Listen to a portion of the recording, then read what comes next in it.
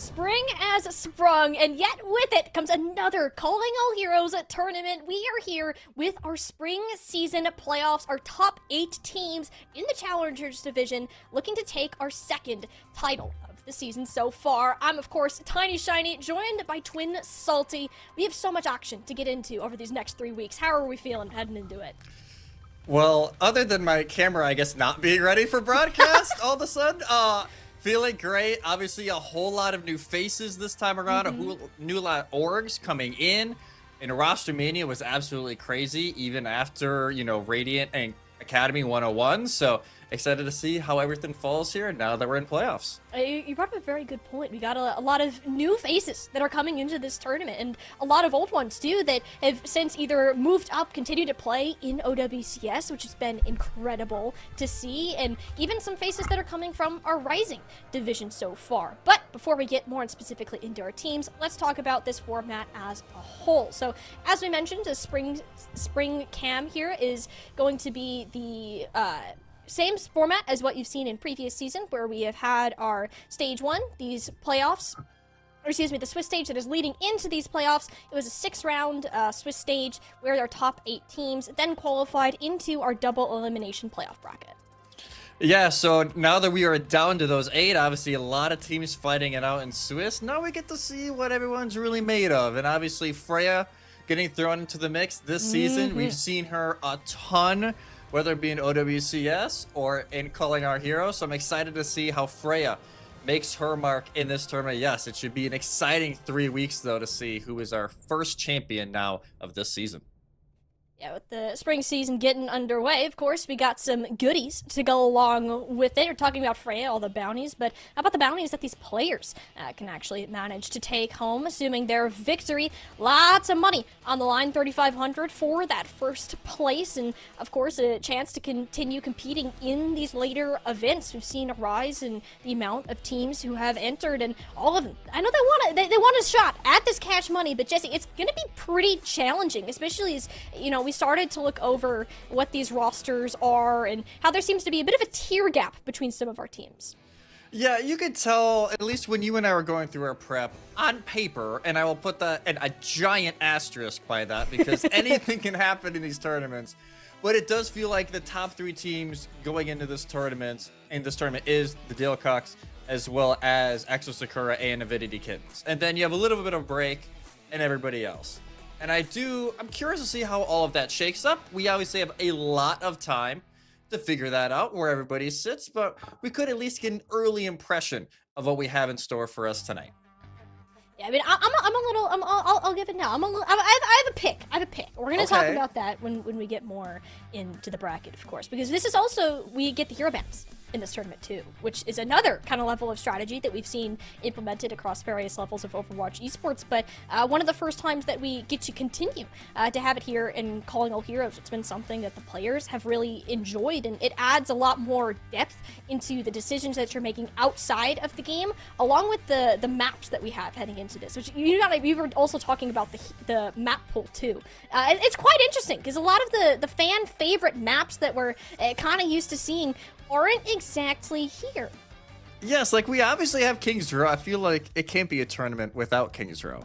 But Control, you will see a glaring omission, which I think could be for the better in at least seeing some diversity in comps. No Lijiang Tower available for Control. We got Busan, Ilios, Oasis. To me, that screams maybe more dive-orientated Control maps, instead of a lot of the rush. But also, you get over to Escort. We've seen Circuit Royale. A whole bunch of new looks recently in OWCS. It's not just Sigma, Double Sniper. These hero bands really bring out different comps in these maps. We've seen a lot more rush over on Circuit Royale. So I'm curious, as we move on with this event, how are teams going to try to adapt? Because you can't go through a 3-week playoff like this without having changes to make sure you're on the top of your game.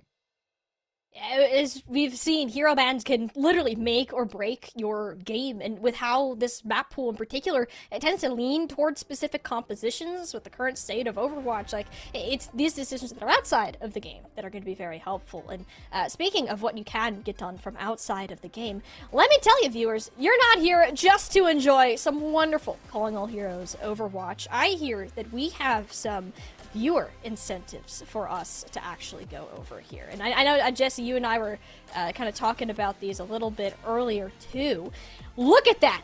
I like this plant theme. I love the cactus, by the way. I've always seen that, and I'm like, it looks so huggable, but it's really not. It's really like, not. If there's only a non, like, spiky cactus, like, you'd see me up there, like, full-on bear hugging that thing. Yeah, I love the plant pot. I have to find a way, we're here, like, is there a way the casters can get it? Because that would be mine for eternity. The cactus is great. I will love our finals banner. Nice little summer theme. Now we're really getting into summer. Memorial Day weekend has passed. That is just the perfect summer vibes banner. But yes, we got the drops all 3 weeks of this. So make sure you got everything set up. You got your account connected, however you're watching on Twitch or YouTube, to get all these free drops. And you got them for 3 days, people, this Wednesday 3. and the next 2. So make sure you're hanging around and you can go ahead and get your hands on this. But it's not just this that we have, Twin Salty. We also have a bit of a giveaway that will be going on later due to our sponsorship with Pura Vida. I'm super excited to get to talking about that. So make sure that we're sticking around and we can get a full glimpse of what we all have to offer here at the spring season. As we got to see, we know what you guys are going to get. We know what the players are out to get. Let's go ahead, scope back in towards this tournament in particular. We have our top 8 teams that are going to be ready, starting their playoff bracket today. It is a double elimination, of course. You have that little cushion if you want it, but it's going to depend who is actually going to need it. Jesse, we kind of talked about it a lot already. These top 3 teams are looking strong, and we're expecting them to make some deep runs into this bracket. Yeah, as we get a look at the bracket, I do think, obviously some glaring things here. The potential for Avidity versus Exo Sakura in upper semis. That has the potential to be an unreal game. But that may be one later tonight we get to look at. Also, Dilcox, they are perfect through Swiss. They have a route over to the grand finals, but they have to make sure they get the job done. They were nearly flawless. I believe it was 15-3.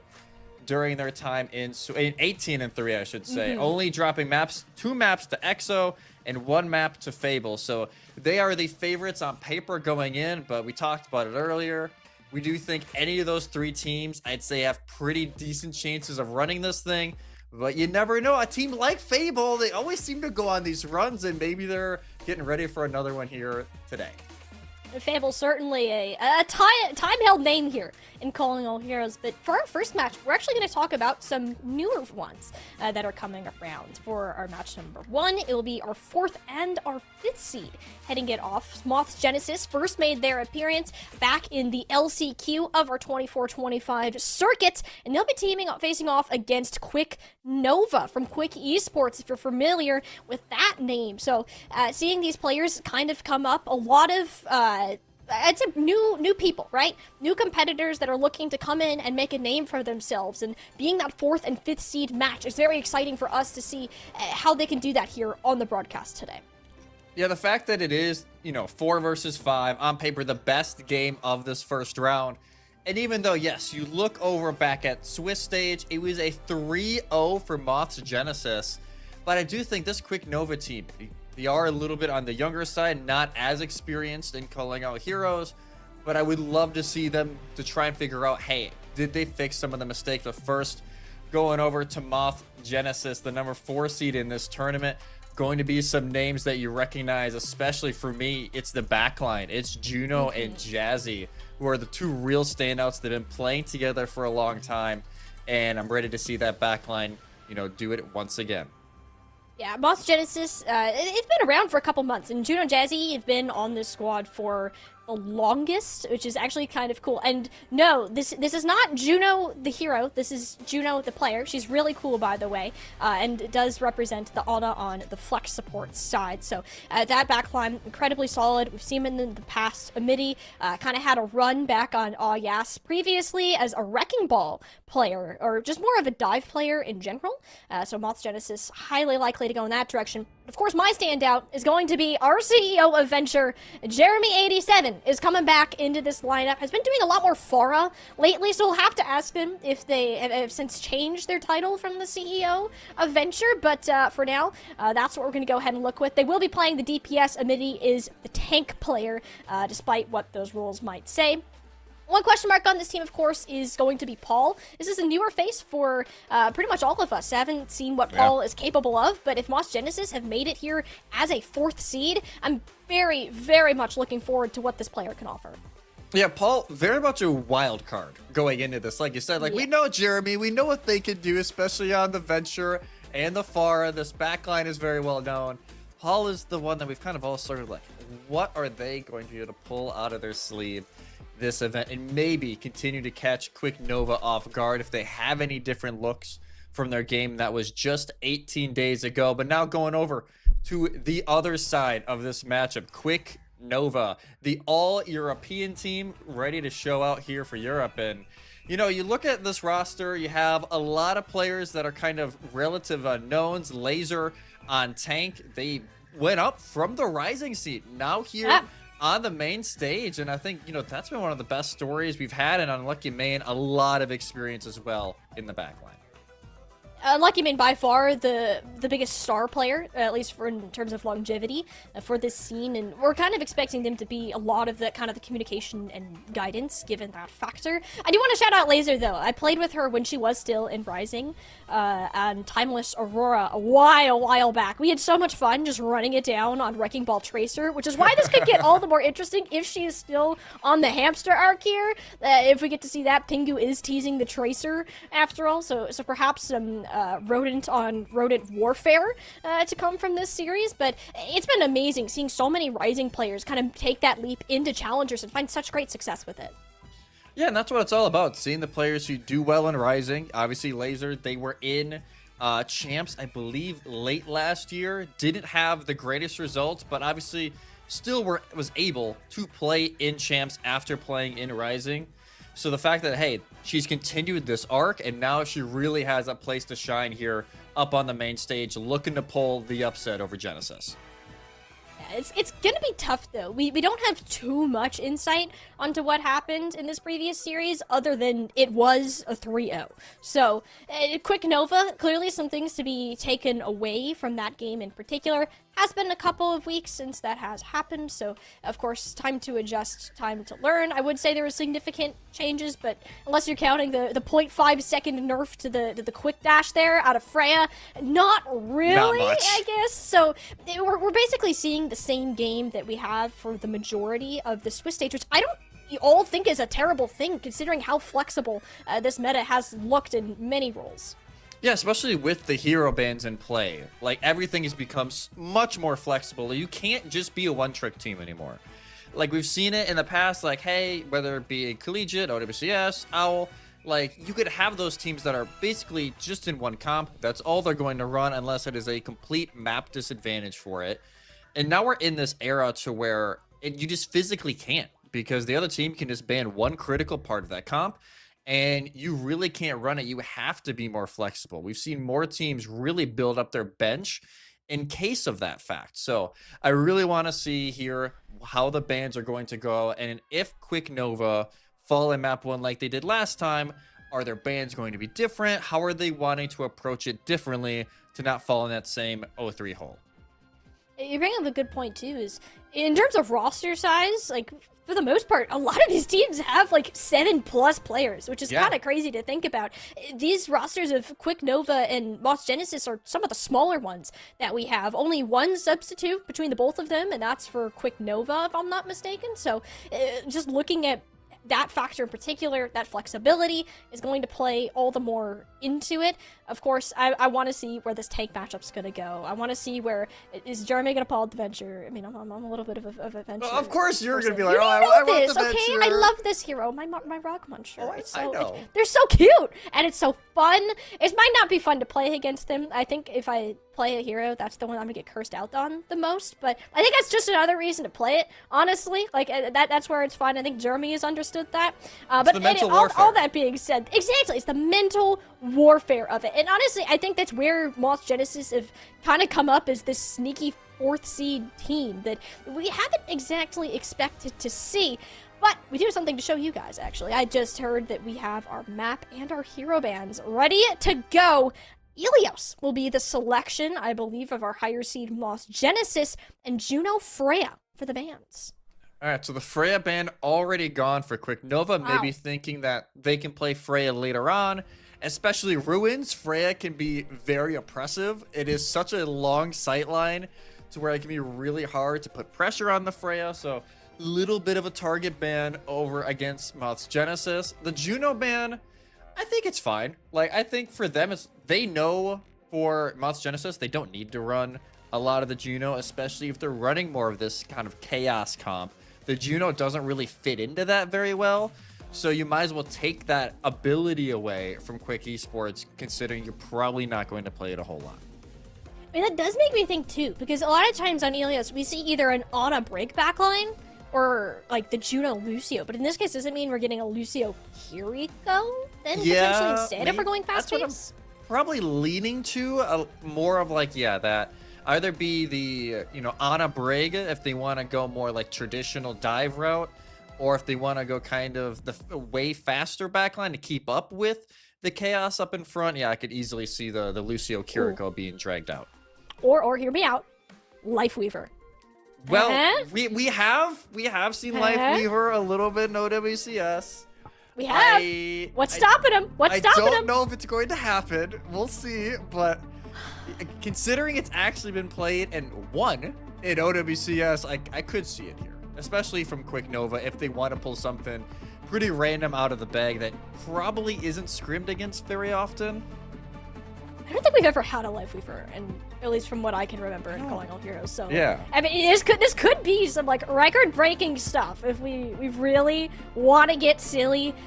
I think honestly, if a team's going to do it, it might be one of these two. It's gonna be these, yeah. I feel like it's just gonna be these two. Both of them historically have showed that we like to play our little hamsters, kind of more dive compositions. That is where Lifeweaver actually does pretty well at, especially if you need to get your tank out of danger.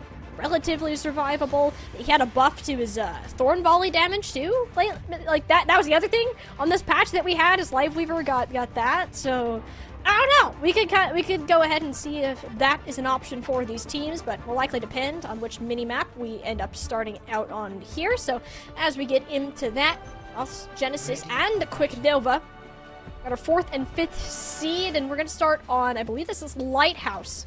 Kick us off. 2 variations of like a brawl / dive composition from each side. Yeah, definitely. Well, the Sim TP, assuming Paul will just swap over to the Tracer. Yes, it's going to be Jeremy on the Pharah. Shocker. I do think it's going to have a little bit of resistance. Obviously, Laser can shift a lot of her attention over to the Pharah, but it's not like it's the easiest for weather. Sojourn can often have issues trying to shoot Pharah out of the sky unless they're really good with that alternate fire. But if Quick Nova can deal with the Pharah, I do think their comp on a base level is maybe a little bit better.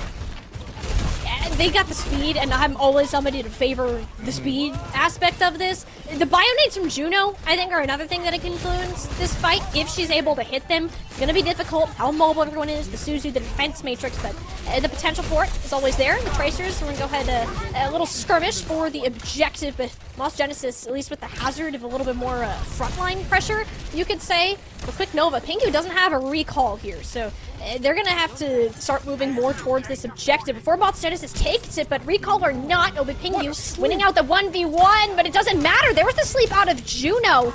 The problem is, even with these supports standing up here, it's all been Jeremy just zoning off Quick Nova entirely. Yeah, Natnif couldn't help half of their team, getting blown up by Jeremy because of the fact that they were slept. They were just chilling up on high ground. There's nothing they could do, and they had to use the Suzu on themselves. So a great first fight there for Moss Genesis.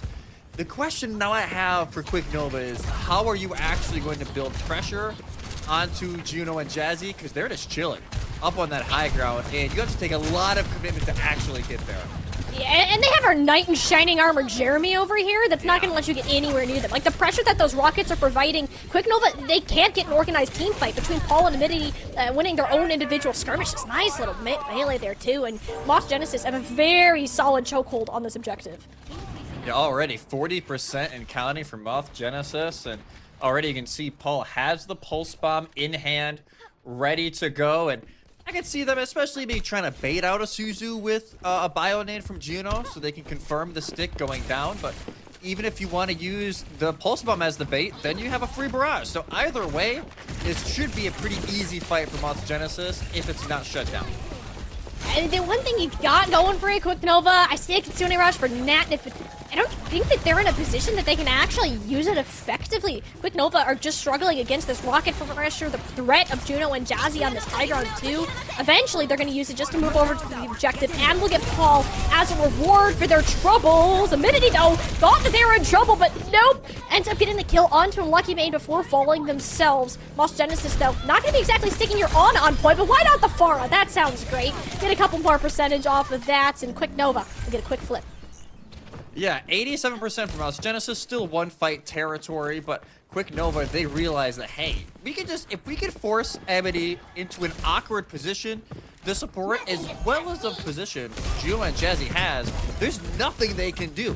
Like, Amity was completely stuck, even with the nano. Pulse Bomb goes down and forces everything to shut down, and now Weather swapped over to the Whoa, Jeremy!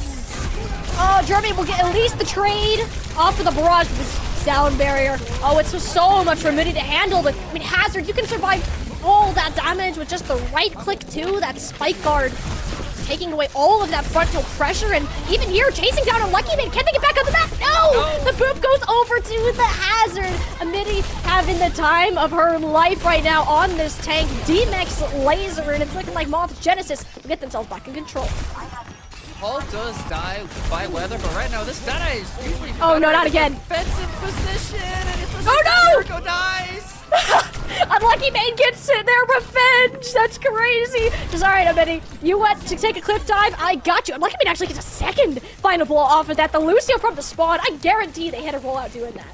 Oh, 1,000%. Like, Unlucky Man evolved, and Lucio's out there. Definitely had the rollout on lock. As Quicknova surprisingly flipped that back very easily, didn't have to use an ultimate, and now they still have two to back off of, but they will have the rally. Oh, Pingu! Slap. Oh, good Suzu. The Suzu!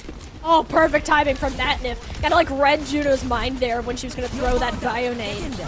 And Anaboost can't really do much to stop. Pharah in a small room. Oh, Jeremy! It's Pingu. Survives the Pulse Bomb, and Moth Genesis now in control of the point. Laser's got to move that way, but it's going to have no mech to work with, so no touch to come in. Moth Genesis, Flame Lighthouse. A little bit messy, but that's kind of what we expected from these two teams, right? They're two teams that thrive on the chaos, they thrive on the dives, and it was just a matter of fact that Moth Genesis, their comp was built a little bit better to go into that kind of style once they were set up. Like, Quicknova were fine, kind of once they had point. They had some pretty good fights because Juno and Jazzy really couldn't get into those ideal positions, but when the on a break and just chill on high ground, it's fine. There's a little bit of banter going back and forth already from Moth's Genesis, but now as we head over to Ruins, you could think maybe a little bit of a switch. It's more of a longer range map. This is where the Freya band really comes into play. You're not going to see it. Instead, Paul over on the Widow against the Weather Soge. Okay. What is the Auto Lucio here? That's a newer one. I don't feel like we see that a whole lot these days. Like, instead of the Kiriko. Yeah, that's a flashback and a half. I mean, you're just so diveable. Like, Juno has to play very far back to avoid getting jumped on, but so does Paul. I mean, Moth Genesis, they're waiting for either a Bionade or someone to hit a shot or just for Laser to get blown up out of a mech by what I assume was a Bionade there, too. So, a very nice coordination, collapsing on the tank. Losing Widowmaker, not the end of the world. Avidity is a big, strong Winton and is completely able to handle herself and hopefully get a count. I just jumped on the Kiriko with 50 health. I don't know if I should have said that immediately, but Avidity, you know, She thought she could get in there, not that much, and I guess the battle of the Lucios will eventually be won, so Moth Genesis are, buying some time here for their tank to get back with Laser in a full mech and Suzu out onto her. It's going to be difficult now to debunk it, but actually Moth Genesis ended up getting the cap while this happened. Yeah, they end up flipping. They stall it out for a while. Still the flip, though. Goes over to Moth Genesis. Now they'll try and stall the cell. Amity, though, dies early as Weather. Just chilling on high ground. Nobody contesting. And yeah, that's kind of the issue here. The Widowmaker's great for the one-shots, but with the amount of just damage output that Weather has, like, there's not too much that you can do about it unless you're always jumping on top. Yeah, that's going to be the issue here. Is, Paul does have Infrasight already online. Could scout out how this fight's going to begin. That's a dangerous game. I don't know what plan, but hey, it worked out that time. No. She knew. She had the ego there. She had the ego dip. Peak ended up working out. The Kitsune rush helps Quick Nova stabilize more than anything. Moth Genesis fully able to kite away in that burst. And didn't even make anything work. Pingu very low here. To grab the health pack, and it's okay to go another day. I'm assuming Juno's looking for a nano onto this Winston eventually, but another Bionade sneaks it under Laser's defense matrix. The tank is in trouble, but so is the Juno. Fancy footwork from the Grandma, and she'll live to see another day, and they're still holding on to this nano rather passively. Hasn't found the opening for it onto the Winston. There you go, but more so to save herself from Pingu, who's been harassing her in this backline. Jeremy, though, blows the door wide open for Moth Genesis. The pulse bomb stick and the supports aren't faring too well with Immunity's pressure on the front line. It's all Jeremy in this kill feed so far for Moth Genesis. If they're going to win a fight, it's off the back of them, but even then, Quick Nova, they're trading this even back and forth. Jeremy literally got 4 final blows. Jesse, that's what it took to get a flip. Jeremy's the one that wins the fight, because even though Lucky Mane and Natnev are dealing with Amity in the backline, there's nothing neither of them can do.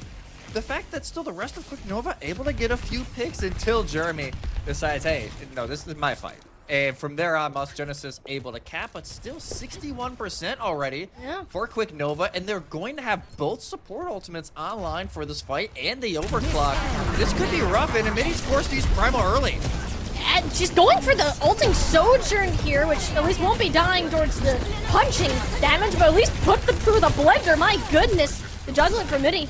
It looks good. Yeah, do they get the weather? No, the boop. Wonderful misposition from Unlucky Mane. We acknowledge the experience of this Lucio player so much, but it's micro plays like that Quick Nova actually end up completely flipping the point off of. Yeah, that was a great boop, just to make sure that they can confirm the kill and also save their Soj. Laser went a little bit deep trying to force the staggers, and they get punished.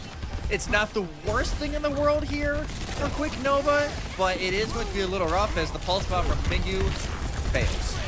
Yeah, like if you're Moth Genesis, there's no pulse, there's no tank for a couple of seconds. You should just send it. But the swap over to the Sombra, just pop that up out of Paul. Had enough of the Widowmaker. He wants to take a more active role in this fight, and it's going to zone out these players, but Weather is still hitting these shots on the Sojourn.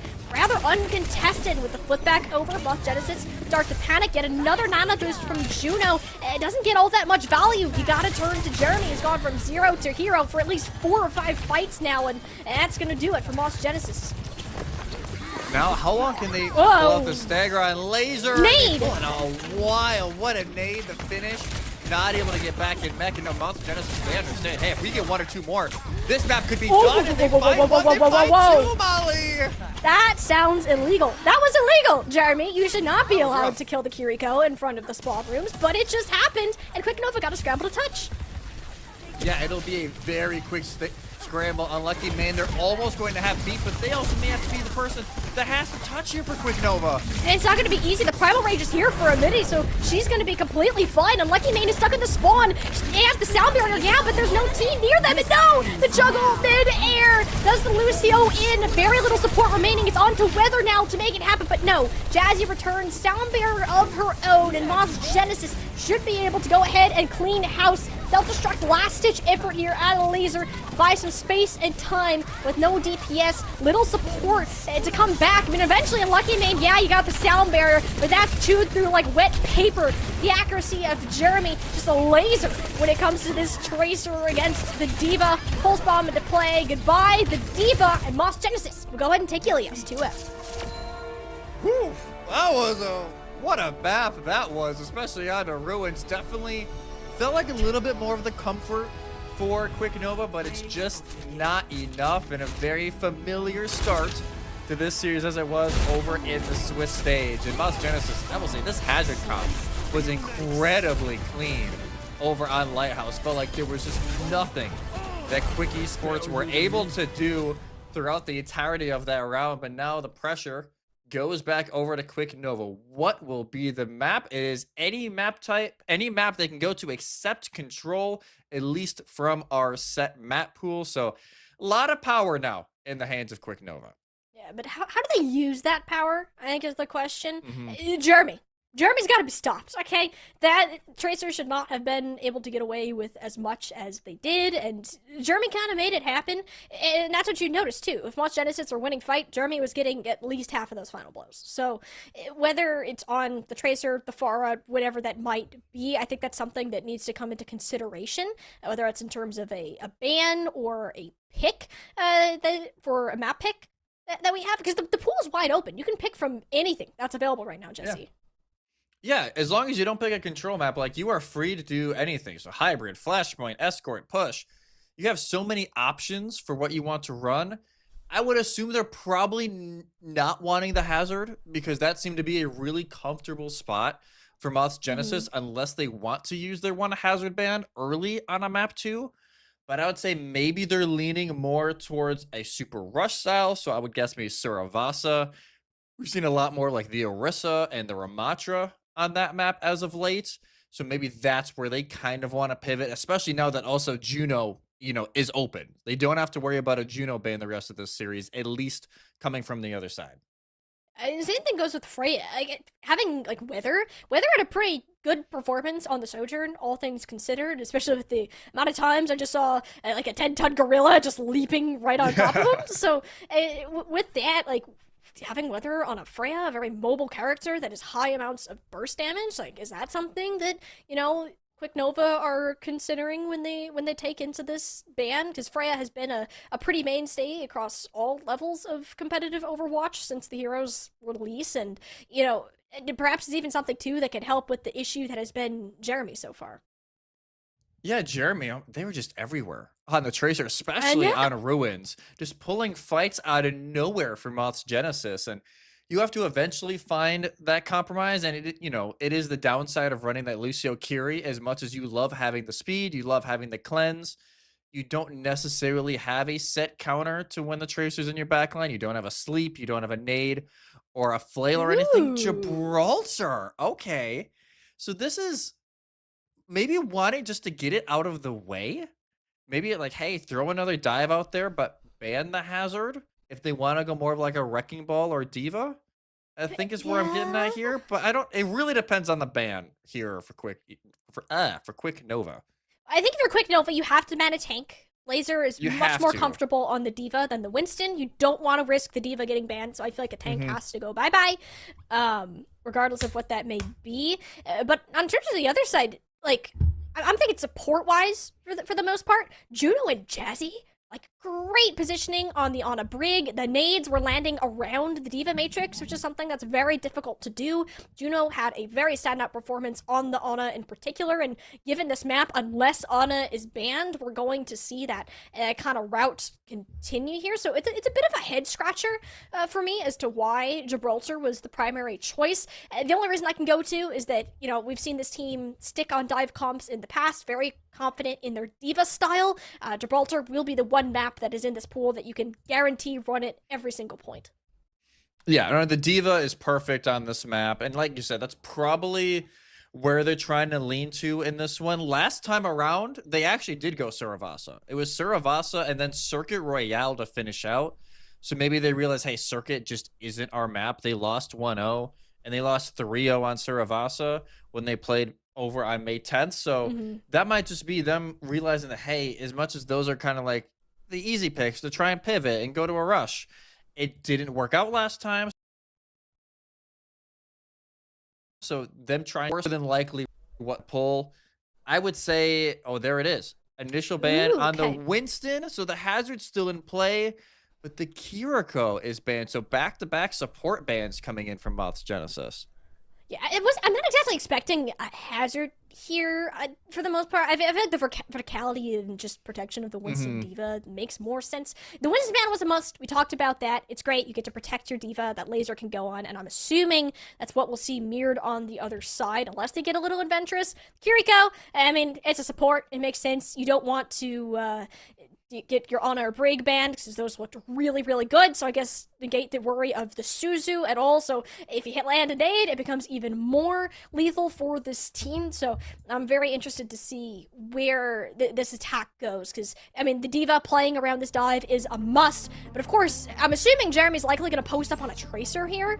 Like, yeah, I would assume. How is that 1v1 go? Because this is a very heavy Tracer 1v1 map for that payload. Yeah, no, I think this is still a very good position for Moth's Genesis, depending on what they want to run on tank. Because Juno, like you said, the Ana, especially with the Kiriko gone now, unless the D.Va eats it, those bio nades are going to be absolutely free. There is no cleanse to negate all of the util and all of, the power that kind of play can bring if you can time it right. And Jeremy was just an absolute menace over on Ruin, so this is still a fantastic spot if you're Moth's Genesis. Maybe not exactly where you thought you were going to go over on map 2, considering the previous matchup in Swiss, but I don't think it's one that Moth's Genesis are really going to be that mad about. And if you're on the other side, if you're Quick Nova, yes, there's things that worked, there's things that really didn't. This is a map that you see more of the Ana Brig played, which is something that Moth's Genesis played a lot of. So I'm curious how Unlucky Main and Natnif really are going to change how they're playing. Because the Ana, like you said, as much as the D.Va is essential, it feels like the Ana Brig is almost needed in this map, at least in the first 2 phases. And with Kiriko banned too, unless you're going to run like a Lucio Juno, which I don't think is that likely. No. Like, you kind of just got to do the Ana Brig here. Like, I'm also thinking too, like, do we get a Freya? Is Freya still that good on this map, like, compared to something like a Widowmaker that we're more used to seeing? I'm assuming yes. Yeah, from what I've seen, the Freya can definitely be played. I'd say she's definitely better first and third phases. Second phase can get a little up close and personal. The Tracer has a lot of different routes to put pressure onto the Freya unless they play top ship, but then you also have the other side of that coin is that the tank can just go up there, force the Freya off high ground and into the lap of the Tracer, just waiting for them to drop. So I do think the Freya, just because of the raw output that can come out from the Freya, especially, they had the half-second nerf of the updraft. Oh, whoopsie-doo. Like, it's not really going to do a whole lot. She's still going to get played a ton. So I do think here for Freya is going to be a lot of play, unless it is purely just a comfort thing. Because she still is a new hero. Not everyone's going to be comfortable yet, but we have had a little bit of time to play her more and more.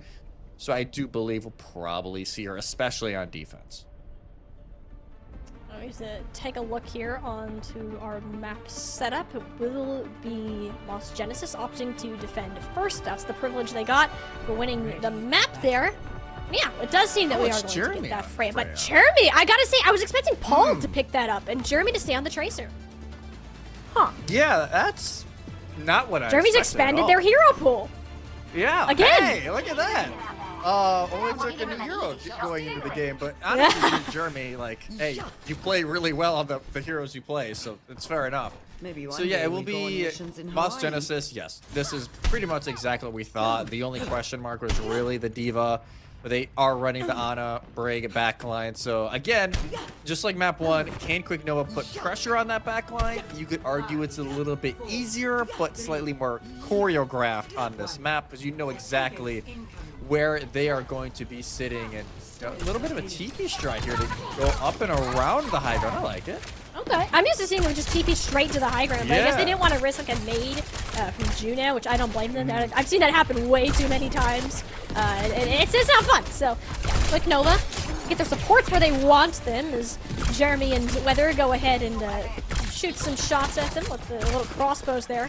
Like, I mean, kind of considering whether, you know, do I like being in this room? Do I like taking shots from Jeremy? Yeah, eventually we'll go in the room there. So, I'm more interested in where these tracers are, because that's where the payload pressure is going to come in. And we saw Pingu push it just kind of right to where this tunnel's supposed to start. Ladies will eventually drop down to help out their DPS line here, and Quick Nova should start to force some positioning as the supports battle it out. On the Igon, a little bit of assist from Jeremy. Both Briggs hit the deck, and Quick Nova seems to be hurting a little bit more after all these exchanges. They do have the spawn advantage though, so Jazzy, even though yes, they spawn at the same Minnie's time in there. Lucky Main, they still have a little bit of advantage as long as, well, if that didn't happen, Nova just gets cleaned up on the outside by Coast, and that will now be a full reset. Or Quick Nova. I had to jinx it, didn't I? Just had to. It was the drive-by from a minute. He just flies straight up in the window. It was like, oh, hey, Natnip, didn't see you here. Hello. Point. Oh, man, that's just unlucky, honestly. But, yeah, you get a good start. Oh, Jeremy, playing with fire here. Oh, Jeremy, Paul was shooting! Paul, what are you doing? You gotta help your Freya, buddy. Oh, that's rough. That's funny. So rough. He's sitting there so proud. It's like, oh, no.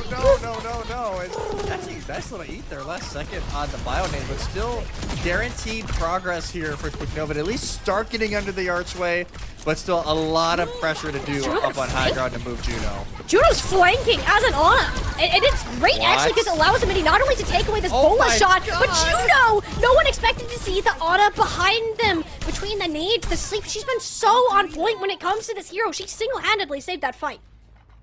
I know her name is Juno, but can we just change to Ana? We should. We should just change it. She is unreal so far in this series, and now Jeremy with the bola shot, just hiding, waiting to see if they can get maybe a little bit of a cheeky ult onto the backline or onto their counterpart, but just not able to get it off. No, I don't even know if they'll get the bola shot off. I mean, Juno's dead. That was a stick from Pingu at the end of it, so there's no supports right now for Moss Genesis. They had 4 ults, and now 2 of them aren't even an option. Yet a minute somehow gets a pancake kill on a Pingu. What is happening? What is happening, Jesse? On paper, like, oh, Quick Nova should be pushing. They got both supports, but I guess not. Now when Moth Genesis exists, and they will all get out from this, which on paper shouldn't happen, but they're able to get up. Paul's able to get a pick as the supports come back in. And this is, now you're getting to crunch time. If you're Quick Nova, less than a minute, you've only got this cart 44 meters. And they're trying to pressure it, but Paul's doing the tracer thing and just kind of chilling like a troll under the bridge, and they're not letting anything get past this little teleporter. And essentially a bola shot from both teams exchanged, but Jeremy has a nano boost behind it. It's enough to take out Weather and has to drop down in order to stay alive. But the tracer has the perk and see the crit targets through walls. Pingu is down, and surely the auto will follow. There's a mini to back up the bounty hunter. Wonderful little 1-2 punch there on a Moss Genesis. We're looking at a full hold right now. Yeah, it's not even a full hold where you necessarily see it most of the time. You see it usually right at the end of first phase, but Moth's Genesis not even allowing Quick Nova to get to that point, not through Arch. 5 seconds left, and the rallies pop just to get out of spawn, and they're still gonna die. Oh, the nano from that is just a little bit too late, and his last-ditch efforts now for Quick Nova. They have 2 down and denying the remake on Dimity. There is a chance to get some real progress going, but I think Moss Genesis get a solid recontest here, Jesse, just with how far back this build is. Well, they'll get easily a recontest, and Paul stalls it out a little bit longer as well, but they did use a lot that previous fight. Obviously, self-destruct. Paul's trying to get out. Well, that nade will deter any aggression from Pingu. It's going to be Jeremy once again. Can they find an early pick? Can they find something from the bola shot? Pingu will be trying to shut it down with this pulse. Oh, the sleep dart! Oh no, Weather's in trouble! The sleep dart from above! Juno peeks out for just a second.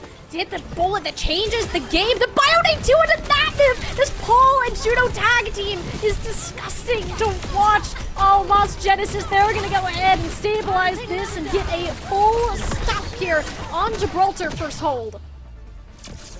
Oh my god. I know we said, like, hey, this is a 4-5. Quick Nova could be bringing it up in the upset, but man, Moss Genesis shutting down all the doubts right now. Looking like a team that could be one to challenge that top 3. And what a hold from Moss Genesis. Wherever you look, they were just making individual plays. It felt like Quick Nova they would go into these fights with some sort of plan of, hey, we're going to try and force like recall early out of Paul and then trying to punish.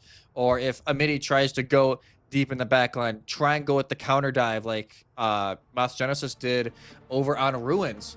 But it just never worked. Quick Nova were always hit by the early punch from Moth's Genesis and just messed up every single plan every single time. Natnif was just harassed in the back line, even from Juno. So it's just a super rough attack, and it's not even like Quick Nova were doing that many things wrong. It was just Moth Genesis' plan of trying to disrupt everything going on went perfectly.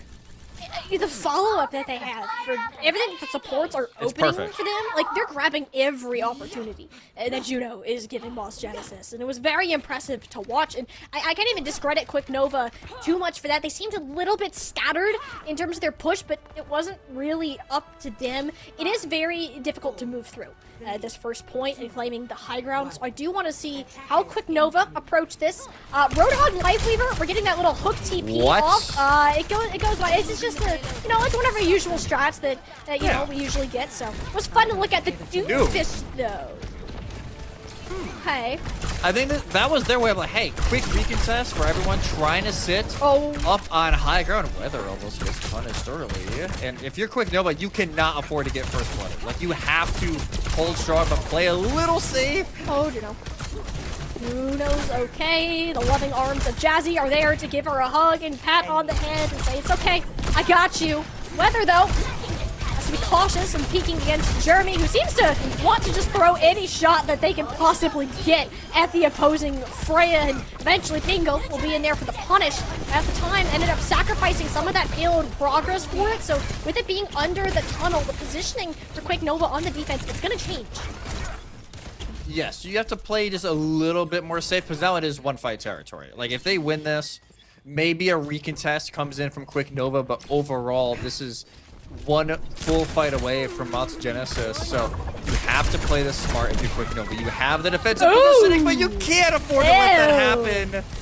All right, Jeremy. Yeah, we knew it was coming. Like, you saw how much they were just peeking out against the Freya there, and yeah, okay, eventually Laser will make a pay for it. So, Moth's Genesis, 1-for-1 trade, which you do favor the attackers a bit, but the Pole overstays their welcome, kind of split off from where Immunity was playing, and Moth's Genesis, they're just gonna have to be okay with holding this high ground and waiting for reinforcements. Yeah, you just have to be content with this right now. You have Nano in hand from Natnif. She can just throw it onto the Diva if needed, but Jeremy again finds Weather.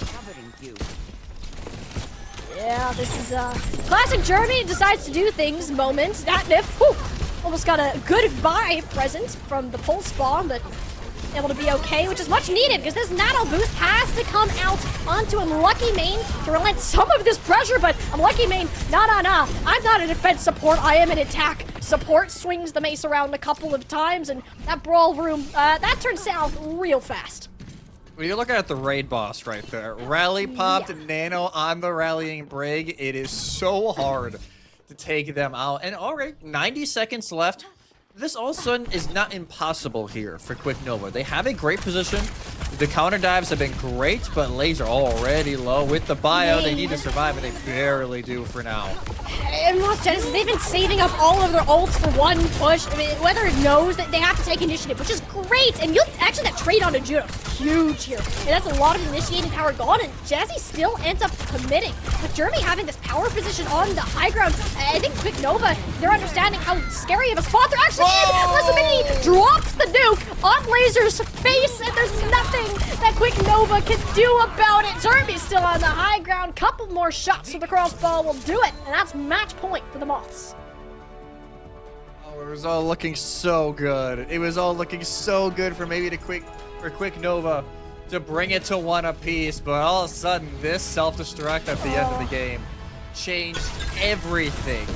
I tell you, was it? Wow, okay, I thought. No, it's the drive-by. All right, it's the drive-by. But the self-destruct from Midi changes everything. The Bola shot as well to finish off the brig. A great little counter there. As soon as Moth Genesis started to feel like, hey, maybe this is really getting out of reach and out of control, they're able to snag it back just with a few Qs. And all of a sudden, Moth Genesis on match point here in upper bracket quarterfinals. Yeah, this dive composition has been wonderful to watch from So good. both of these teams, but these supports. Oh my goodness, these supports. Juno and Jazzy together, they know what they're doing.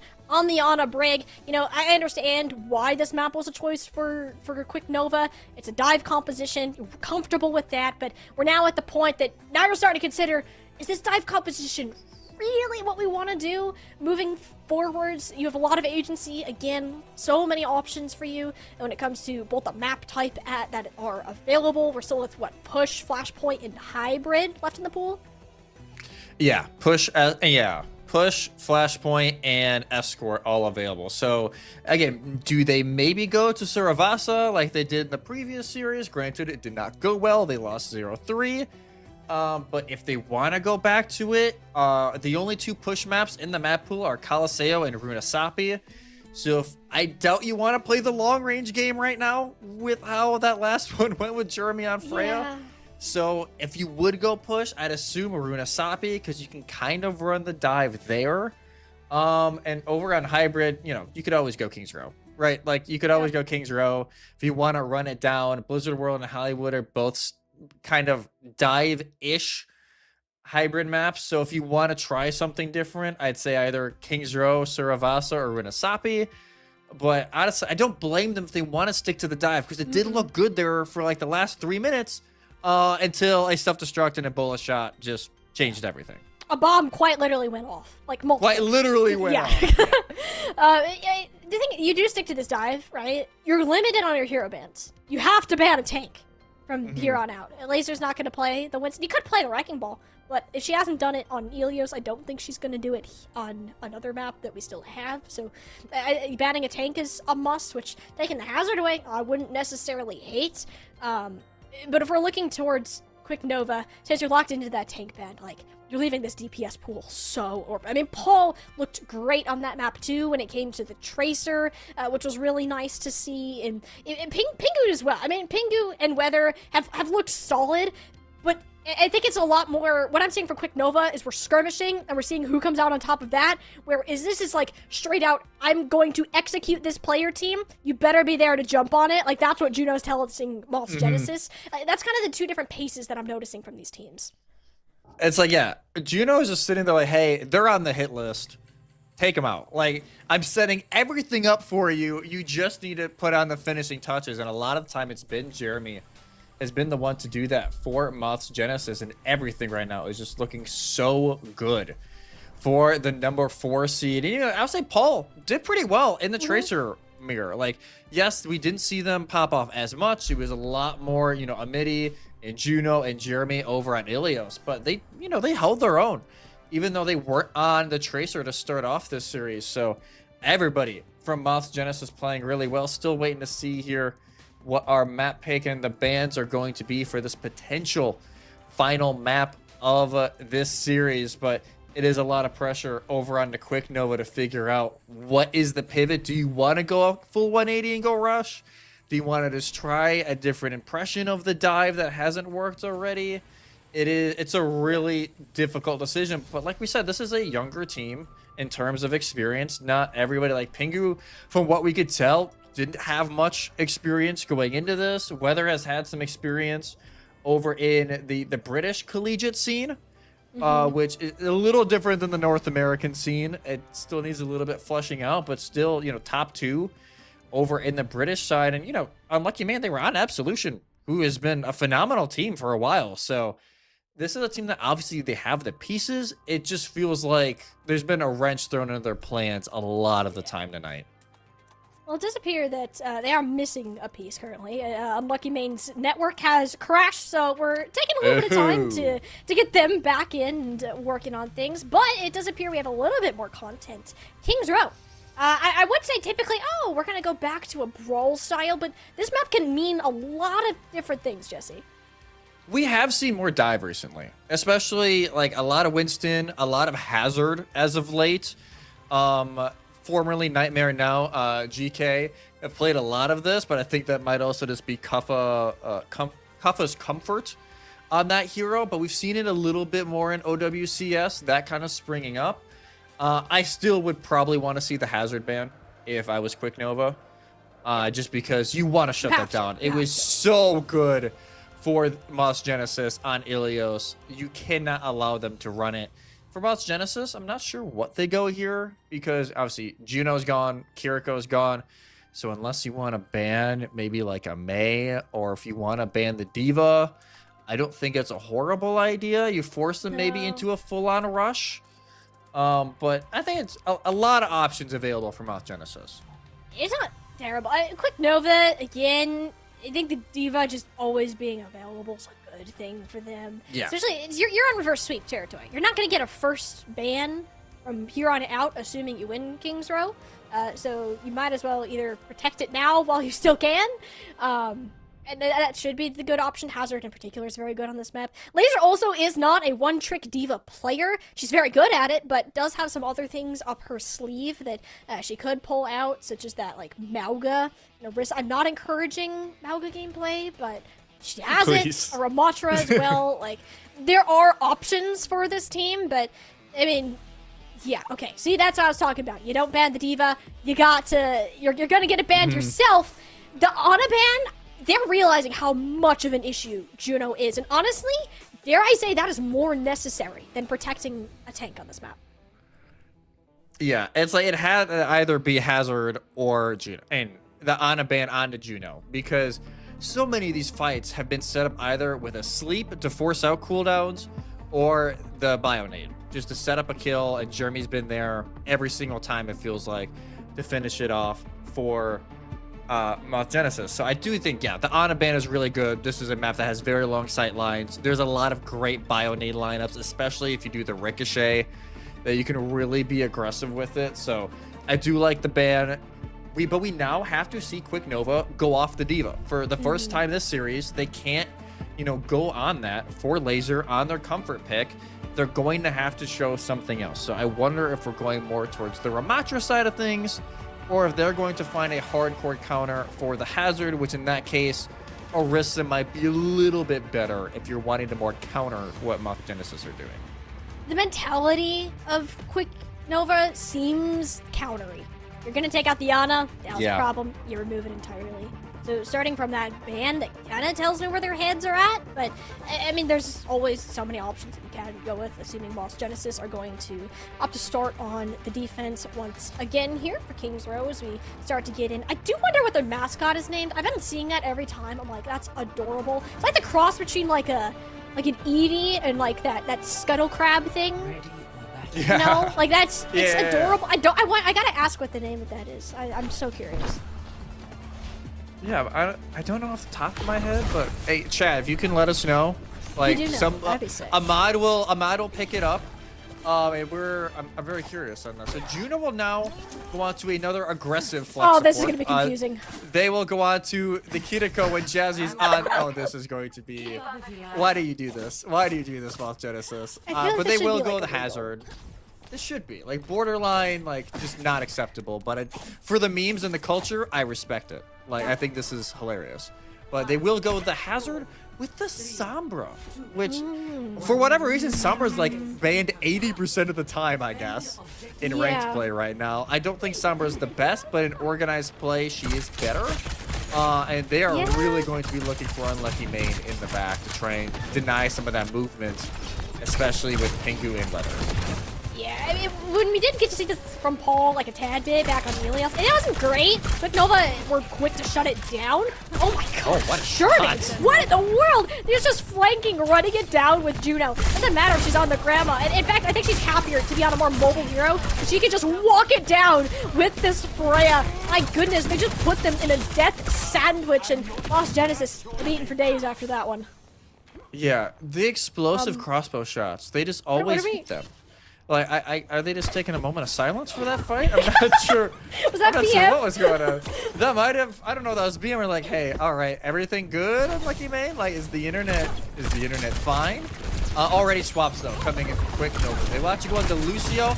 This is now just full on rush basically. Whether on the Cassidy, they will try and deal with anything in the backline, whether it be Paul or Juno, while the rest of the team tries to find that opening thing. Quick Nova, gotta be a quick collapse. The unassuming. I mean, jeez, Jeremy just does not miss, and it takes the effort of both supports to make that happen. But because everyone's looking at the prey up top, then no one's there to help Laser. So that was a very good split attention play, knowing how much power Jeremy had in that fight. Actually, Pingu will deal with them, and it might even be an opportunity for Quick Nova to return fast. Yeah, as long as Pingu can get out, which it seems like they Swap it have again. been. Zen, hey, Oh! we're doing mystery. Ow! Whoa! What was that? Track from weather, and that's just to get out of spawn. Now they go back over to the Cassidy, and Quick Nova can make their way over to point, and now, granted, no ultimates, which could be the issue here with the bola shot on the way. I mean, it's a bullet shot. I'm not as concerned. It's like a pulse bomb for me. Not too concerning, especially with how fast it builds, how hard it is to hit. Jeremy likely won't even be able to chance to shoot it off. No! Goes into the skies, dares someone for Quick Nova to go, but again, both supports are chasing down Jeremy. Laser is on an island by herself, and Quick Nova is like, uh-oh, we can't help our tank. She's just been stomped into the pancake orb and lost Genesis, and they got a very nice return because the amount of tension that Jeremy is demanding from the attackers. And Lucky Man's still here. She's just running around.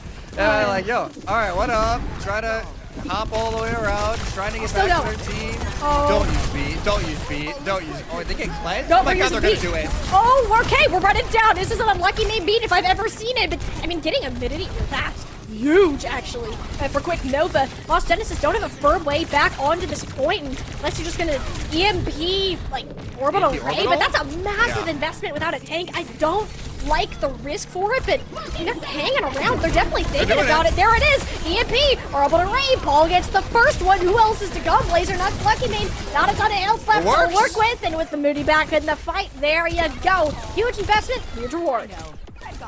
That is gutsy. Like, that is an incredibly gutsy play call from Lost Genesis, but it works. They're able to get the immediate pick off onto weather. That helps so much with the aggression. They don't have to worry about a random flashbang and fan the hammer into their face. And now Quick Nova, they only have 25 seconds using the emote to get a little bit of scouting around the corner. Well, Quick Nova, they have the downfall and the rush to move in with. I mean, honestly, Lost Genesis using your two big ultimates there is really good for Quick Nova. And Blazer's gotta lock somebody in. It does grab Juno by the looks of the health bars, but she's perfectly fine.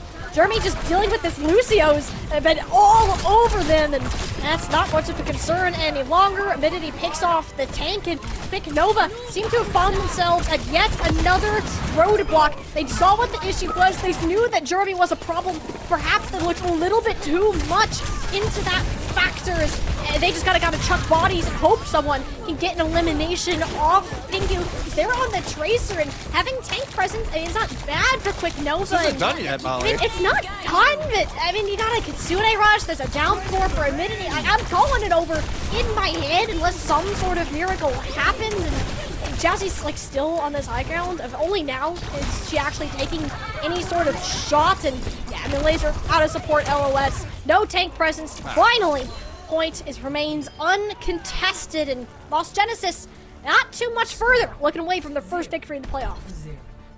It looked winnable for half a second It there. Like, oh, did. maybe like the downfall didn't really get much, and then it's like, oh, but the hazard's still very low, and the hazard's dead. All right, fight over very quickly. You see the scoreboard here. It just, yeah, absolute annihilation. Jazzy never died. Wow. Like, Jazzy just never died. She's just chilling, going on a vacation in Britain. Juno is more damage than healing. She's putting in work, I'm telling you.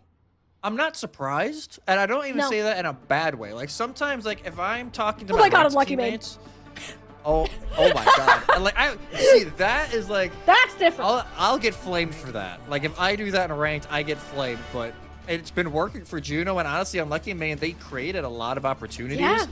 It was awkward because it was also Natnif going in with them and Pingu. So like you said, like, Laser would just get left. They just get abandoned over on point.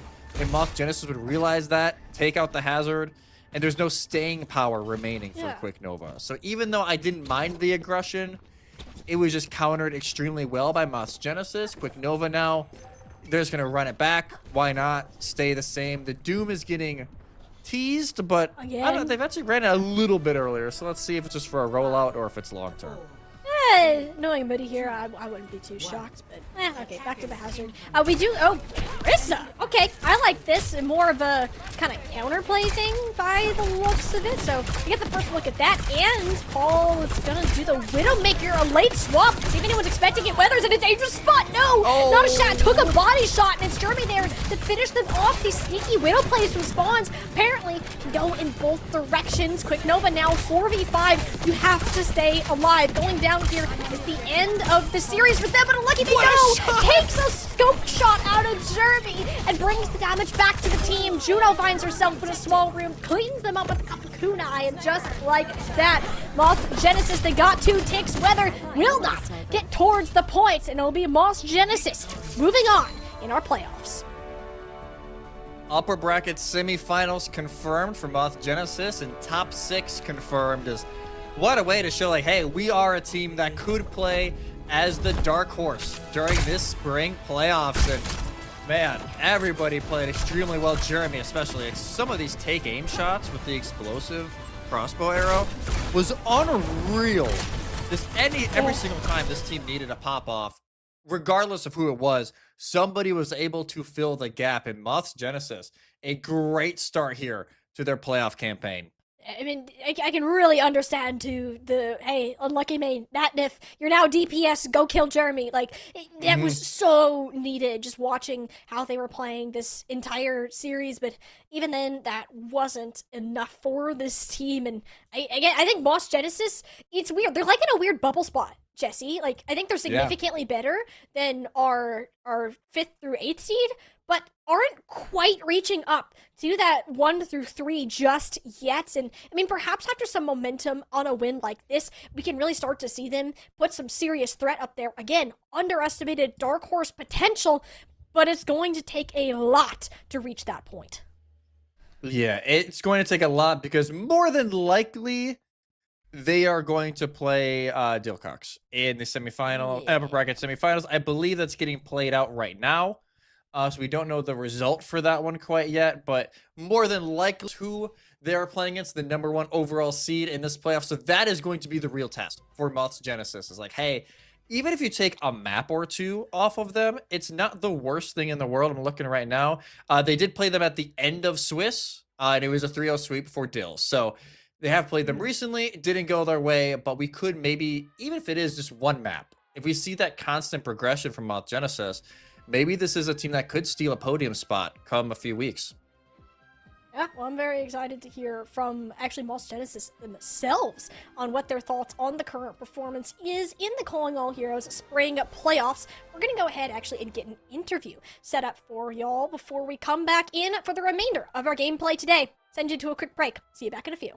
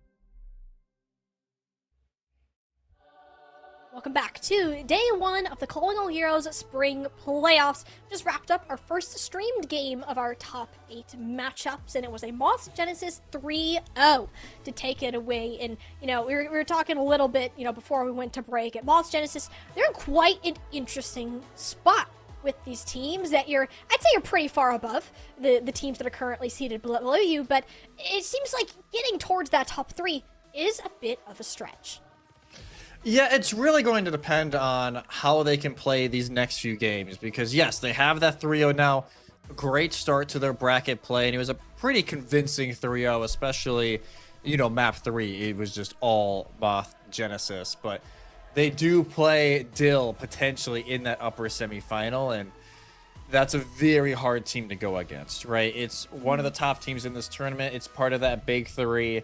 And you look at some of the players on Dill, you know, Pete, Santana, Sniper, Cinnabar, Z. Like, it is an unreal team based off of players that have been around Ka for a long time. So that is going to be a real test for Moss Genesis. And if I'm not mistaken, when Moss Genesis actually had to play them, it was a forfeit match. So it'll be a potentially new matchup, assuming that's what the result is. But you can hear us yap about what Moss Genesis want to do all you want. What better way than to hear it from the players themselves? We have Jeremy joining us on the desk here for a winner's interview. Jeremy, it's great to have you back up here. I know last time we saw you were talking about CEO adventure, all of that, but you've since expanded your hero pool and find yourself in the upper semifinals for Calling All Heroes Spring Playoffs. How's it been going with everything lately? Are like one trick now. I have 3 one tricks essentially. Are you 3 one tricks?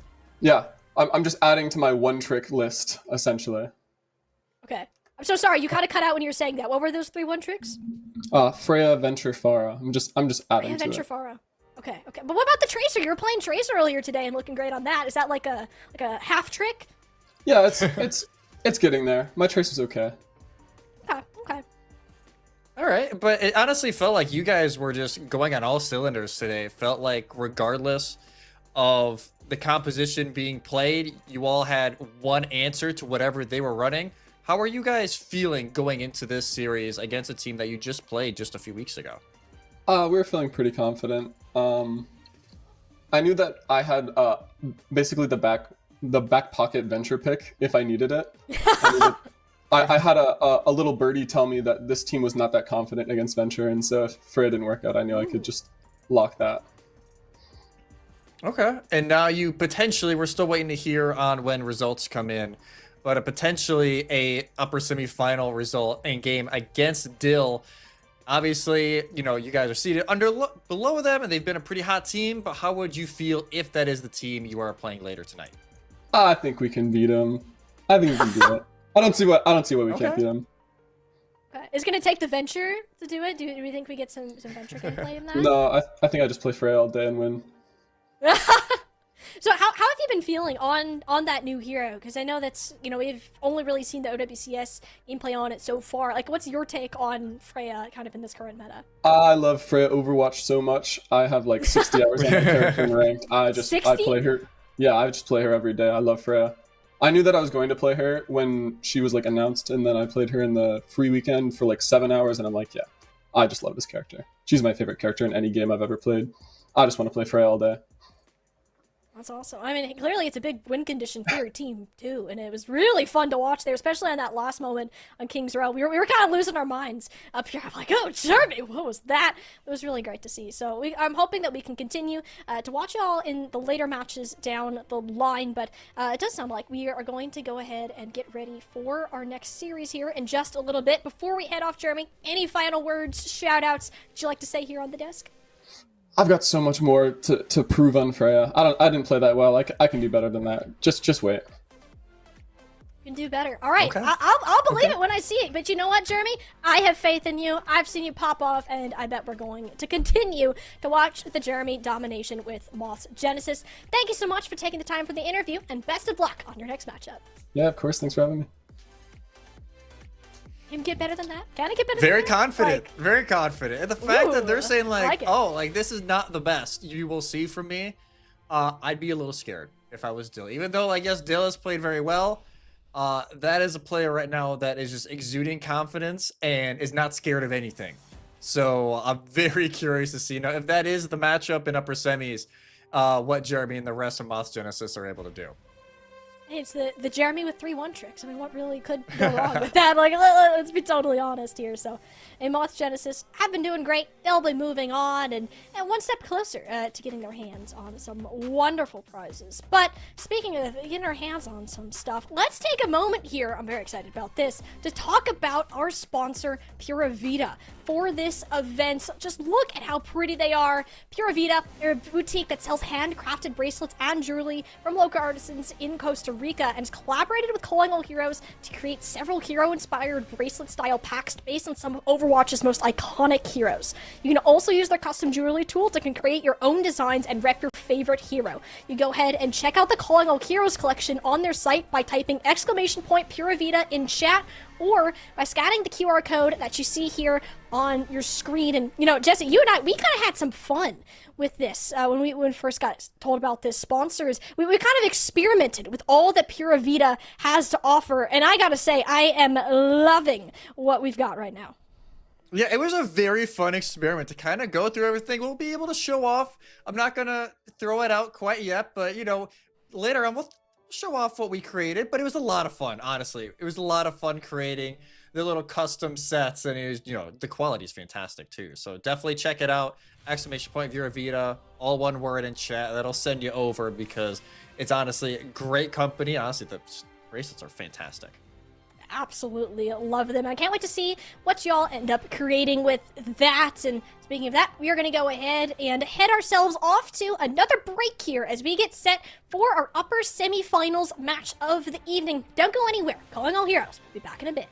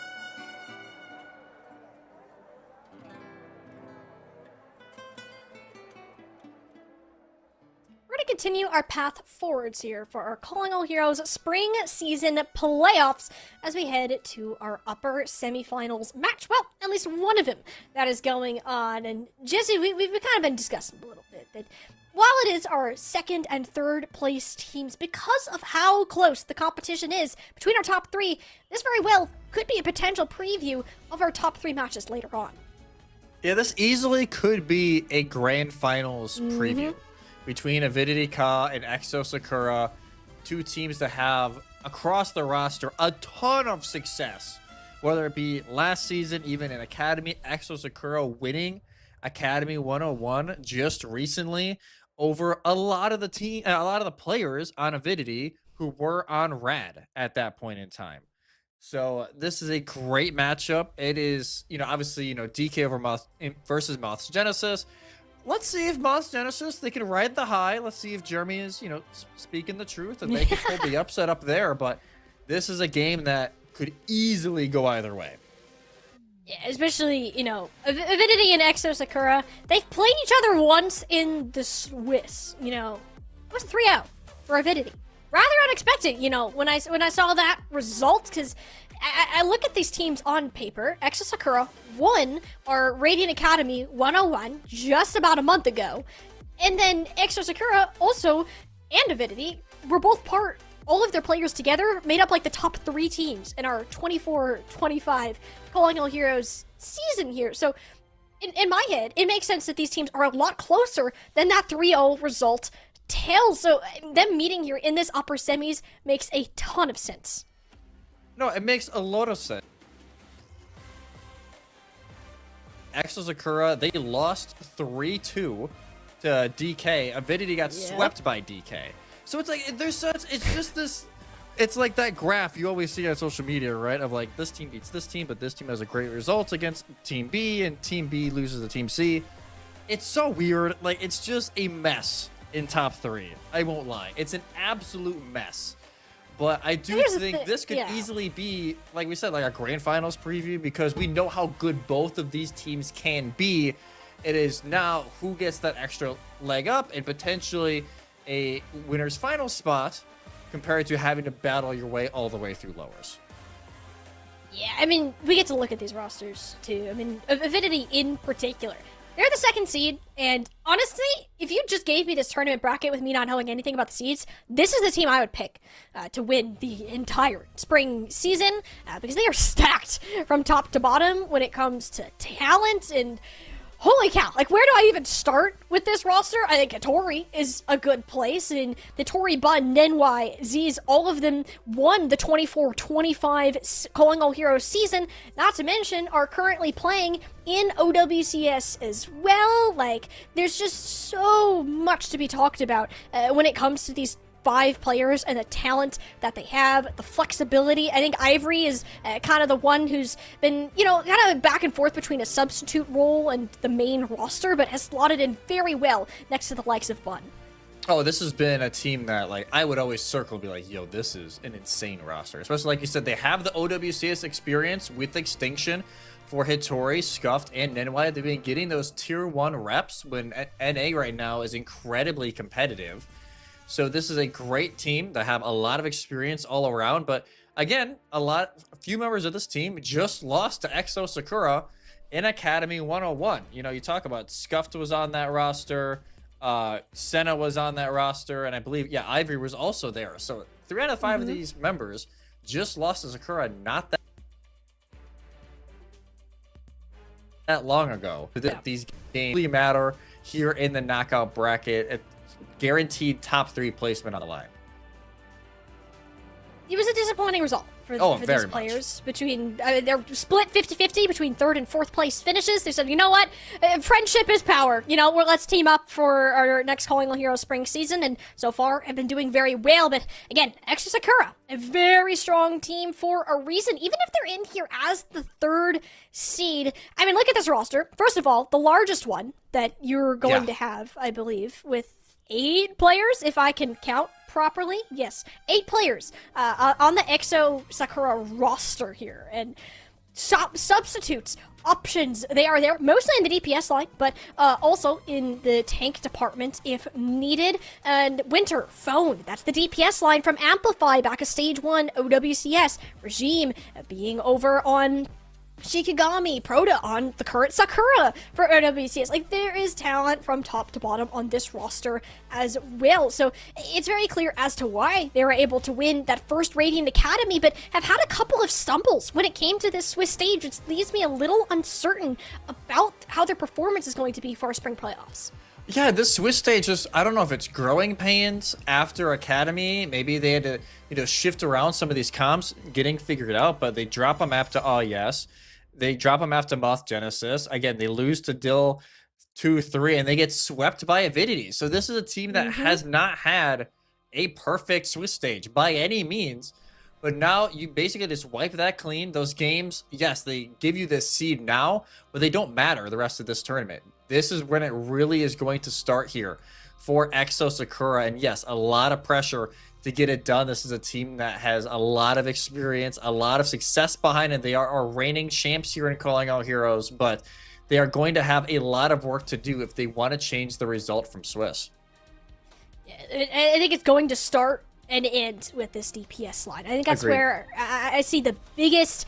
I don't want to say, like, gaps. I'd say more inconsistencies. Winter and Phone are very good at each of their own rights, but I think their hero pools are a little smaller than the likes of Bun and Ivory, and that scares me when we come to hero bans and very specific map pools. And speaking of maps, we do have those up and ready to go for you. It will be, again, an Ilios first map pick. Not too shocking. Between Hitori and Mari here, I think these are the best two tanks that we have right now in Calling All Heroes. Could totally stand corrected, but going off of past instances, these two are flexible, can play pretty much anything except Wrecking Ball, from what I can understand. So a map like Ilios really sets this kind of dive space that it seems that Avidity wants to lean towards. And yeah, Avidity, they will have the initial ban. They ban out Freya, so taking that away from Winter, maybe forcing a little bit more of the Sojourn action over on Hitscan. And then on the other side, it is the Brig ban from Exo Sakura, which it's a little different. We don't typically see the Brig ban unless we go to like a Watch Point Gibraltar. Ilios, yes, is a map that the dive can work really well. It's probably the control you would see this ban the most. Maybe this or Oasis. But I do think it's still a pretty confident pick. Overall, each team can still run, a lot of the Lucio with Ana or throw in some Juno and Kiriko, but I do think we'll see more of the Lucio Kiriko now that the Brig is out of the picture. It'd be a lot harder to defend the Ana if you were leading that direction. Yeah, I mean, the Brig ban effectively just goes for two heroes. Yeah. That's just how it goes. And also denies Brig Juno comps, which are pretty strong Brawly types, although I don't think that is going to exactly happen. Winston is what I'm expecting from Hitori. Maybe some Hazard too. Oh my goodness, Hitori's Hazards is just gross. And if we got to see that on this map, I would be a very happy camper. On the other hand though, Exo Sakura, I think Mari can play the Winston, prefers the Diva when it comes to those more dive-ish matchups. Again, my doubt is not in these tanks. My eyes are on these DPS players. Bun, incredibly flexible when it comes to the Genji, the Tracer, the Pharah, anything that is basically relevant right now. So they'll be there to back up whatever these tanks decide to do. So we get to go ahead into game Lighthouse once more, where we will be starting. Exo Sakura seem to be teasing that Diva, and of course, how did we get this far, Jesse, without talking about Phone Sombra? Yeah, how did we? This Phone feels wrong. Sombra was one of the main reasons why Amplify went on the run in Face It. Were able to qualify into OWCS. And yes, they were eventually relegated out of OWCS, but the fact that they got there was the key success for this team. So the fact that, yes, Phone is now over. Once again, onto the Sombra, it is going to make life in the backline of Avidity a little bit more difficult. But Tori, we saw this over in our first match of the day. It went the way of the Hazard comp. Let's see if Exo can flip it around. Let's see. Mage is Bun, by the way, playing the Genji just under the name of Mage. Nenwai, though, actually collapse onto Winter, by far the most diveable part of this composition, so it makes sense that that was able to come out. And the hacks so far have been warded, at least for a little bit. You force so many resources out of Regime and Proto, who are struggling to run away from Exo Sakura. I mean, that Brig ban here is going to do a lot if you play against the hacker. Yeah, and already some changes coming out from Exo Sakura. Regime now going over to the Lucio. We've seen it a lot from them, whether it be in OWCS, whether it be in Collegiate with the Blade. We've seen it all over the place, and Proto over onto the Juno. So very fast-paced still, but they won't have the cleanses available like Avidity does with Scuff, but it doesn't seem to matter. It's already a 2v1 trade. Avidity's comp is so fast. I mean, you're not dragging any dead weight with you. Everyone has a get out of jail free card, although you don't have a lot of healing to really put next to it. So Regime and Winter are trading out these eliminations pretty darn well, and it gets Exo Sakura on the objective for a little bit. Saw the help there, actually from Nenwai, but oh my goodness, just actually smacks Regime down in the Lucio 1v1. Avidity should be able to regain control after this, since Mari isn't really near this fight. Yeah, there must be a little bit of poke going on. His phone off the Sombra. Really hard to get value against it. Wow, what a hit from Scuff. The Florida on paper is a really good counter against this comp, but already shut down. It's shocking to see how quickly these swaps are coming through, but That's I mean, this Kitsune rush too. Avidity, they are pushing this pace so fast that Exo Sakura, they haven't had a chance to fully regroup yet, and yeah, you'll get the elimination once more. Regime is down, sure, but that doesn't mean anything with how much Tori is putting in onto this hazard. Forces TPs left, right, and center, and Exo Sakura are slowly making their way closer towards the point, with the tank going down. Foe now on her third hero of this game will finally find success. And finally, something goes the way of Exo Sakura. Phone's able to find 3 on the fight, and Avidity will have to reset. And the thing there for Exo, you don't have, well, great, you didn't have any ultimates to really use, but you don't have to use any late bloomers, so you have that sound barrier available for this looming Dragon Blade from Bud, who has been critical so far, but now has the other Genji to deal with. Oh, it's a Beat Saber coming on out, and Mage looking to work some magic. The boot, though, sends Regime flying. Mage isn't getting any of the final blows for herself. It'll instead be the team cleaning up with a combo of ults. Did Regime Ajax? Please tell me Regime did not Ajax No, they didn't. that. They got up early. Okay, it got on. Okay. I didn't hear it, but I just wanted to double check. We have a little bit of PTSD. A little bit. It's happened before. It happens way too often. Enough for Exo. Who can even touch? Regime is low. They're going to be taken out by a flood. That is disgusting.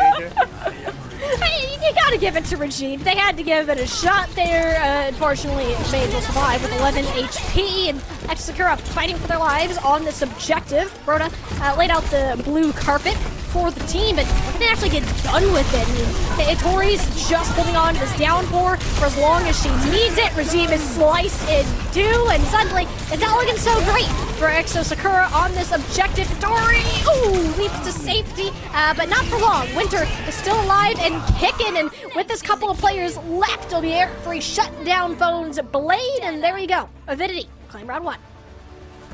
And again, it's Hazard Comps 2, Diva 0 so far in day 1. And I think that's just how it's been a lot recently. These Hazard Comps, even though, yes, we've seen a lot more of the Freya, which is shifting more to other compositions, it's still a fantastic, one of the best tanks out there right now. And we will go over to Ruins for the second round. But overall, you can see just absolute mayhem across the board. Double-digit elims for both DPS and the tank for Avidity. Even then, by getting 9 for themselves. Actually, just more damage than heals. And now Exo Sakura, why not throw another tank into the mix? It's the one that would probably work the best for this JQ, as Mari swaps over to really get in the face now of Vittoria. Well, that's unlucky. It happens. It's earlier on. Nobody saw it. Definitely not. Scratch that replay. Mari, though, on her favorite tank hero. So Exo Sakura have the factor of comfort, same with Phone, over the Sombra, but Avidity did such a good job shutting this down before. It's against Regime, who falls to Hitori, overextending a little bit. I mean, Regime's great at the Lucio, don't get me wrong, but they're like in there. Like, they're playing Tracer, but as Lucio. They are all gas, no brakes, 24/7, 365. Like, it's great when it works, and we've seen it work a lot, but it is so easily punished if you know how to do it in Avidity. It just seems like Hattori is almost saving that jump and slash for when Regime moves in. Like, they're just all in. Like, again, it works great against less coordinated teams, but like, I mean, that one was less of a yikes because you were just going for one player and weren't exactly expecting Mage to do that. But at the same time, Sakura, you gotta reset yourselves here because right now, all Avidity has done is just take out the stragglers, the one piece that isn't necessarily attached to the main part of the composition. You just need a clean fight. Like, they haven't had a clean fight since maybe the first fight or two over on Lighthouse. It has been very just erratic from there on. Here we go, another quick fight here from Avidity. Who's comes though is no Suzu, and there's Mori sneaking around the corner, slices them down. Tori though, guess what? Finding Regime's head again. I mean, this is becoming a thing right now. Regime's definitely gonna make something about it, but Mari says, okay, that's enough. I'm on my Junker Queen. I want to look at while I'm doing it. What a nice stick do on the mage. And yeah, there we go, Sakura. They'll win the fight and hopefully get to the flip. They're so far away. Avidity may contest. I don't think they'll contest, no. Even though, well, actually, Nenwai going for it. Well, gotta save another team. Push back in. They have blades if they want to, Molly. And the Nenwai sacrifice has given Avidity life on this point, but they seem to be facing death a lot faster. Getting the Kitsune Rush out of Proto, honestly, I'd call that a winning situation for this team. And Bud is able to get two. Yeah. Like, Bud's able to get both Proto and Phone. Granted, it's two heroes that can both get back relatively quickly, but the fact that oh my god, the hunt! Oh, the sound barrier comes in. Regime, make sure Winter won't die, but that's not where you want to use the sound barrier whatsoever. Thankfully, you whip right around and get Nenwai caught doing whatever Regime's been trying to cook up throughout this game, so it's okay, but man, that looked risky there for a minute. Oh, I don't blame Avidity there. Why not? Throw in the downfall. It's not an ult that typically gets a whole lot done. So throw it in there, force the sound barrier out from Regime, and now no support ults for Sakura. Avidity will have at least the beat to go with the Beat Saber in this potential fight. And unless it's a massive rampage, it could be all over. Yeah, I mean, Phone, Pulse Bomb, it sticks on Hattori, but with a sound barrier and another Phone empowered blade, it's not looking too hot for Sakura. Rampage only lands on Hattori. That's quickly resolved thanks to Scuff's protection. Suzu, and suddenly this is getting a lot more scary. It's on to Winter and Mori to go ahead and clutch it up. But if there's anything we've learned from Sakura, Jesse, is that they like these scrappy fights. They like when it gets down and dirty, just like this, but without any real way onto the objective. You're forced to take a quick reset for a final recontest, but it doesn't seem they're going to do it perfectly well placed out of Hattori. No one can retreat. Mori is on the brink of death here. I don't know how she's managed to stay alive for this long. It's only thanks to Proto and Regime, but they can't get the touch! No! Tragedy strikes Sakura. They did so good staying alive, but they forget the thing that matters the most. Avidity, they're going to take the map. So speaking of that PTSD we were talking about, oh, it's so painful. Like, they were all just trying to heal up. Everybody was so low for Sakura because it was Proto who was the last one to go back into that fight. So yes, as much as Regime is probably amping up the heals, there's only so much a Lucio can do in that case. So a rough end there for Sakura, but a little bit more life shown at least over on Ruins than we saw on Lighthouse, but still remains a 2-0 on the map and a 1-0 star for Avidity. With the way EXO are playing, that tells me the vibes are high. You know, with how confident they are in some of the plays we're going for Regime.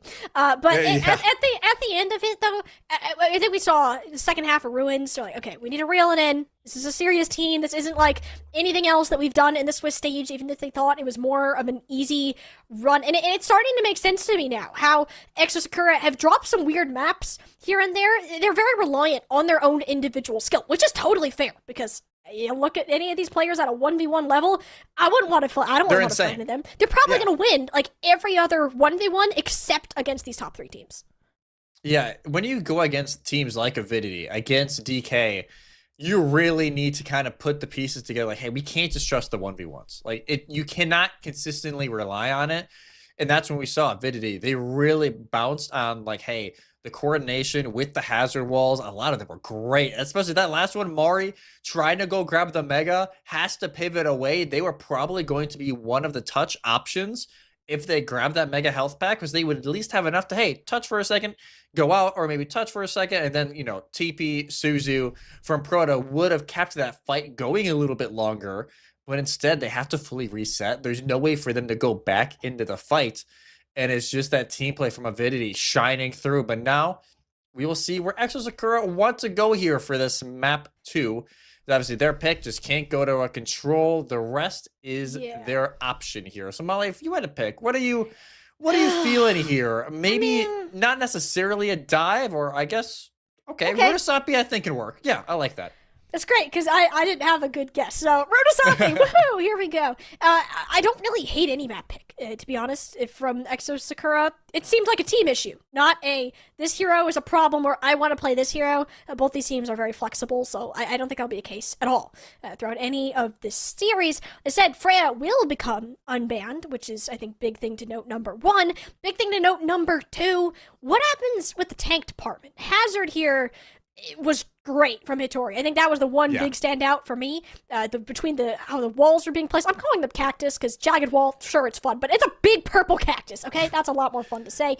The placement was incredible. Punishing regime when he was just flying on in. So it's kind of, what can we see to show that this team cohesion, like we know it is possible from Exo Sakura, can return on this map. And I do think having the Freya available now maybe does open up a lot more options for Exo Sakura. Because if they want to lean on those pop-off plays, Freya is the best hero right now in the meta to do it. So there it is. Initial ban onto the hazard, not a shock whatsoever. And that is a very targeted ban from Avidity, telling Phone you were not allowed to play your signature hero as the Sombra is out. So I'd say maybe some Ramatra or Orisa gameplay coming out. I could also easily see Exo Sakura, you know, putting Mara back on the JQ that we saw just for a little bit over on Oasis. Not Oasis, Ilios. Yeah, the two very different maps. Map's hard. just a little bit. You know what? That's fair. I mean, if you see a JQ from Mari, I'd forget what map it is too, because I'd just be so focused on the amazing things she's able to do. It's not a great hero right now in comparison to some of the others, but in her hands, I would trust it any day of the week. Murasaki, though, Freya is available, so I'm assuming we're going to see somebody pick that up. I don't know whether it's going to be Bun or Ivory, though. Like, that's the part that's the most interesting to me, because Ivory was playing the Tracer for most of that. Bun has played Hitscan in the past, because she's just that flexible, but I mean, who does what there? I think we'll also determine how that impacts Exo Sakura, because I'm assuming we're going to see Winter pull that angle, and Phone will have to dip into her hero pool a little bit more, presumably towards the Genji again on this point. It didn't look bad when it was mashed, but it's really hard to look good when Bun is on the other side. Yeah, when you have Bun on the other side, it's just so daunting. Like, I could easily see Phone go over to the Genji. It's a pretty consistent hero for them. We've seen it a little bit here and there, or even the Mei. I wouldn't mind a Mei pick here, honestly. It's one to where if you're running more, let's say a Maga or a Ramatra, Orisa, you can really isolate the tank and in some good spots, or even block off heals in some of these very narrow doorways on the sides. So maybe if they want to pull out the Mei, pull out something a little bit cheeky, I could see it work here for Exo Sakura, but overall, it is still Avidity's to lose right now. And that's honestly the overall feeling as we get into the game. Let's see here what these teams are cooking up. Okay, I don't think this is the bias in me. It might be. I don't know. Maybe. I just kind of want to wipe map 1 from my memory for Exo Sakura, because they didn't seem that locked, okay? I don't think they're locked. Map 2, you've had a break, you've started to figure out at the end. I think they're locked now. If you mess up here, I'm gonna judge, but I'm willing to, like, half wipe the slate off here. We'll see how that ends up changing. If this works. If this works. You know, I'm just gonna eat my words. It will be a Phone Farah, actually, partnered with this team. But, I mean, the mirroring of Orisas, I gotta say, not something I expected to see all of that much lately. Okay, I was about to say, then why tease the Life Weaver for a second? Not ending up going with it. There's mirrors across the board except for Flex DPS. So Mage will get back, you know, granted they're going against a Brig backline, which is always a little bit more difficult. We could also argue Fowen could have a little bit of fun going against a lot of damage coming in from a Tori and Scuff and Ivory. The whole team. Just list the whole team at that point, Jesse. Yeah. It's not dead white. It could be a little rough for Ned. Ooh, it is Ivory though. Nice shot there on the phone. Taking out the far right, which Freya is capable of doing this not very easily. So is this DPS line out of Avidity that, you know, I mentioned at the beginning of the series has been pretty standout so far. Yeah, this is a very quick fight. You think, hey, Fowen has to pop off on the far already, just writing that off as an option. We didn't see it, Bun. Don't worry, we didn't see it. As Fowen will go over now to the Genji, so maybe not feeling as comfortable in the Tracer 1v1. Granted, I would get absolutely smoked by Bun in a 1v1. Oh, the Tracer is already almost catching Proto, but they'll more focus, I think, on getting some damage onto Ivory and Tori instead. Ivory kind of burned all the quick dashes there. It is in the middle of the team. A whip shot from Regime sends Ivory reeling. Wonderful play from the Brig. Seems a lot more comfortable when it comes to the mace-wielding hero than the DJ there. Yeah, a little bit more of an escape button and like, hey, just go away as well as Boop is, but no, Regime maybe feeling a little bit more comfortable on the Brig, at least against the style of Avidity. Now Proto just looking around, making sure Bun isn't lurking anywhere, not trying to be done twice, but instead it's the pulse. Yeah, there was a lot of explosives kind of stuck in Proto there. Not much that they could have done about it. Mari still attempting to push forward and actually getting the trade for Scuff. This is suddenly a very winnable fight now that you look at it. Regime helping the team rally, but suddenly they're the tank and he doesn't want anything to do with that, understandably. Ivory continues to land those shots as we know it, and yeah, Regime just gonna get staggered a little bit here alongside the rest of the team. At least you would think they're heavily outnumbered, but they're still opting for control of the bot. The rally is in the back. Katori had to retreat completely because of how low her health bar ended up dropping, but there we go. Pick on the phone will finally send Exosakura to the reset. And they force out the rally. Granted, you're going to have that extra little bit of health for a little bit, but you force out a rally from Avidity. They only have Orisa and Juno ults to work with going to this next area, but that orbital ray, if they pop it before Proto, could be a massive issue in earning them that tank. Or just killing Witcher early. That works too. Avidity keep just getting these early pickoffs, like before the team fights start. Like it's not nearly as like jarring as it was on Ilios, but I mean things like that, it's gonna lose you checkpoints here. Avidity have the forward spawns unlocked, and Ivory's been holding on to this bola shot for a hot minute, waiting for someone to peek out. Imagine if the orbital ray from Proto to start this off. Exosakura knowing that they have to find a counter, but there we go, 3 ults. Oh, there we go, it's both of the orbital rays, but Ivory's had the damage amplification on it. Regime and Winter blow into a bajillion pieces, and there you go. Massive ult commitment from both sides there, holy. Yeah, massive. Yeah, Mari, Proto both pop theirs, but it's Avidity's. Just with that extra bola shot, able to find 2, cleaning up a few of those kills, pulled in from the Terra Surge, and now Avidity almost to 100 meters and counting and in push. This kind of bleed can just be so difficult to try and push back from. For now, Exosakura has to take it one fight at a time. Rally, Phone needs to find something from the blade. Oh, goes up into the sky with a couple of armor packs there, and the whip shot send the phone just wide. And then why playing the hero for their support and Scuffed. Love seeing those two work together. Regime, though, helping the rest of the team rally on forward, knowing it's important for EXO to close it out, but, I mean, they just can't, man. Money just in there, getting these dash resets, and she just can't be stopped, and no matter how many targets Regime seems to hit, it's only now behind the safety clutches of Mari here that Exosakura can stabilize. It's like 5 minutes to go, but it feels like a mountain to climb if you're Exosakura. Phone is over on the Torm. Oh, we have a Torm spotting and killing all heroes.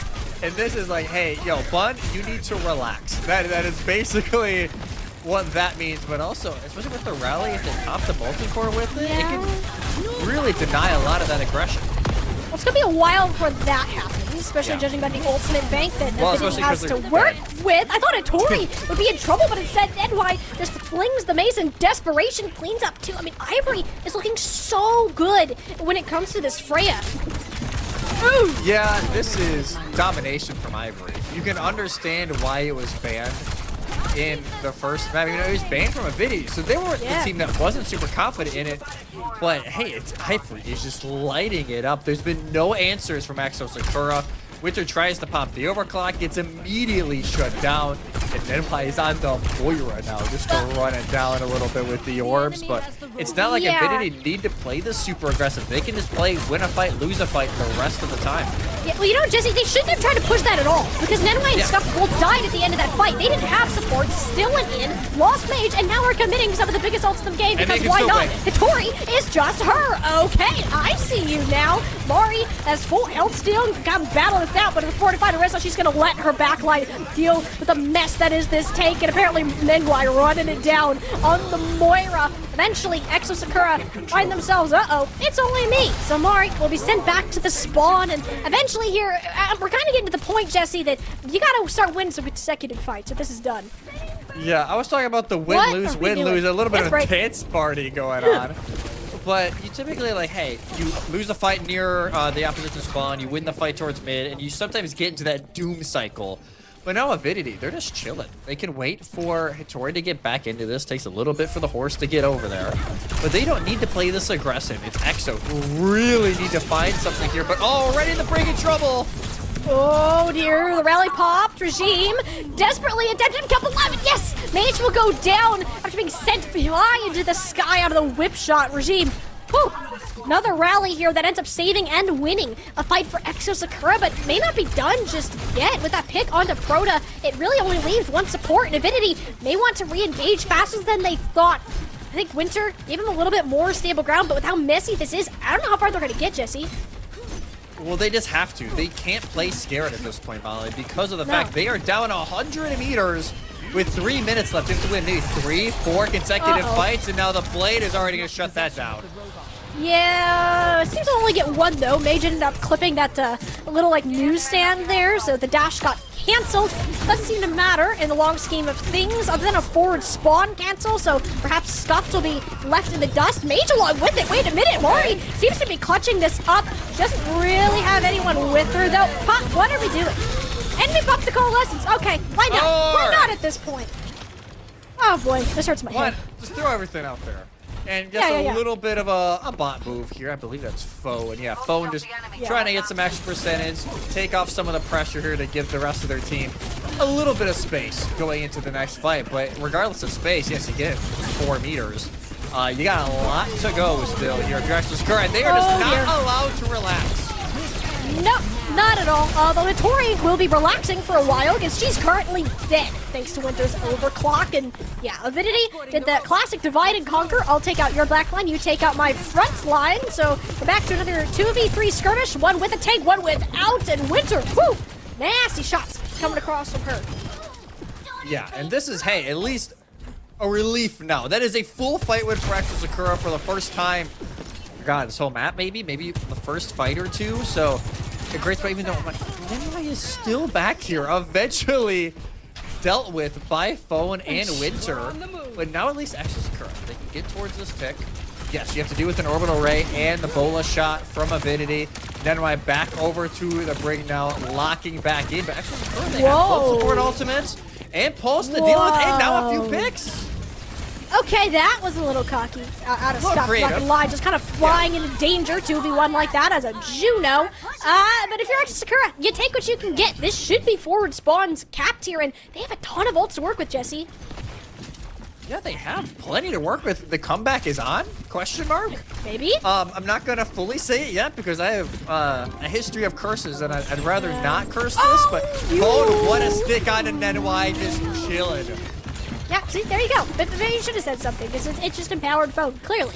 Without Nenway here, I don't think Scuff's gonna pop that orbital ray. Oh, we're using the... I don't know about that. I feel like you're already up 2. It's not really necessary for Exo Sakura. I mean, I don't like it, but you got 13 seconds. It's an OT push. Yeah, they're gonna regret that, because Scuffed has theirs.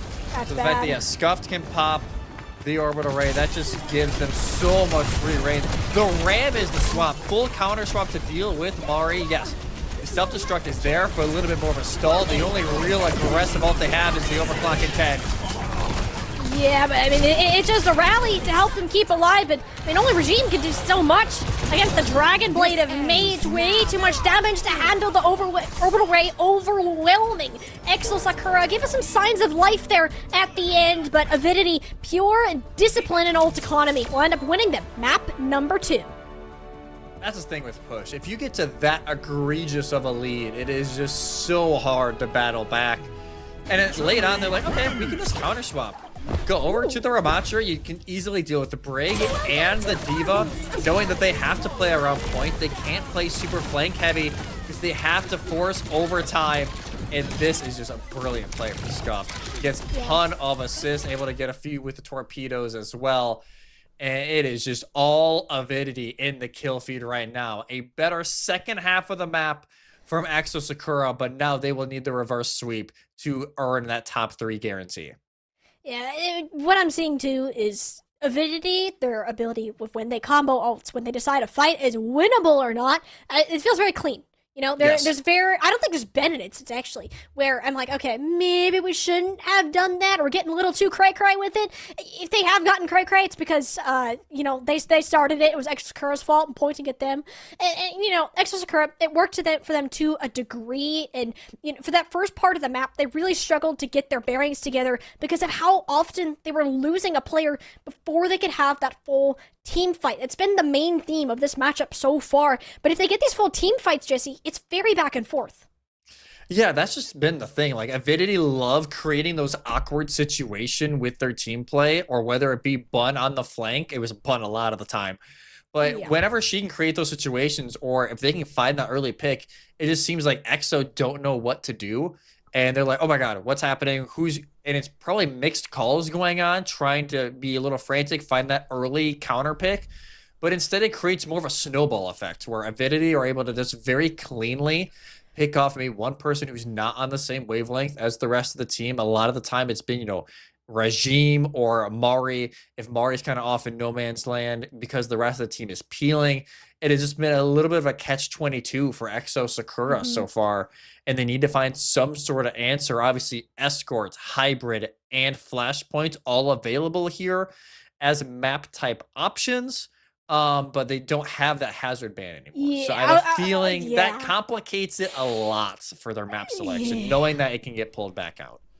I was about to say, too, I mean, I think the one hero that Mari doesn't feel confident matching Hitori on is that hazard. Is the hazard. Yeah. So she can play anything, but that hazard, Hitori is just too good, okay?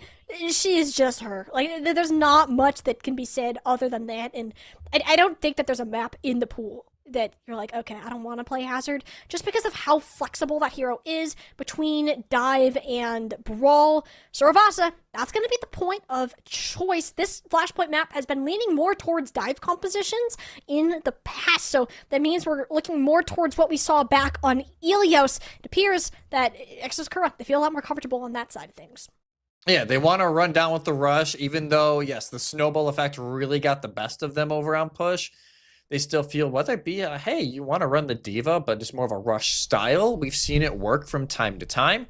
Or if you want to go just full-on Ram. Like, you could just go full-on Ramatra, full-on Orisa, and just really try and punish the front. We'll see what the bans are here in a moment. Obviously, first ban goes the way of Exo Sakura. Obviously, you can't ban the Brig. You can't ban the Hazard. So you're really slimming down your options. Maybe you want to get rid of the Tracer with how good Bun has been on that, or even the Genji, but obviously that limits what you can do. But now Phone has the ability just to lock the Sombra. Like, you don't need to throw Phone onto a Genji or like a rotating flex DPS set. You can really just put them on the Sombra to shine. But here's the thing, Jesse, I don't feel like Phone's had the chance to shine on the Sombra. Not at all. It's just been shut down. It's nothing new for Avidity to deal with, and they haven't really had a problem with Phone Sombra so far. I think it's an annoyance, if anything, but it wasn't really game changing. I mean, okay, we need to get like a hero counter going for Phone. I think they swapped like 5 times. A ton. In that map. Like, that's crazy. We're not counting map 1. That was 4 heroes we saw on map 1. So, Phone has swapped heroes a total of 9 times in 2 maps so far. Like, that really shows you that, you know, Avidity is throwing them off. While the hero pools are deep, yes, Bun, Ivory, I mean, these two have been so strong when it comes to the specific teams that, you know, what exactly can you do? Like, if it's not a hero pool issue, it has to come back to the style. You gotta be able to take these team fights, and hopefully Sorobasa, with the way it's structured, can allow them to do it. Yeah, we'll see. We're still waiting on the bans here, which a lot of contemplation. Like, obviously for Exo Sakura, you need to start a reverse sweep. So, well, A, you take away Flashpoint, so it's going to be, if needed later in the series, both Escort and Hybrid, the potential choices to Avidity, which maybe Exo, they don't feel super confident on it, but confident enough to kind of leave it towards the latter half of the series. But again, you just need to find some sort of spark, because it feels like at the beginning of both of these maps, and it's even in both of the beginning rounds of Ilios, Avidity were always the team to punch first. Like, they were always the team to go in first. They get that opening kill. They win the first fight. And then from that point on, they just ride the wave. They ride the momentum all the way through the rest of the map. For Exo Sakura, you have to win this first fight, for my opinion, because even then you start building it a little bit. Ooh. And here we go. Freya actually banned. I don't blame them, considering how Ivory played over on Rudasapi, but it is the Orisa ban on the other side. So maybe either like dealing with, hey, we know Orisa is a very good hazard counter, so you get rid of that if you're Avidity, and it leaves a giant question mark for Exo Sakura for tank. Yeah, that was kind of the... It was kind of a lose-lose situation. Which one is worse? It's, are we going to deal with Ivory's Freya again for a whole map? Or are we worried about our potential tank counter to the hazard going away? Yeah, picked the more of 2 evils in that sense. It was Ivory. You can't blame him in the slightest, because... oh boy, I don't think I saw Ivory miss that much when it came to that particular hero. It does again show that, all right, we're going to have to see a new composition from Exo Sakura. Are you going to match the dive? Are you going to attempt to match this hazard that inevitably Avidity are going to pull out? I mean, the hero's just so good on this particular map too. You had to have known it when you picked it. Oh, you had to. Like, you know what you're playing into. I will say, like, yes, the hazard is really good here. The Ramatra historically is really good. But also, Junker Queen has had her time in the sun in this map. Like, granted, ever since hazard got thrown in, not as much. So I wonder if that's a worry here for Exo Sakura. Like, the hazard can really shut down these JQ comps, because they can find somebody who's maybe just like a half a second late on the rush in to try and engage on whatever target is knifed forward. So that can be a worry for Exo Sakura, but regardless, like, they need to have a quick start, because if they don't, it's joke. Like, you have to find an early pick off. You have to win this first flashpoint, in my mind, if you want to at least start reversing this momentum that has just been all Avidity this entire series.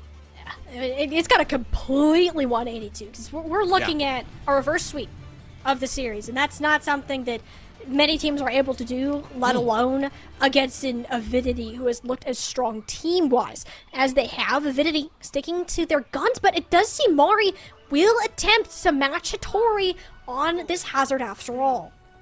Okay. I don't mind. At this point, like, you just have to throw something else out there. Like, they've tried almost everything this series, and yes, challenging Hattori, as good as she is great, but okay, the Bun Somber. All right, I see you. Let's see how this works. That's not normal. Not normal at all. The Bun Zero pool. I'm not complaining, although you got to imagine Exo Sakura are a little bit more practiced on this particular theme regime. Oh boy, back to their old antics there.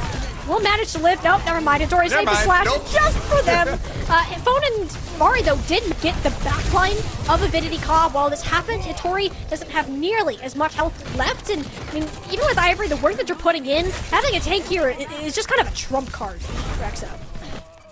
Yeah, you need the tank here as much as, you know, Bun and Ivory want to push in. There's just no way they can. And that's when Mari jumps in onto Ivory, finishes him off, and Regime, why not? Get aggressive, Regime. We know you love it. But that is, again, first fight Exo. That is what they needed in this series to at least start getting things going. But Avidity, like you said, we don't see one on this on Summer a lot. But both Sombra is just all right. Both Sombra's done. I was about to say, I don't know if I want to see more fun on the Sombra, but like, Phone also died, so I don't know if I'm allowed to say that. Hitora getting blown up, that's another concern. I think Winter being on the Sojourn here, very happy place for her. By far her best hero. Yeah, by far no, Ivory's done a great job. They're by far ahead on the ult bank wise, but it doesn't matter. Mario double kill. Holy cactus! Whoa. Yeah, that is unreal. That's not normal. And you know, we had our fears of, I don't say fears, but our hesitancy of the Mari hazard, but so far, so good. Yeah, I mean, apparently Avidity loved to hug cactuses. I can't blame him, I guess. This is great. All right, XO, I see you right now. Complete 180 has been accomplished for 1 point. Hey, you got 2 more that you have to go to, and it seems Palace will be there next. And Phone, a little cut off from the team, but you're Sombra, so you're fine. Unless you do that. Well, they have to at least like chill for a second. Yep, dip out. There you go. Downfall already used, but hacked. Oh, Mari. Uh-oh, they're just stuck. They're stuck. They're stuck. Well, Mari did that to herself, I believe. No, that was Tori's, I believe. Was it? I don't know. There's too many purple spike. You think one was dead, I guess. Kitsune Rush, though, added Exo Sakura. Attempting to stabilize. I mean, they do have a sound barrier, add a regime, but until Mari gets back, I don't think it's worth investing at all. And Winter, too, has been kind of the main standout for EXO. You gotta say, there she goes again. Another final blow onto Ivory. It's just not enough. Hitori having unmatched tank presence for as long as she has will get Infinity over the edge and the first half of the map. Yeah, there's no reason for Mari to play that anymore. She can just back up, reset with the rest of the team. The EMP does a nice touch because it was getting a little out of hand, that fight. It felt like it was a team deathmatch, basically, for like 5-10 seconds. So the fact that Bud goes in, pops EMP, finishes it off, it's great.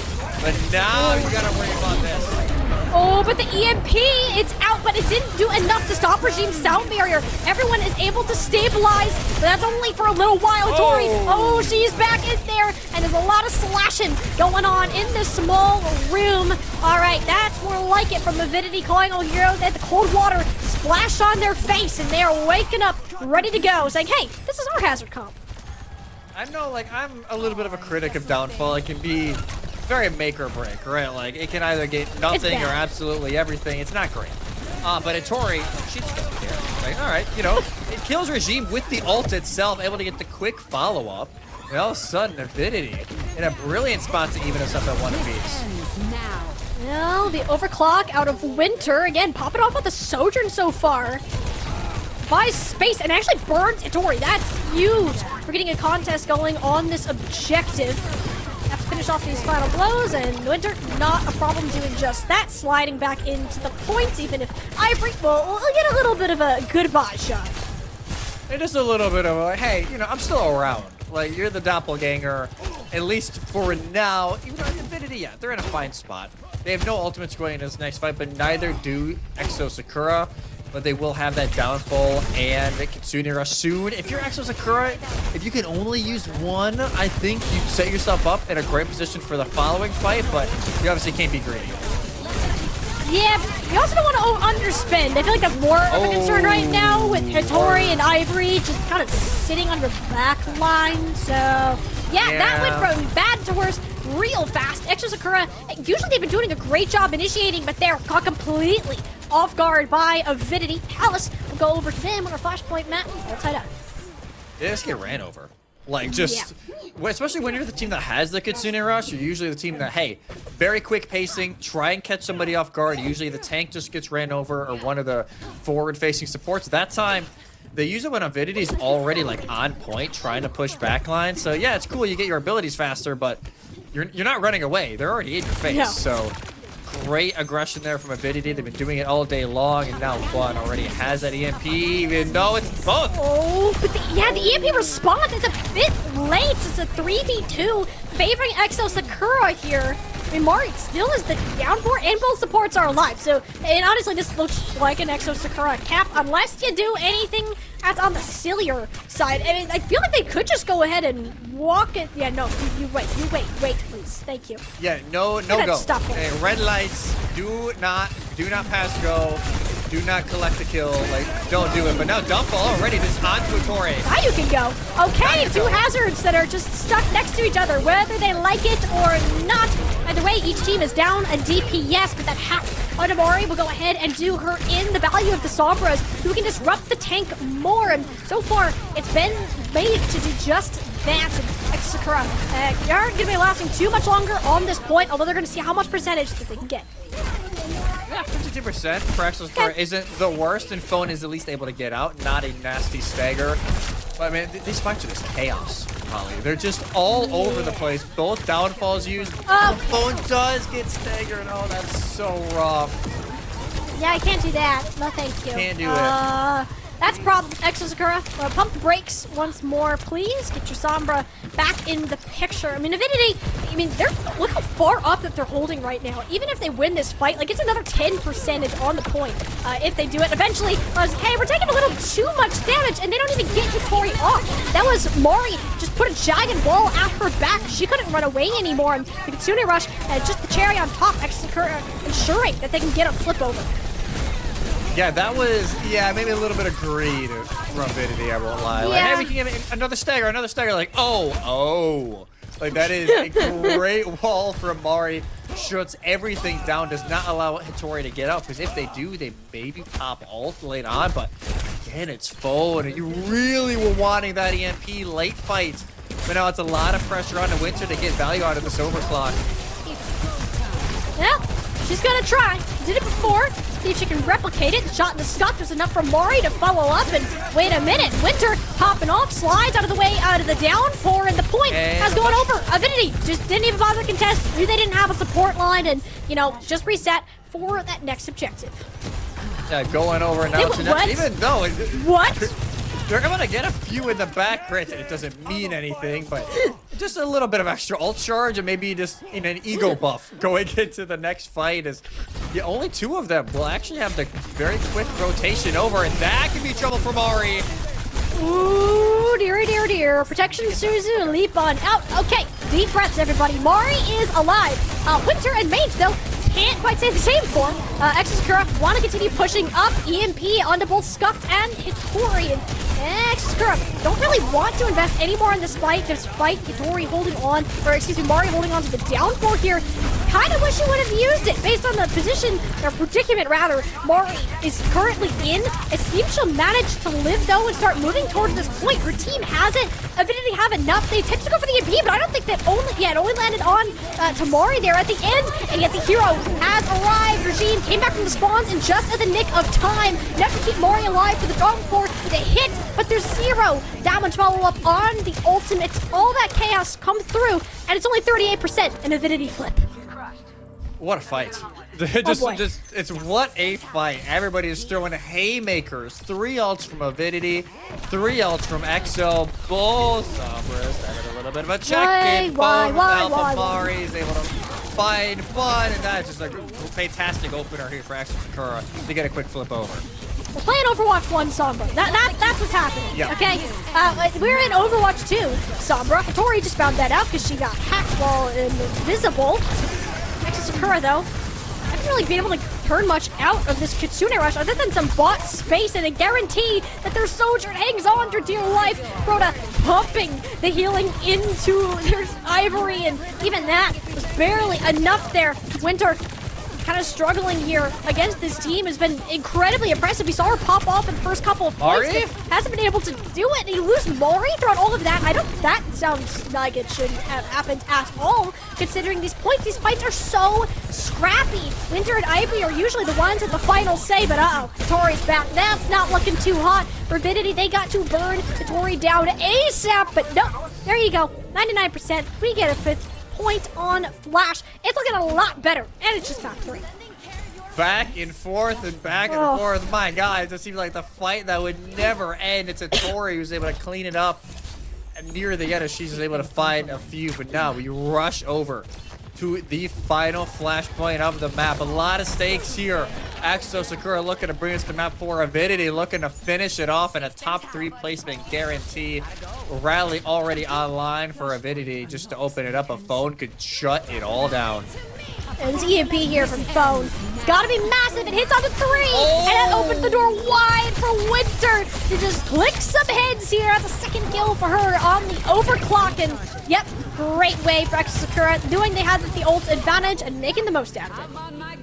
They shut down all the value from the rally. I think Scuffed popped it. I don't know if it was like as EMP went off or like right before, but that is a massive ultimate shutdown. You only use 2 ultimates. Very winnable situation here for Exo Sakura Avidity. Now, I will say, these orbital rays from NY have been absolutely ridiculous this map. But it could, again, be the thing that earns them the flip and potentially the round-winning fight. It's the best ult in the game right now, and I don't think that there's much that can really go against it. I mean, so many ults are popped here. Regime gets the sound barrier off before the EMP hits, and I mean, it's just chewed through. That pillow cushion, you were just stuck in, it doesn't do much against the knife that Exo Sakura were working with there. One fight territory, Jesse? Yeah, I would say so. Exo Sakura have nothing to work off of. That is the only worry. NY, a little bit of an out-of-spawn speed boost, then goes over to the hyper ring to get everybody over.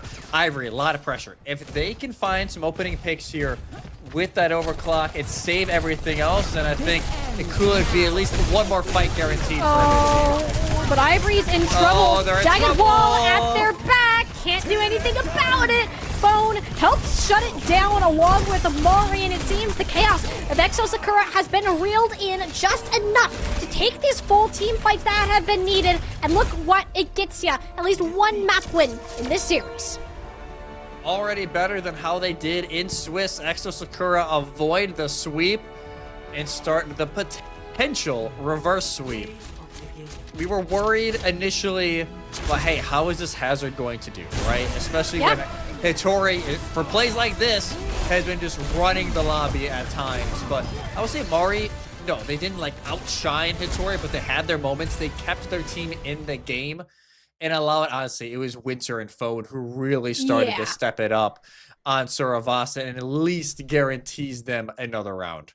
It was interesting to me that we saw Bun pick up the Sombra too, because I saw that and I'm like, this is just the comp that, you know, it's what Exo Sakura are going to do. I don't think you're going to beat him at it with how good Bun is on, or excuse me, how good Phone is on the particular Sombra hero. So why exactly did we try to do it? I mean, equalizing with the hacks, I guess, makes sense when it comes to the tank pressure. But between that, Winter had a lot of pop-off moments here. Ivory was shut down pretty well, all things considered. So that was a lot better for Suravasa.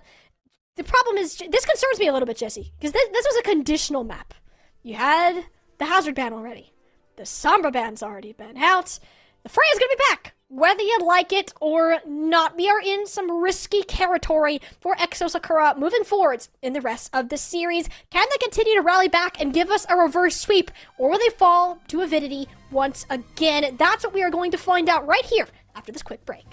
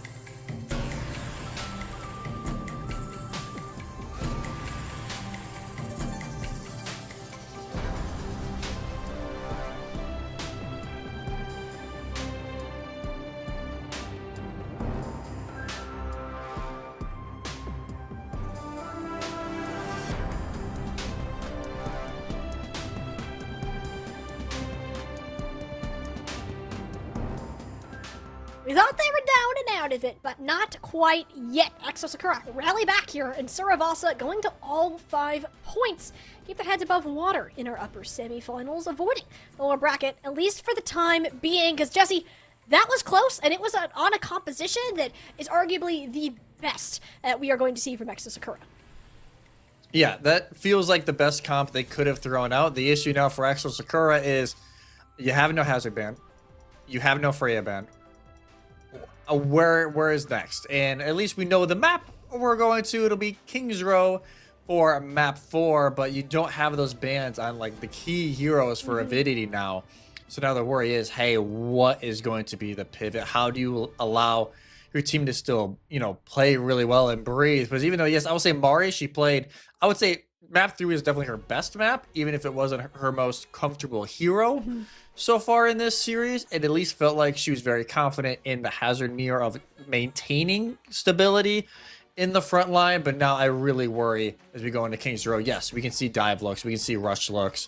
I would love to see what the Avidity ban is to really start us off. Yeah. The one difference we did see between these teams was the support line.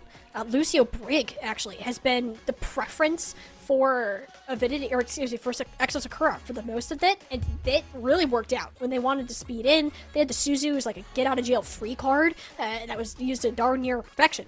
I wonder if that's a target, honestly, to ban either the Lucio or the Kiriko, to force the Juno Brig mirror, because when we saw it back on Runasapi, I think that's what looked the most shaky to me, other than the Ivory just going ham on the Freya there. So now that Freya's back for you, I'm assuming, especially because Avidity get that first ban, it's going to be either the Lucio and the Kiriko. Boom, I nailed it. There's the Kiriko. Genji. Okay, and they banned Genji. They don't like Bun. They do not want Bun to have fun. Like, and I get it, Bun, she's played really well tonight. I won't lie. The Sombra gameplay, we can kind of push that off. It's obviously not the best, and you're going against Phone, who's one of the best Sombras out there right now. So it makes sense how that maybe didn't go exactly their way. But yeah, you called it. The Kiriko ban is perfect from Avidity because you shut down the Lucio Kiriko comps. So you either go into that Brig Juno. With it being King's Row, you could see the Ana, right? Yeah. We could see the Brig Ana show up. We haven't seen Ana very much in this series after seeing it a ton in our first series of the day. But this is a map to where, hey, if, Proto wanted to go over to the Ana, it's not like it'd be out of their wheelhouse. No, I mean, it's there, but with how dive-heavy these teams are playing, do you really want to work with a liability? It can be in Ana. I think at this high level of gameplay that in Ana, as good as her utility is, it's just not worth the risk of her just getting smacked around by like a Genji trace. I mean, you don't have to worry about the Genji, so that's something cool. But nonetheless, Hazard, D.Va, Winston, we're looking at dive for this first point. May switch it up for the rest of the map, but it just kind of depends on how these players are feeling, where exactly they want to go with these specific selections. It will be Avidity on the defense, and we'll be looking to lock in this Hazard. Once again, not a doubt. I think Hitori still looks like the slightly stronger Hazard, in my opinion, but Mari did an excellent job with matching that for the majority of last map. With some things changing up, I was kind of waiting to see if NY swapped. We're getting the life lever. We're getting the life lever. This very much feels like, hey, Hitori, you're getting a little too far forward. As a yoink. Like, that is very much, I have a feeling, why the Life Weaver is getting played here. Well, great skin. Love the skin. It's true. But now we're putting Tori on a leash. Comp. Yeah, basically like, hey Tori, come here. Like, come on. You need to just relax for a second. For Exo Sakura, they're starting off, well, again, they're on attacking spawn, so they could always change a bunch here. That's just for us, the sonar. But still, Phone, no shock on the Sombra. Mari will stay on the Hazard for now. So she obviously feels good enough, considering how map 3 went, to continue with the mirror against Hitori's Kihiro. But this Life Weaver definitely throws a different shade into this comp. Yeah, it gets less protection for your backline, I feel like, but it just, Hitori, go in, and if you need help, I'll just pull you back. So Yeah. You do what you need to do, and enabling Hattori further is great for Avidity. And a scary thing for Exos, they're already, there's no leash. Hello? Yeah, we got one job for you, NY, and they just couldn't find the angle. They were pressured so far back. The pedal platform just pulled out the Ivory into danger. NY, what are you doing, buddy? The sacrificial lamb that was Ivory. Oh no. And NY still died. Yeah, and NY's like, all right, the fun's over. I'm swapping off this. Not worth it at all. And Exo Sakura, 5.5 minutes going into streets. It's a great time bank for them. Winter's already at 80% and counting. Yeah. For the alt bank, just so much time for her now to kind of play off this high ground. They have the bola shot ready soon, already 50% over Ivory. So this has been a really good start for Exo. Yeah. Winter, second half player? Question mark? And maybe. Really looks good in these last two maps. And she couldn't even hold torch to Ivory.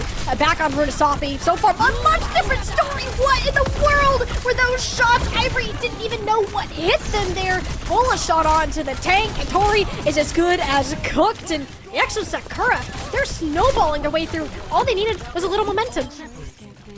That's what we talked about after map 2. It's like, hey, they just need to find something because it's been Avidity almost every single fight, and now it's Hattori swapping off the hazard, which I did not see coming. She goes over to the Orisa to try and cancel out maybe a little bit more phone. An Orisa hack is, you know, can do a lot still. It's not as useless, I would say, as a hazard that gets hacked, but well, I did not see that coming. I won't lie. No, not at all, but I mean, it's clearly they're struggling with something, and Mari making the swap, then a boost the ego of Exo Sakura. An even better one moving forwards. EMP at Doe. Hattori falls over like a stack of dominoes, and suddenly Exo Sakura, they're just gonna get themselves the second point, I would imagine. I mean, Ivory's gonna chuck the ult, and what really are we gonna be able to do with it? The orbital ray is just too oppressive for this team to handle.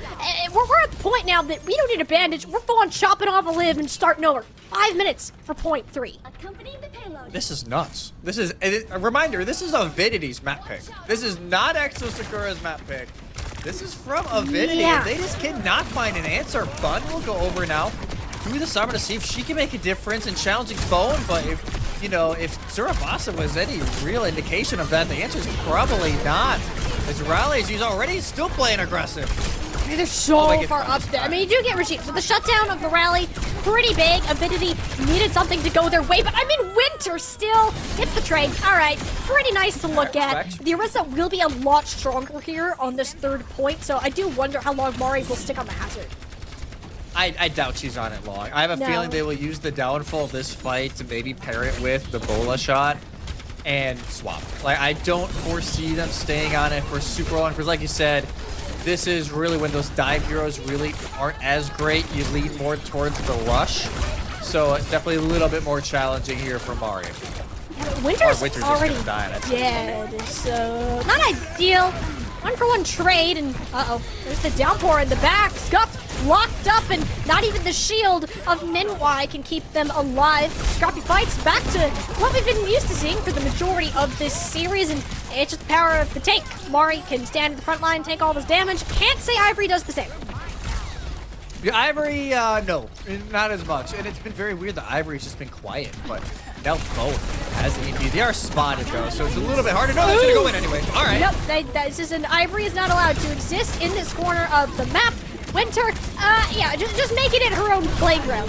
This is what King's Row has been so far. Will barely managed to hang on to life. Couple of armor packs from Regime. Keep her cooking as another final blow onto Scuff. She just can't be stopped. But the problem is these respawns, they're so close for the defense. I mean, even with all of that chaos, Exo Sakura should have won the fight, but because they never got a full wipe, the payload moved nowhere. Yeah, payload never moved. They're never able to get that full wipe, like you said, and now everybody's back for Avidity, and the EMP is on the way from Bun. Well, EMP, yeah, but I don't really want to use it in this orbital ray. Regime already took out Dew. It's a massive rally from them. I mean, they've done so much value, or not even rally, just a whip shot, and full on just protecting the team, finding so much impact. Exo Sakura, Jesse, dare I say, this actually might not be over. Wow. That's all I could say. Like, going into this map, like, man, this is... You have the bans no longer in your favor. You banned out a lot of the top picks for Avidity, but, like, they just don't care. They're like, okay, you want to play the Hazard? We're feeling good on it. Why not? Let's just run it. And Mari seems so confident now on this hero. She's been just up front, constantly putting a lot of pressure, especially onto Scuffed and Ivory, which has led to Winter being able to pop off even more in the Freya duel. So all signs so far lead to a map 5, but it's King's Row. Snowballs happen on this map quite often, so by no means is this done. Avidity will have a chance, but look at Hattori 3 and 5. Bun is 4 and 6. Look at the other side. Mari never died. Wow. 16-2-0, 5.5k damage. Unreal. And Proto also leading the lobby by a mile in heals by a good 3k. I mean, everything's working for Exo Sakura. Everything is. And Mari, I don't blame her for not wanting to play the Hazard sooner. It's against Hattori. Like, it just doesn't on paper sound like a good idea. But now that she's tried it, she's like, oh, okay, I can do this. Just walks up like, hey, come at me, buddy. There just hasn't been a chance for Avidity to get their grip back on. And they're also forcing Bun to play the Sombra, which it just hasn't been working nearly as well as it has on the other side. So we'll have to see what can manage to change if Avidity can withstand this pressure that Exo Sakura have been applying. Yeah, and it will just be the standard hold for Exo Sakura. Playing up on the high ground. Usually you see the Ana perched up, but with the Juno instead, a little bit more flexibility on where they want to play this as Hattori tries to find somebody up on the high ground, but nobody. Oh, but instead it's Denwai. It's gone. Yep, I mean, the execution between Phone and Mari, much more experienced with this Sombra-type gameplay. Again, being on the same team, not just for this tournament, but also the previous one as well. And that's a major factor for this team in terms of synergy, and it shows why it can work. However, your Sombra does just get squished by Hattori, who is known to leap in on any opportunity she can try. With Mari going down, the danger button is off. We need to back up, please. Thank you, Exo Sakura. Completely zoned out, and I think that pick on a Proto, that's just going to deny a recontest altogether. You know, that's it. As soon as Bun's able to pick up that pick, she can just play fully aggressive, even though maybe not that aggressive. Bun barely makes it out. And the same time bank for Avidity going into street space. So very much anyone's game. Mega health pack is hacked by Phone. A little bit of an advantage if they can keep it up over these next few fights. And not as much, you know, ability here for Hattori to get some quick health back, but doesn't matter. Bun already done. And so good right now on this. Yeah, I mean, this is just looking better and better the longer it goes. But I mean, perfectly timed hack too. Phone sealing the deal on Ivory's life, and yeah, now we get this first point hold that didn't exactly exist when Avidity were on the defense. So X is correct. They got to rotate those Pokemon. Yeah, Avidity never got this opportunity. They got staggered out so much they never got it, and Bun is stuck once again. Yeah. The scouting's been unreal onto Bun. It's kind of the same thing that happened to Bowen over on Runasapi, but it's just been the other way around. It seems like everybody on Exo is just on the lookout 24/7. Phone a little bit of a cheeky virus throw at the very end. But no, look at this ults galore for Exo Sakura, but Ivory still has a bunch too and finds the opener. That was kind of gross, sniping the Sombra out of the air. But you gotta favor having one less DPS over one less support, and yeah, Avidity not looking too hot. However, looking to change that. Orbital raise landing from both teams. EMP tries to cancel off the downpour, but it's just a little bit too late for that to happen. Well, Tanks now 6 feet under, and it seems that Exo Sakura are losing numbers fast. Ivory will be there to clean up the sports. Ivory never gets taken out when they get hit by the downfall because everyone's just trying to live. They're not trying to play aggressive with that downfall from Mari. Even though she's able to get a few, they just have to try and play to live. Winter, a critical stagger. That allows so much more real estate for Avidity. And this will practically be just at the end of second phase now. No earlier. Fight Phone needs to live, and they do for now. But it seems like Ivory, the map 2 Ivory we saw on Freya, they've returned. Let's take a look at last. I mean, Phone has the EMP. It's been pretty successful, like near 100% for Exo Sakura so far. If they can cancel out Nenwai from getting a rally here, that would be great, but look at that defensive bolt. It actually does more harm than it does good for the sake of Exo. Avidity happy to just roar right back into this fight off the back of Nenwai's rally, and what should have been a one fight there off of an EMP perfectly kited, and oh man, this turned around real fast. Avidity, 4 minutes now, entering the third point. I can count. Yeah, and Proda. Yeah, well, sometimes it really doesn't matter. Right? Like, they're going to have plenty of time.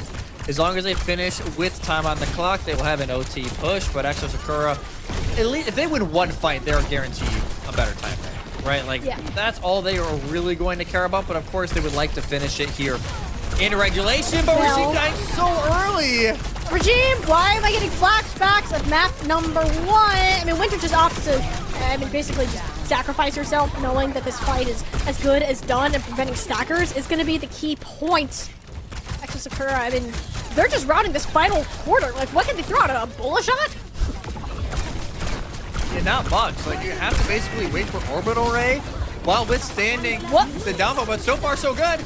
Yeah, the EMP a bit more of a concern, though it's a 2-for-1 trade and favoring the attackers at that. Avidity are going to deny any sort of progress here for Exo, and it seems that they are going to roar on back and get a higher time book along with their full completion. Exo Sakura, I think they felt a little bit too comfortable there for a minute. Yeah, their offense great. The defense is all the answers were found by Avidity to shut it down. Phone was getting scouted out more. Yes, they weren't getting killed all the time, but they were at least getting forced away. They weren't able to be setting up Mari for her to go in for some of these initiations. So a great counter play from Avidity. 2:36 for Avidity, 2 minutes flat for Exo Sakura in this overtime as Exo try and bring us now to a final map, but that much better attack for Avidity, and it made us come down to who can actually clean it up on defense, because both teams did fantastic on their attacks, not so fantastic on the defense. So that'll really be the big question here on the slight pivots they can make.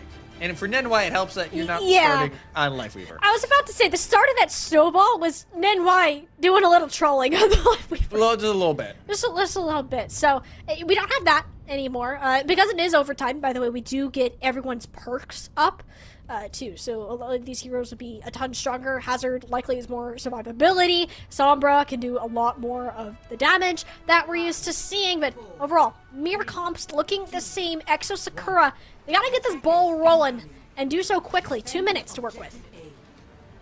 2 minutes, mirror comps coming out now. Both teams very comfortable with this, at least the meta comp of this matchup playing out. And already Ivory is having to play a little bit more subdued. Winter hitting some of her shots up on the high ground will force a reposition, but that early wall, honestly, more from Mari, just lets her live, not allowing a lot of that punish to come through from Atoria. But both teams, you can tell, very scared to let go of that opener. Yeah, taking a risk here is kind of a no-no for both sides with how little the time is, the distance, the defensive spawns. But when they find a target, oh boy, are they going to pounce. Tori just explodes under the pressure of the hack, and all 5 members of Exo Sakura looking in her direction. That's kind of, might be the straw that broke the camel's back, too. Losing a tank like that and everyone else having to run for the hills at least avoids being staggered.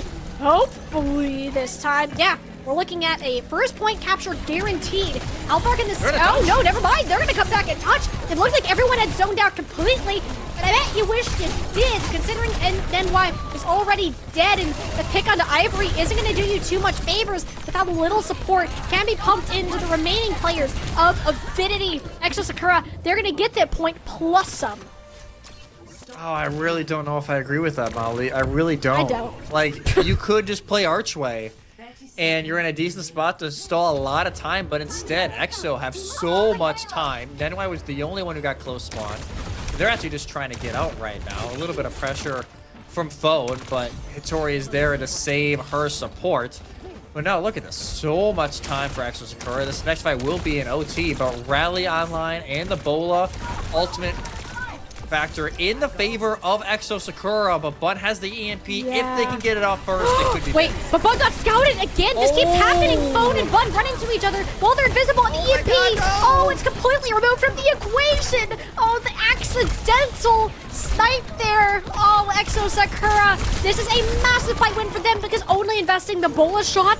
Jesse, that's huge. That's massive. Only the bola, which out of the 5 ults, maybe tied with Amari's, is the least impactful in these fights. But now you have EMP, both support outs. The downfall maybe just deny some of this initial push through to try and contest near the end of second phase. All signs lead right now to a third phase from Exo Sakura if Avidity cannot find that early pick first. And granted, they have the EMP to set it up, but they need to pop it first. You cannot wait. But Phone's gonna get there. Phone's gonna grab it, but gets stuck by the wall. She can't move anywhere at all. Hitori is into this fight, and so is removed. Exo Sakura. He stopped just before second point. My goodness, did that get dicey. If Phone doesn't get shut down there, we're looking at a much different outcome. Yeah, Proto never gets to pop the orbital ray. Yeah. That was the big factor. Like, Scuffed can just use theirs, fly on in, help the rest of their team, and from there on out, yeah, Exo Sakura, that overtime ticker was so fast already. But I don't think they're going to complain, right? Like, you get almost, basically, Avidity have to complete phase 2, which is not the easiest thing to do in this map, especially if you hold for a while over on point A, if you hold over by Archway. This is a map that you can hold, but can also flip the other way like we saw during their attack. So, Avidity now still, I would say, have the power in their hands, the advantage on their side, but it's no longer a given, considering how Exo Sakura have found some of their counters, and Phone has really shined on this Sombra so far. And like you said, the accidental scouts some of the time against Bun, it's been fantastic. Yeah, even if it's just pure luck, running 2 invisible Sombras running into each other. The Phone was just with her team, or with their team, and Mage was not. Simple as that. So, Exo Sakura here, great benchmark to be able to work with, but I mean, Avidity, they got a snowball on their own attack. What's really stopping them from doing the same at this point? Mari has to be careful. Getting hacked here, denying the leap away, that's exactly what they did last time. Yeah, that's exactly what happened to Hitori in this same position, right? And there you go. Look how quick she was, like, no, man, it still might happen. No, they get out. Okay. So, she knew as soon as they start engaging, they got it. You cannot die like Hitori did on the other side. Race to these EMPs, honestly, I think is what we need to look at. That ultimate is so impactful in these fights, and Phone can't build up ult charge if they're dead. One just completely shuts them down there, and yeah, if you can grab some staggers here and deny a touch, but it doesn't seem One has the reinforcements to do it, and then they're on the high ground trying to deny this extra bit of escape. The pick onto Proto should go ahead and do it. Exo Sakura, their margins of victory getting slimmer by the second. Yeah, that is an efficient attack from Avidity. They at least have time. It's not like Exo, when they were moving into second phase, they practically had to play in an OT scenario. Avidity, they have a fight to lose before they really have to enter that territory. And like you said, the race to EMP strongly in favor of Bun because they're able to win the summer 1v1 even though they see 4 as they turn that corner. They dip out very quickly. The ults to look out for. Winter by far the nearest to their ult as she is able to get this bola shot online early. Could at least force some of this aggression off from Avidity, who are trying to play an early EMP. Now, Ivory very close to matching Winter's bola shot. And you have to imagine the attackers will try to initiate on this. It depends on who can really get an angle. Ivory has been hit with wall after wall. This corner in particular, I mean, you just can't find much as hit scan unless you're just going so far forwards. Phone is dead again. The EMP, that looked like a far-fetched miracle if it's even going to happen at this point. Avidity, they should be able to clean up here. Staggers are going to be devastating for this team. Yeah, it'll be, I believe, Proto just actually gets the group spawn. So at least that wave respawn, Winter will go over to the sim to try and allow everybody to get there a little bit faster, but Phone still needs to live here if you are Exo Sakura. Phone touch? And the team touch, there's the EMP though. We mentioned how important getting that ultimate first is, and Bun showing us just that. No orbital ray to be seen again from Proto, knocked out of it entirely, and it'll be Avidity taking their second win of the spring playoffs for this Calling All Heroes bracket. Whew. All right, look at that. Avidity guaranteed a top 3. I'm going to check because I don't want to spread misinformation, but I believe either guaranteeing themselves a spot in the COD Championship later on this year or getting very close to with how they are guaranteed to finish in this event. But man, Avidity continuing to show, hey, for one, the Swiss result was not a fluke by any stretch of the imagination, but they are a team to watch here. The rest of the tournament, their night is over, but for now, already a fantastic result against an EXO team that did push them a little bit. Yep. Right? EXO Sakura, they win that map 3. We thought they were in a great position in map 4, but Avidity, very good adaptations over on King's Row, leads them to win. EXO Sakura, they're no slouches. Let's be real here. They did win the Radiant Academy 101 for the Calling All Heroes season, so coming into this as those established victors here. However, this is a new-ish, I say ish, roster, because all these players have already played with each other at one point. We cooked in the kitchen. We combined the remnants of our 3rd and 4th place teams in Rad and Timeless Ethereal to get this, Avidity Calling All Heroes, who does not seem like they're going to be stopped anytime soon. I want to know what happened when this team played DK, because if anybody can manage to beat the consistency that this team was able to put out, minus the Sombra, which we'll talk about that later, it's going to shock me. I think the Sombra is more, okay, we're playing EXO Sakura. Yeah. We almost need to. Like, you can't just let phone go unchecked, and it's really difficult just to not have a Sombra on the other side to deal with phone. So I think that was probably more of why it got pulled out. But yeah, they have a date confirmed with DK. Winners finals. Okay. They take down Moth Genesis 3-1, which I said, Moth Genesis, hey, you steal a map, you maybe at least, give yourself a little bit of a chance in that lower bracket, but they are sent down. But all 4 of these teams now done for the day. But man, what a result for Avidity, like you said, guaranteeing themselves in that winter final. And I cannot wait for them to play DK. Like, that is going to be such a good game. I think Avidity takes it. I mean, I haven't seen DK play just yet, but if dropping that map to Moth Genesis and having some interesting results in the Swiss stage, I mean, this could be a serious run back. And mind you, I'm saying this after I know Avidity got 3-0'd by DK in the Swiss stage. So this is a full-on vote of maybe recency bias, but if we continue to see that type of performance, it could happen.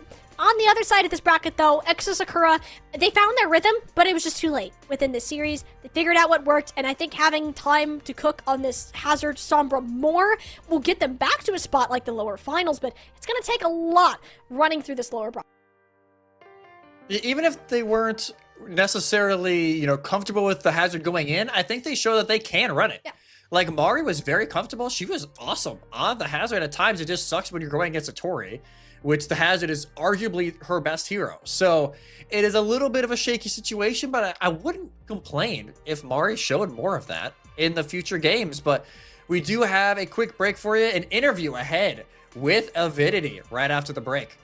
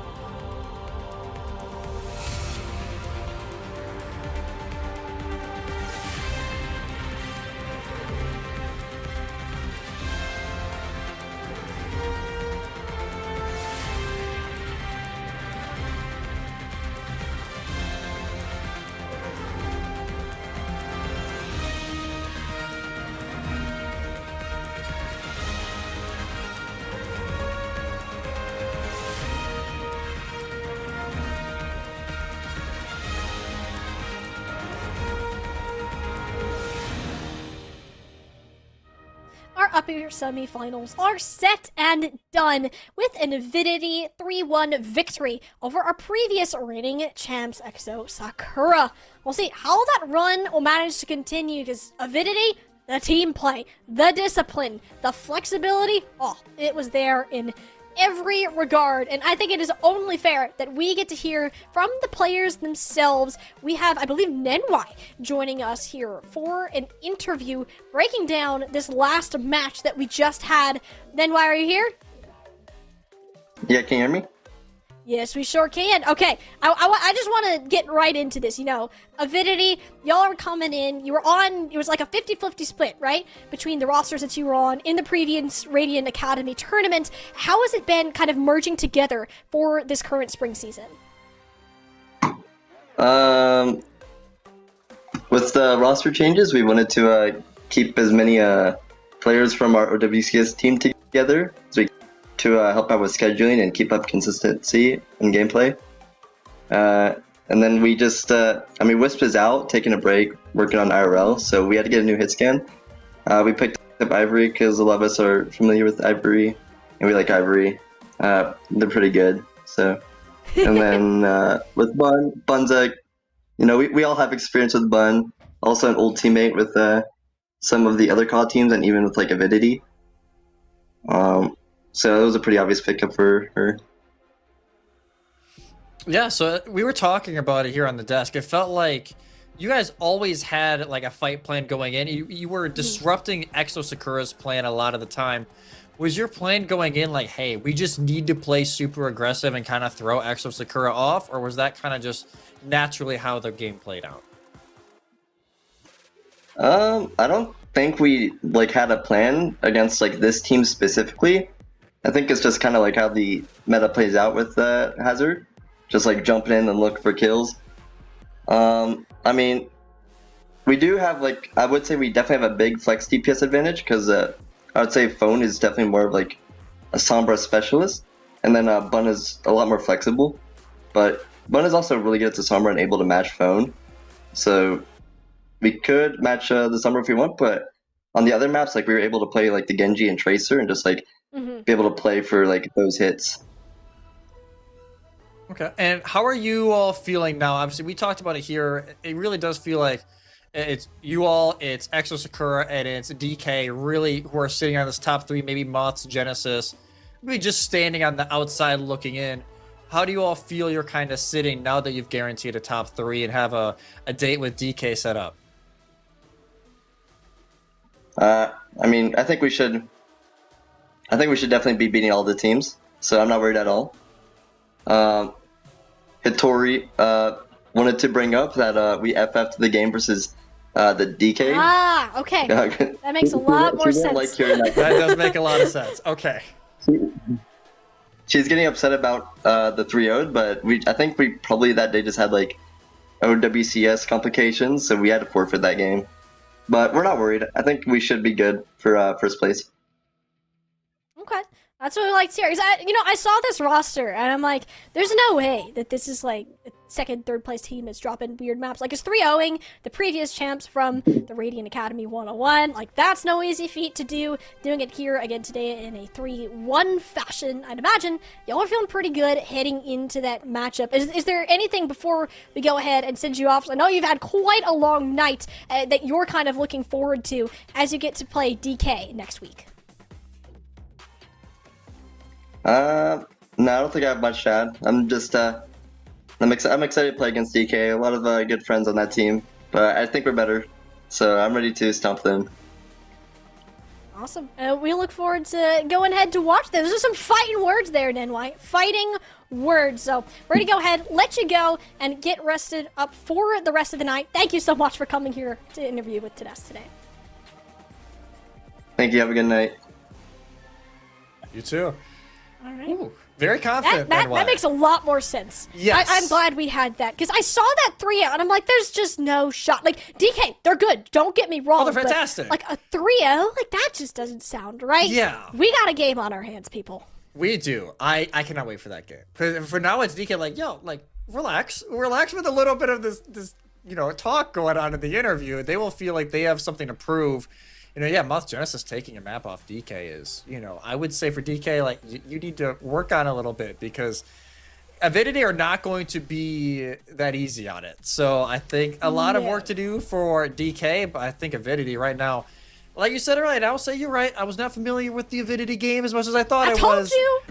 I will say they should be the favorites now the rest of the way, but we'll have to see, if a challenger arises. That is what we'll have to find out. Avidity, looking good, looking pretty strong, blinged out, you could even say. And speaking of some bling, oh boy, do we have just the thing for you. Pura Vida has been the wonderful sponsor of our Calling All Heroes spring playoffs so far, and we have to walk you through everything that the sponsor has to offer, because look at all of this. We have our lovely bracelets that are themed after each of our types of heroes. You can go on, pick and choose which ones are good for you. I have a feeling a lot of people are going to go for the Guardian Angel one in particular, representing Mercy, and you can customize it just like we are here. And look at this. I would do that. Her healer, just think about how many people will do it. It's like the what is it? The Kitten of Discord tag in Overwatch all over again. It's fantastic. You and I were having so much fun messing with this, and yes, you can put your zodiac sign on there if you want. You can pull your favorite quotes. Like on mine, it's not going to show up very well on camera. Well, I got more of a Genji carbon fiber lineup going on with I need healing on it. So I had to, right? You gotta have a little bit of fun with it. But no, everything is fantastic from the site. You can have so much fun setting everything up, the GG Gamer Pack, the Tracer set. So it's really been fun to kind of mess around in as well. I know you got your own, but I got the Lucio combo going on the other hand. No, I kid you not. When we got told that Pura Vida was doing this, I'm like, okay, hold up. Cracked my knuckles. I spent a solid 45 minutes going through. You were so quick to it. I was on it. I spent 45 minutes going through and picking and choosing everything that I thought would be great for a bracelet. I picked Venture. Venture's my hero. If y'all don't know me, I love my Rock Muncher. Inspired off of the top skin I always wear, and you probably can't read it here. It says, I can dig that. That is my go-to phrase. I love that hero so much, and Pura Vida. They made it possible. I can rep it on an everyday basis, and I didn't even go for any charms. Look at all of the options that you can do to customize it even further. Yeah, almost everything on here is customizable except the normal bracelets, but you could even pair those with the rest. So it's a great gift even for yourself. If you have, a birthday or an anniversary coming up for your significant other, why not get a Pura Vida bracelet, scan the QR code, or go to PuraVidaBracelets.com. Look at all the Calling Our Heroes set. There is just so much awesomeness going on over there.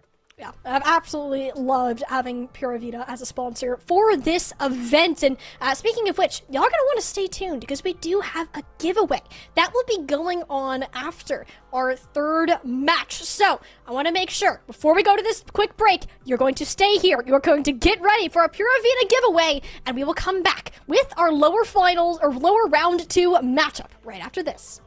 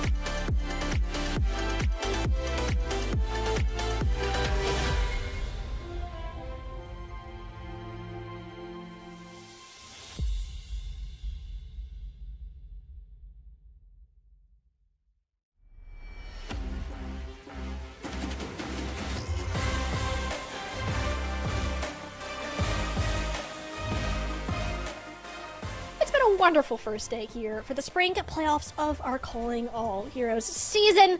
However, some good things must come to an end, and it means we have to bid farewell to one of our teams here. We are heading to our lower round 1 matchup as we look at our 6th and 7th seeds facing off Hiveman Baddies against Fable. Yeah, Hiveman Baddies and Fable, and it seems like two teams who have two names that have been around for a long time. Obviously, Hiveman Baddies, a very recent rebrand of the name, but who is Nadokado? This roster has been around a long time, and the Fable name, and a good chunk of this roster has also stayed together for a long time. So, really curious, two big names here in the Calling Out Heroes going at it here, and one of these teams going out tonight, Molly, which is just very weird to say. It's sad. I know. I hate saying goodbye to these teams. They just mean so much. And I mean, it does show how much this competition is truly just gone upwards. To think like a 6th and 7th seed that we could formally see make runs in like the top 4.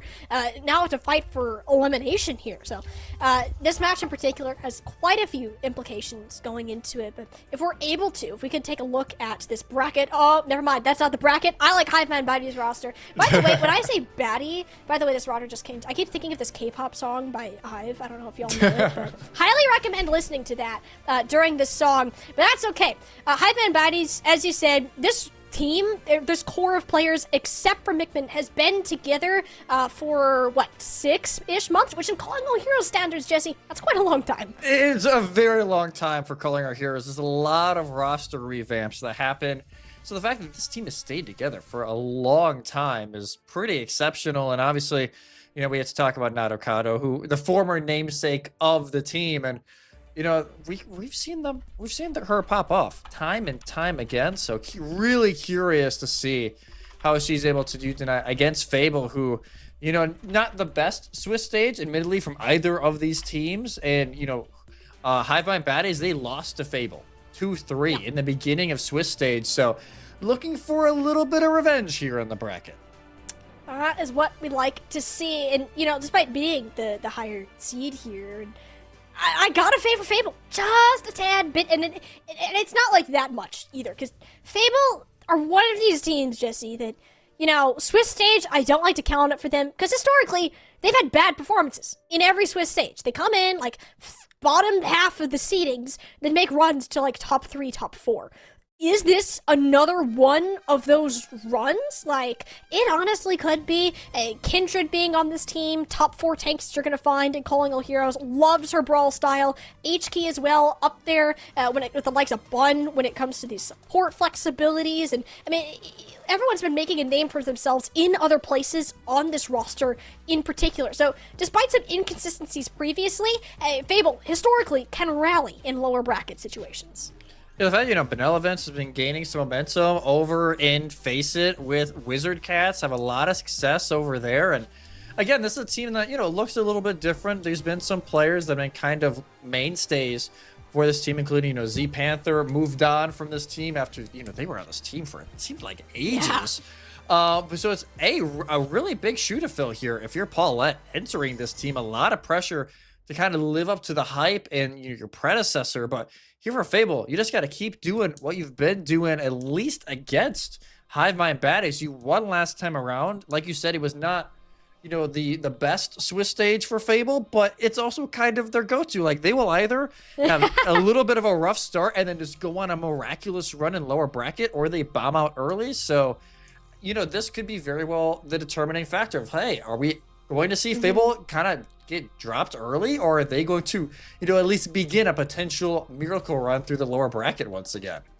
Yeah, we can take a look too at that bracket just to see how they got here in the first place, because both these teams did lose in that first round. It was to the likes of EXO Sakura, of course, so very strong team, and Avidity. So when we got to see those two teams play, that was scary. Understandable that those losses were 3-0. I think it's possible to rebuild and get yourselves back into this game. I did have a little bit of a break since those games too, so I think that time to regroup is really going to come in handy, because this is a long lower bracket to go through.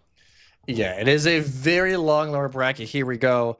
Looking at it here. First up, obviously this matchup, the other side of this, Hypnos, Iceless, going up against Quick Nova, the winner. That plays EXO Sakura. I would not want that matchup. I'm just going to be honest. Exo Sakura will be playing very mad next week, so good luck to whoever wins that. But this is a matchup against Moth Genesis, who has been very good as of late. But this is both teams, you know, could technically find a way to upset them, because even though, yes, Moth Genesis actually 3-0'd Fable, and they never did play a Hivebind baddie. So we really don't know how that would go. But Genesis have the matchup against Fable, but that's not something we're going to worry about until next week, until we actually know who it's going to be. So really curious on how this is all going to wrap up. Obviously, it went 5 last time. So like these teams are not very far apart at all. It'll just be who is better on the day. And honestly, I have a feeling we could be in for at least another 4-map, potentially a 5-map banger. We could. I'd be down for that. I mean, we've scaled it. We got a 3-map series. We got a 4-map series. Yeah. Ended on a 5. I mean, my voice isn't gonna like that, but I'm sure as heck hyped if we can get that far into this game. There's a little bit of a, you know, bad blood between these two teams too, and you know, having Mickman and Persona previously on the Fable roster when Fiery was still there. Heck, back when Avery was still on this team. Yeah. I mean, whoa, boy, that's a throwback. And finally, we do get our map pick in. 3 for 3 on Ilios today. Everybody wants to play the dive control map, and I can't exactly blame them. I don't blame them at all, and you'll see how Ilios plays out. Obviously, with no Lijiang Tower available, it does change it up, right? Like, you can't always go Lijiang. As much as Lijiang is fun, don't get me wrong, Lijiang is very fun to play, but you can't always go for it. So I at least appreciate we are seeing a little bit of a different look from time to time, but now we're waiting on these bans to come in from both sides. Fable, I believe, is the higher seed, so they should get first hero ban. I'm so used to like the old model where like it was, so Fable is higher seed, so they will get that first ban going their way. Honestly, at this point, you kind of just go towards comfort. I wouldn't necessarily go for a target ban this early, just because you don't really know what Hivemind's strategy is going into this, and you don't want to ban something that they may not pull out until, you know, a map 2, a map 3, especially on a map like Ilios where it's very much dive orientated except for ruins. And, you know, I've kind of talked about it before, Kindred known for her brawl tanks, I'd say, more than her dive. It's not unplayable, but I think seeing Kindred Mauga, not that I'm summoning this, please don't play Mauga. I'm not a Mauga enthusiast, but I think having something like that, if you see a Winston and it's really a problem, that could do it.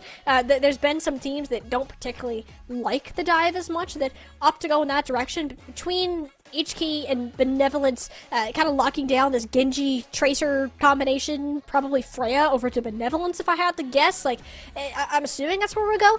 But if there's one thing we've had every single one of our series so far, Jesse, everyone has banned Freya, map 1. Yeah. Freya is like, no fun. Just not allowed to play the meta hero, which I get it. Like, you don't want to start off this series having to deal with a Freya. You'd rather, like, really start to get your basic mechanics going. And, like, all right, then we're going to throw in the wild card that is Freya. So I wouldn't blame either side if they want to go that direction, but it's also hard to tell how comfortable these teams are with Freya, because it's not a guarantee that everyone's playing Freya every single scrim. You're going to have those comfort differences. Like, we even saw Winter earlier on in the previous series. Wasn't super comfortable with her initially, wanted to play more Soj, realized it wouldn't work, and eventually got the Freya to work to a decent degree on maps 3 and 4, but it's not always a guarantee, and we will not actually see Freya banned. Okay. Tracer and Juno are the picks. I think the Juno, pretty self-explanatory. It locks you into either this Ana Brig or Lucio Kiriko, which everyone has been favoring so far. Don't mind that at all. The Tracer one almost feels a little bit targeted towards, I'm assuming that what would be Mickman on the Tracer. I mean, one of their best heroes by far, other than the Genji, which is something H-Key is a lot more comfortable matching on that front. So, depending on what this first round is, perhaps more of that Genji, maybe the Ana Brig if we're on Lighthouse. Yeah, maybe more of that Ana Brig, I'd say, yeah, especially on Lighthouse, but definitely we could see a variety here. And if you want variety, you know, we were talking about it. Pura Vida, they have a variety of jewelry you can get. Giveaway is going on. So make sure you go check that out. It'll be Pure Vita will be giving a set of exclusive Calling Our Heroes bracelets to one winner during each broadcast over the next 3 weeks. So make sure to type !Pura Vida in chat for your chance to win. Again, !Pura Vida, all one word. To make sure you enter in for your chance to get these incredible bracelets. Like, I'm still wearing mine. The ad read's already over for us, and I'm still wearing them. Like, why not? I'm gonna wear them all night. They're great. It's a vibe. It's a vibe. It actually is. I mean, we have the Calling All Heroes ones too. They're actually really sick with the yellow, the pink, the purple, and the blue. So, one winner per broadcast, by the way. So, even when this comes back next week, it will still be active. We'll be rolling out on, well. Yep, that's where we are at. Hive Mind Baddies teasing the Winston out of Eve, one of her more comfortable tanks by far.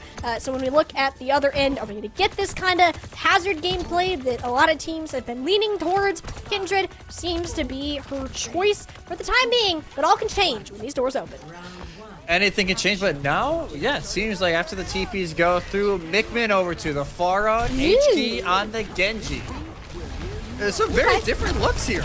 I'm very surprised. It'll be a little bit difficult for HK having to go against the Winston, but I do feel like Mickman's Pharah is going to be relatively uncontested. Yeah, there's not much you can do about it. I mean, we did see some Freya's earlier that kind of put pressure onto Pharah's. So Benevolence will likely be the one to take up that task. And so far, Fable has been completely zoned out from every single entrance of this objective. Even though, under a lot of pressure, lost about half of her HP just in these shots of Benevolence. So eventually we'll back off after capturing the point, recognizing that Pauline is down, regaining some health, trying to touch a toe in and out, extend this capture, but yeah, no, it's not really going to do too much if your entire support line's back. Yeah, if you don't get your supports, it's just a done deal. Is not able to get anything else from that point on. Fable playing fairly aggressive, but Benevolence almost gets caught out. Because of that fact, they will back up as the rest of the team is trying to posture around. They can play this slow game here as the rest of the Hive Mind Baddies work their way around and almost Eve taken out. Boy. Kindred, A-OK, is a lot more sustain if you end up getting hit with some Nado-Kado bolts there. A bit of a trade between these flex DPS players as Benevolence runs for cover. Bola shot almost online, but instead we'll get these Kitsune rushes between Pauline and Kurishima on the other side. But yeah, neither of them amounting to too much. Of Kindred is just exploding the second she peeks around a corner. Benevolence opting to retreat, understanding without a tank, this fight is pretty much lost. But you're still going to try to sustain on this point as long as you can. And I mean, HK is certainly helping here. Wait a minute, these DPS, they're not going to let this fight end as quick as it could have. Buying some more extra percentage, don't really have a win con in terms of an ultimate unless Fiery decides to commit into her sound barrier, but I really don't think that's all that likely considering the point was lost. Yeah, point lost. So there it is. They're mine, but Pauline gets moved off by the Primal. Kiriko's traded. Okay, you know what? I can just eat my words. That's okay too. I mean, Fable still not in a great space though. I mean, Kindred's dead again. Surely this time. No, we're gonna pull the Dragon Blade. Okay, yeah, pull the Dragon Blade. Deflect the rocket into Mickman, because why the heck not? And HK's still alive, even if the blade amounted to much. Straight in the back line, and yeah, Hive Mind Baddies at the point the whole time. Yeah, they would have flipped that early, and that would have been what considered compared to the 59. It would have been like 80 to 90% for Fable. So flipping that early is a massive win for the Hive Mind Baddies, because now they're basically even going into this fight. Instead of playing a long game, as we have a pause requested. So going back to us here for just a minute, but still, you know, sound barrier and ults available here for Hive Mind. So definitely some abilities available. And a nice little fight there to really spread out the play. They're not trying to allow the hazard to really roll over the rest of the team. They're just trying to find that traditional poke style, but also like always trying to play dodgeball against the hazard. It's a very weird comp they're trying to play against, but at least that last fight went pretty well. Yeah, no, that was a lot better, especially with the amount of time that point was capped. I mean, Crump now has an unmatched sound barrier, too. So, Hive Mind Baddies certainly happy with what their current situation allows, as they will go ahead and pass Fable in percentage here momentarily. But uh-oh, there's a fireworks show going off indoors. Don't do that, people. Not recommended, as Kindred has exploded. Hive Mind Baddies up once again. Even without Mickman here, they'll be fine to stabilize off of that.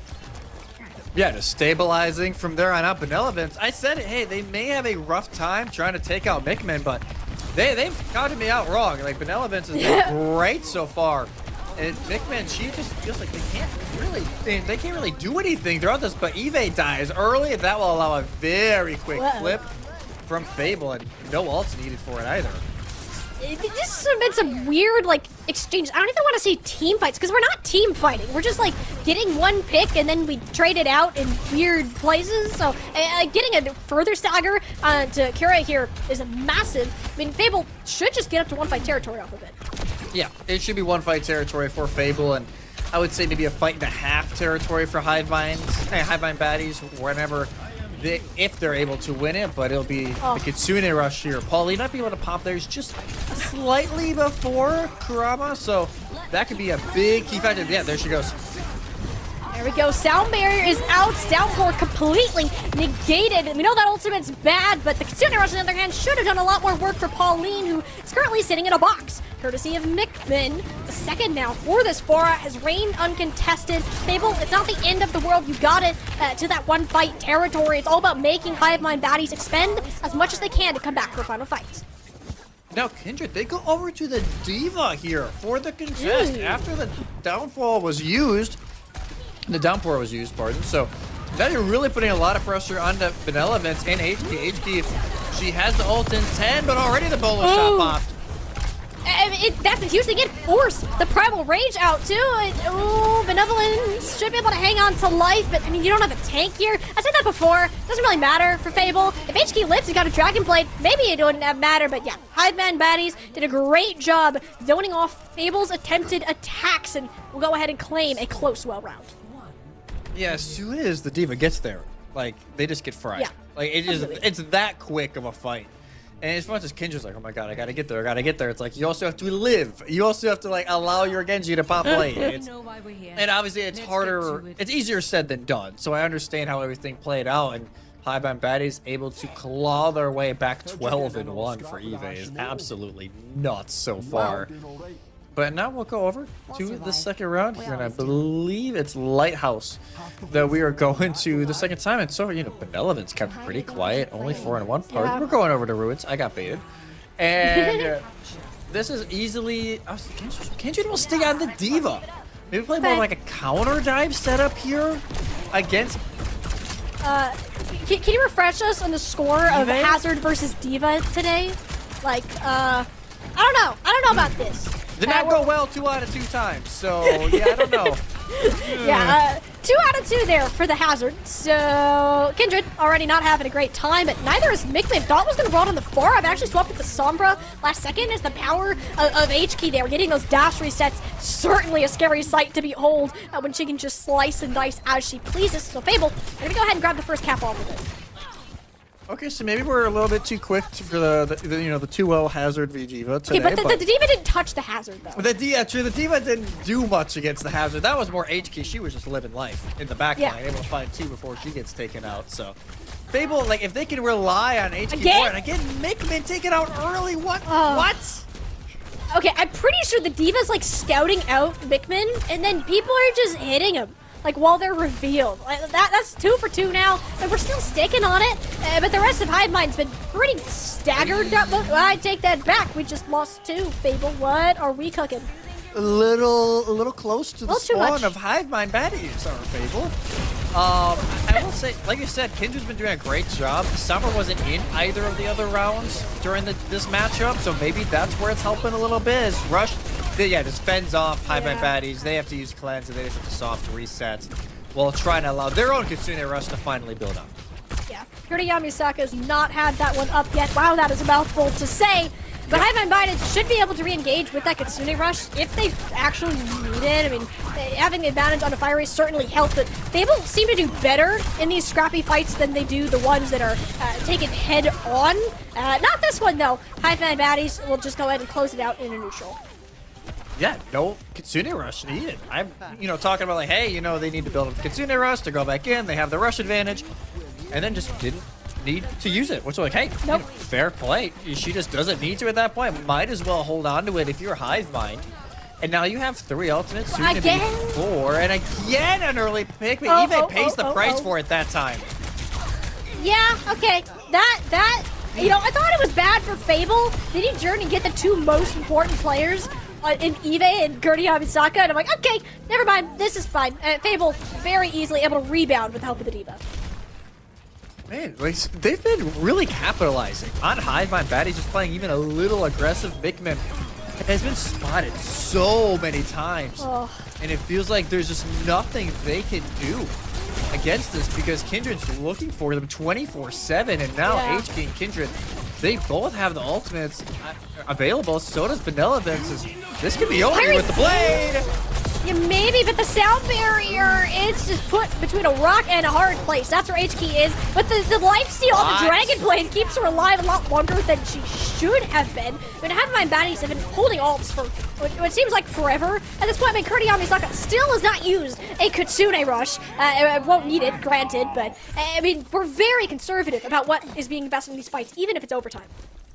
And you almost get into that space like, yes, you don't want to waste an ult, but you also just can't hold on to it for ages and ages because then you could use it later on, and you're almost detrimenting yourself more than you're helping yourself by trying to hold it for that quote-unquote perfect moment.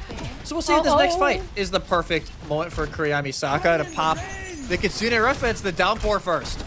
Downpour, I think that just gets on a Kindred, who ended up with a wall against her back. Has a self-destruct to attempt a remech, and yep, go ahead and snag that sound barrier to get her revitalized as well. But that's exactly what Mickman was waiting for, the EMP to come through. The boom from Crumb, Fiery had no way to clutch onto the wall. A second one now. Crumb sends them reeling over the cliff. A third for the Lucio. Hive Mind Baddies. Woo, coming alive here in this fight. The Sombra, it finally worked. Finally worked, and that's disrespectful. But you know what? It works out. HK goes over to the Widow, tries to find an opening pick, not able to. And now Fable all of a sudden again, after building a decent lead during the first half of the round, is playing from the back foot in the final fight. They need to find a touch, and Benevolence will not be part of it. Yeah, you don't have Benevolence. There's the Kitsune Rush from Kuriyama Saka.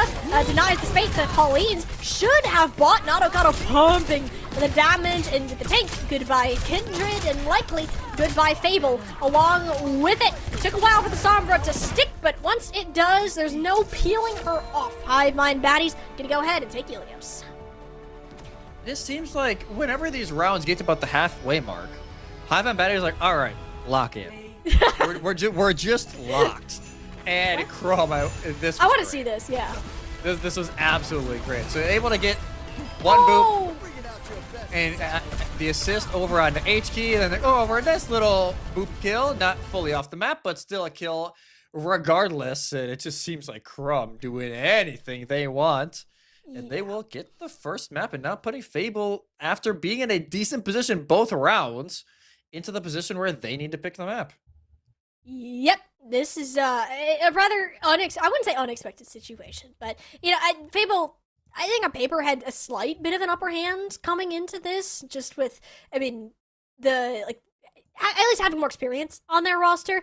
But at the same time, I don't think Brawl is necessarily their strong suit, nor their favorite. They struggled against the Pharah. Once the Sombra started working, that became an issue as well. So even with HK having her pop-off moments, as we're used to seeing, it's not really enough of that cohesion to turn that into a winnable situation. So I'm hoping with the remainder of this map pick that we go to something that maybe favors Kindred's hero pool a tad bit more, that you can play and enable HK further to keep popping off as she has been.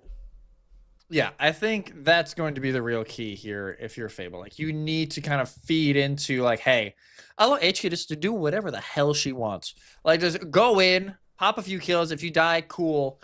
But you're at least able to get a worthy trade out of it. Because the fights where HK go into the back and she's able to get 1 or 2. Benevolence, especially during that first half of the first round, able to get a lot of good picks over on the Freya, but it just didn't feel like anything else really, you know, built upon. And even the first half of Ruins, right? Like, Kindred's all over the place. She's getting great kills. She's having good scouting and a lot of great DM usage, but they're not able to build on it late stage. So Circuit Royale, another fresh map for us tonight. We're seeing a lot of diversity in the map pool. It's crazy what, you know, not having Li Jiang in does to that. But this is a great map for us to at least get into map 2, and maybe you could either look at it as, hey, we're going full on poke, or we could even see more of the rush style that's kind of built upon itself over this last few months. We're rushing. I'm calling it now. We're rushing. We're putting Kindred on a Ramatra, and we're rushing.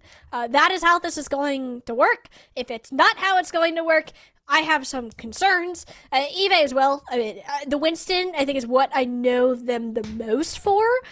But outside of that, has shown to be a pretty flexible tank. I mean, Circuit Royale, it's been in a weird, like, growth period of, are we still this, like, I want to be a Sigma poke, Sigma mirror map, versus are we now I'm going to play Winston, or I'm going to run it down with Mei, Bastion, Ramatra kind of We've thing. We're seen having an Zarya. identity crisis. Okay. It's been all over the place. Do we pick a Zarya here? I think that'd be crazy. I doubt it, but it's like, oh, we're Sigma poke. We love double sniper and Widow and Zen Bap and maybe a little bit of a Lari. Now it's like, what are we? I woke up from a coma from 2 months. What happened? What is this map now? Y'all broke like, it. That's what happened. It's all over the place, and I do think it's for the better. Like, don't get me wrong, not having this just be Sigma poke city is great. Love having a little bit more diversity over in Monaco, but overall, I'm curious to see, because like you said, especially like, I would not be shocked if Fable just want to run it down with Rush. Like, especially with Kindred, like, I would not be surprised if they just want to run the Ramatra Rush, maybe pull in like a Mei that we've seen very weirdly popping up as of late, and letting HK be really aggressive with that Benevolence, maybe onto a Soj, or continue to run the Freya. That could be a really good spot for Fable if they want to tie us up at 1 apiece after 2. I look at Fable's roster, and I mean, I see HK. I think of 3 things when it comes to HK: Genji, Tracer, and Mei. You can play Mei here. Yeah. Kindred, play Brawl, please. It looks so like, I don't feel like you're using this team to your full advantage if you're not playing that specific composition. This is one of the few maps I think that actually, like, it's so miserable to play dive sometimes that you just have to mirror the Brawl. I think it's one of the few maps that still exists that you can do it. So Fable needs to use that to their advantage and get themselves back in the lead. I don't think it's necessarily going to be an easy thing. Mikman spelled a lot of problems for this team. Yeah. Pharah also very good on this particular map. So if they continue to run that down, and we could be in a whole nother set of problems. Yeah, this could get very interesting very fast. If we go down that line, and it just, especially with tonight, we've seen so many series and even fights. They're like, oh, we think this fight's going one way. It's like, nope, ultimate's getting thrown in, ability's getting thrown in, and it just turns into this back and forth. But interesting. So no tank ban. Fable will ban out the Pharah. That feels maybe a little bit targeted over to Mikman. Like, yo, relax. We don't want to see it. The Zen, I don't mind it. I don't think Zen is as oppressive as it used to be on this map. You can easily run a Lari in their place, but I don't mind the ban here coming in from Hivemind. So let's see how this all goes out. But I do think all signs point to Rush. It should be. It really should be. And if we get to see where this goes, I mean, it's gonna be Freya, Mei. That's my guess. Freya Mei is my guess. I mean, Freya's just too good here. I mean, she's not banned. Like, I don't feel like this is a situation you don't play Freya unless, like, literally can't, because she's banned. So that's my guess. Mikman also does have a mean Mei. That's also on the table. Eve can play Brawl tanks. Like, this isn't a bad map pick for Hivemind baddies by any means. I think the Zenyatta actually ban tells us we are going to play the Ramatra, since it's kind of miserable to play against any tank that can't easily get away from it, like a Ramatra can. So these are all theoretical, all predictions nonetheless. Oh, they could completely just, like, I want to see him pull out a Zarya. Now, you said it. I want to see it. Give me variety. We saw Doomfist. Why not? That's one of, like, the favorite pastimes of these teams, is just to mess with casters. It is. Like, we'll be like, oh, we want to do this. We think they're going to do X, Y, Z and run ABC comp. And it's like, what? It's like, yeah. What are you doing? Especially, regardless of what tier you're at, they love throwing curveballs. So I'm curious to see what each team are going to run. We're finally getting into the game here on Circuit Royale. So I want to see, hey, maybe a little bit of a difference. That is not. I'm gonna ignore Mickman for now because that might be bait. So Fable, we should do it. Do it. You were right. But hey, Kindred's on the ramp. H-Key playing the Mei like she should, and Benevolence on the Freya. This is a very standard rush comp for Fable. I think it could work really well. Hive, I gotta wait to see if that's bait because that'd be interesting, and actually would not be bad against what Fable are running. You can break the walls fairly quickly. You can put a lot of pressure onto Kindred up front, and it's off. Okay, well, great. Hey, it was fun to think about it when it lasted. I saw into the morrow with this comp. Just calling it out there. And Mei, for both Mickman and H-Key, I'd say top 3 within their hero pools, and kind of these real mantras duking it out. Likely up to Freya, though, to get these first eliminations. Oh, wow, look at that. Benevolence blows up Nadokado. Losing the support here is a bit of a problem. So, with how close these spawns are, even if Fable, like, kind of wipe this here, I'd still be concerned with how far Fiery is. Yeah, at this point, if you're Fable, like, you can just kind of relax for a second. Be like, okay, we don't have a brig. We can't really push up unless someone is egregiously out of position, or Benevolence, you know, already getting a few more. And much more damage in there, and really forcing Nadokado away. Yeah, and double the ult charge, too, from Benevolence right now. Putting on a ton of work that's coming to this Freya. Hive-Man baddies, though, will manage to get to this first corner, which is like the actual test. I don't think this, like, stretch actually exists on this point. It's can you get attacked this corner? Defense has so much space to work through, while everyone else is just bottlenecks if you're trying to attack. Eve already forced for the Nemesis form here, and with the walls kind of doing some little geometry splicing, if you want to call it that way. The Blizzard, though, much more of a concern. Got Chili out there real quick. Eve and Crumb turned into popsicles, and Hive-Man baddies yet to get past the corner of death. Yeah, and that's especially with this Mei comp right now. It's so hard to get through it, because even Mickman, they do the right play. Right? They're able to wall off Kindred. She has to really play passive. They lose the Nemesis form because of it. And so we're gonna look at this! Whoa, what are we cooking? We are in there like swimwear. Hive Mind baddies just set a trap, and Fable sprung it in the spawn room. But who sprung it really? Eve pulls out this annihilation, knowing how important it is to team wipe and get to this last corner. It seems like they'll be able to do it, completely catching Fable by surprise. Yeah, that was... I don't mind it from Fable, but I'm also like... That's a little ballsy. Especially when you're in a great position to hold corner. Like, if this cart was kind of where it is at now, and you can't really hold corner, fair enough. But you're in the perfect position to hold corner and just continue that egregiously hard choke. But now you're... Yeah, still in a decent spot in this corner, but already a lot of util force. Yeah, the Juno ults here, I mean, having that unmatched, it should just be an automatic fight win for Hive Mind baddies. Kuriyamisaka, excuse me, had the shiny win button for the day, and goodbye Pauline as a bit of a late stagger. So Hive Mind baddies, importantly, getting this high ground, and will have to force Fable through their own choke. Yeah, Fable all the way out. Hive Mind baddies. Yeah, just a simple... Yes, it's both support ultimates in the end, but the orbital ray was what won the fight. Yeah. They can just waltz on in, no care in the world, and Hive Mind baddies can play very aggressive with the follow shot, and this time that gets punished. I don't think there should be a situation where your Freya is the one walled off. Yeah, that is just what happened to Nadokado. Flew a little bit too close to H-Key there. And yeah, Fable only really nearly nothing to get through that. Just a nice Mei wall out of H-Key. Oh, dear. Oh, wow, what a stagger from Benevolence. They're able to find Mickman. They're trying to make their way back to spawn. That'll be a little bit of a delayed spawn for the Mei, and just a little bit of some pop shots going on here. You know, Benevolence and Nadokado like, hey, this is a very fun hero. Totally, a little bit oppressive at times, but totally fun hero. Just almost like, just jump up. Hey, we can float, make a pop shot, fly back down. Why Freya is just so damn fun right now. I'm sorry, I was laughing at the sound that Kindred's primary fire makes. It's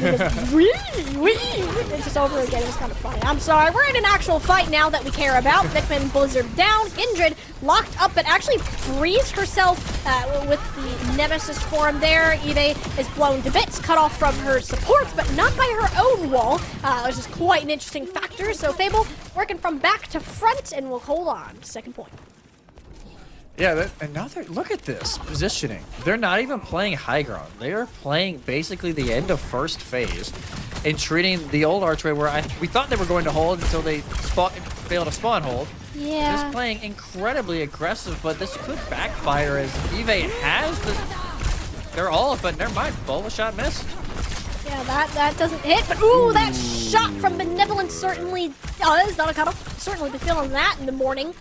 Minute 44 to work with here. I mean, Ivan Baddies is just stuck in another one of these terrible offensive spots. Yeah, and as soon as that orbital race pops, like, all right, we just kind of have to lose the fight if you're High-Five Baddies. Like, there's not much you can really do unless you find a random pick onto a support. And now with, the orbital ray gone, Fable have to play a little bit more conservative. But all of a sudden, Benevolence wins the duel again. Ew. All right, Benevolence. Okay, they had the high ground, fine, but that was a nice set of shots there. I know we're invested in the orbital ray. I was just about to say that if we hold this, there's a chance. I mean, you get Kindred and probably Pauline, but no, the Void and Benevolence burnt down Eve before she can actually get close to Pauline. Oh, this has turned tragic real fast. I mean, Hyben, they had such an advantage with the orbital ray, they just blew it. They're trying to take advantage. Oh, we need to punish Kindred, and they do, but they're not able to take anything else out of it. And Benevolence again on Nanokado. They're just on an unreal level right now. Now trying to find them. Ray is able to find them. This is just unreal. Take it over the lobby. And Benevolence, Godspot, Freya, name a better combo. I mean, it's just been looking so good for Fable on the second point. Really just this defense as a whole. And I mean, one more fight here. They got nothing, Jesse. No, they have absolutely nothing going into this fight. Mickman will try and TP the team out of this choke, try and at least allow them a chance. But Nanokado, she has to find something here if they can build a follow, but that's not the start. Oh, and she's still going. Goes with the melee on the flying Juno too. Oh, she just cannot be stopped. Benevolence so good on this Freya. Single-handedly, they shut down the attack there. Wow, Fable, you better be giving Benevolence a pat on the back. Oh, it's like, hi, thank you, Benevolence, thank you. It's like, they just took over lobby. Like, that wasn't even funny. That was just Benevolence's world. We're all living in it. Look at 22, 2-1. That is unreal. That's just not human, Molly, at all. And even, like, you can look at the rest of this. Like, HK's got 14, Kindred's got 18, Pauline even has 14 and 15. But it's just, they're shutting down Nanokado so much. 22-9, the difference. Yeah. Ooh, yeah. That's tough, buddy. That's tough. Like, Benevolence is just on another level right now. I think it's a lot easier to pull off on the defense, but I mean, even having the impacts that they did, it was just bola shot after bola shot, and it farmed them so quick for getting that many final blows. So we'll look towards now. What the heck do you do to defend this? How do you stop a Benevolence who just doesn't miss? You put a wall up, you try to deny these sight lines. It will be much easier for Nanokado now, but she just barely could get a word in that matchup last time. Yeah, it just felt like Nanokado, they weren't even in like that bad of positions, right? She was in pretty decent positions. She's exactly where she needs to be. And then Benevolence just always has an answer. They were going for the TV, like, nope, chicken down to that one. As soon as I turned the corner. They flicked too hard. They flicked too hard. Thought they're still playing Freya and just flicked out of the TP. Unlucky. I can only imagine what that VC sounds like. But it doesn't matter. Holy Benevolence. Just hit 3 shots in a row. Goodbye, Kuriyami Saga. The smallest hitbox in the game, mind you. The rest of the team is gonna topple over with no supports. Just ripped out from under them. I mean, HK, okay, just got 4 final blows, and we're still talking about Benevolence. Yeah, she's like, hey, what about me? Like, she is popping off on the Mei, setting up a lot of these great walls as well. Mickman, regardless of, what hero, they've done a little bit of hero roulette at times. They've been kind of shut out in the Mei duel by HK. No, look at this position. She's just trying to find Eve in an awkward spot when they push forward, and there it is. Yep, Eve. Oh, okay, that's the wall not exactly where you wanted it to be, but it certainly makes them panic. HK now in a small one with Mickman. Ice block is forced here, so this is a little bit of scary territory. Mickman double dink onto the opposing Mei here, kind of looking like Benevolence out there on the other hero, or Mikman is just them. Like, I don't know. That's 3 vital blows now for them. So HK get a highlight on the Mei. He's like, okay, it's my turn now. Yeah, it's my turn. Like, y'all been talking enough about the Fable DPS. You remember who won map 1? Yeah, us. So, great play from Mikman. That's, yeah, rotate above on high ground after they take out H-Key to put pressure on the Benevolent. Ends up just, having to finish them off as Nadokado lands a nice explosive crossbow shot. And this is where we thought Fable were gonna hold. It's just this corner, but instead, look at this. Already wall forced. And Ice Block too. Mikman likely throwing the blizzards. Yeah, there we go. Yeah, there it Gonna is. lock in Kindred. They have enough support to keep her alive. Oh, hanging on for dear life. No, the Orbo Ray down just a hair too late. HK. But who needs healing? If you have damage, that's what HK Benevolent said. No need to heal if all of the enemies are dead. And that is looking to be Hive Mind Baddy's fate. Despite the challenges, Fable, they're gonna roll on through first point. Just Benevolence and HK. It seems like almost every other fight, they're just popping off. No! And no! I'm sorry, that was a little loud for me. I Mid-duel! apologize. Oh, that's rough. Well, honestly, still plenty of time here for Fable to finish off the map, go 1-1. We understand now why they picked it, that's for sure. It's just Hive Mind Baddies. They gotta try and find a way here to find some sort of answer to H-Key and Benevolence that's consistent other than chucking a whole bunch of ults at it, because it hasn't worked. And, map 1 was the story of, hey, Fable do well the first half of the rounds. They're building well. And then Hive Mind, they find a quick answer, and they're able to win out the rest of the round. That halfway adjustment has not happened so far in Circuit Royale, and it shows. Nope, not quite. For Not quite. Hive Mind Baddies, you got some highlight moments, but again, Orbital Ray has been the difference maker in any of the ultimate fights, and the instances Paulines have it, it's been great. The one exception is when Kurogami Saka opted to use it after 3 of their players were dead. Just kind of burned down Kindred, and it was a really tough kind of matchup there, but because they're so off-tempo, I think there's really good potential for Hive Mind Baddies to get a stabilized spot here. It's not like Nadokado's slacking in the slightest. If you can remove Benevolence or Fable from this high ground position and just kind of keep them on the low, then this is a very different game. Oh dear. Yeah, Benevolence almost taken out early, but instead they will just build up the bola shot. Nice little explosive on the Eve, but they have the Annihilation. If Eve want to play aggressive, they can. They're gonna think about it. The Annihilation to stay alive. There's an Orbital Ray that you should be scared of.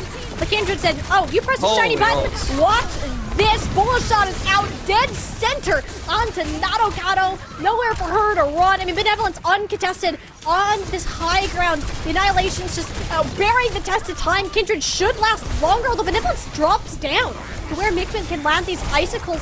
Not too sure about that decision, and in fact, you probably end up regretting it. Neither of these tanks are in a too scary spot when it comes to health pools, although Eve certainly about to be, considering Kindred just treated their backline like a punching bag. Yeah, that's it. Hive Mind Baddies, done. will not even get close. And just like that, Fable, what a way to even us up at 1 apiece. Wow. Okay. See, Yeah. I was in kind of the Fable basket from the beginning, but I mean, to the degree that Benevolence dominated, HK2 had, I think, outstood Mikman a bit more on the Mei. Like, this is great. I love to see it. Jesse, you can't do this on any other map. Yeah, hey, I will say this, the curse is gone. The curse has been lifted, everybody. The sweeps are gone. If you know, you know. But Okay. this has been, that's a great answer from Fable. It's the best map 2 answer we've seen all night. Of like, hey, we know what we did wrong over in map 1. We know how to fix it. We go to a comfortable map, and Fable just run the tail. It didn't even feel close on Circuit Royale. It was their map, and overall, everything works in the favor of Fable. And no, that's a very quick map pick. They know exactly. Hive Mind know exactly where they want to go, and it's not Flashpoint or Push. So that will be our last 2 maps, depending on how everything goes. But yeah, King's Row will be map 3. Yeah, without a second thought, too. Yeah, like, no, whew. that was quick. Oh, dear. Okay, so what does this really tell us then, Jesse? Because do we go back to this Hazard kind of diva dive that we saw in Ilios?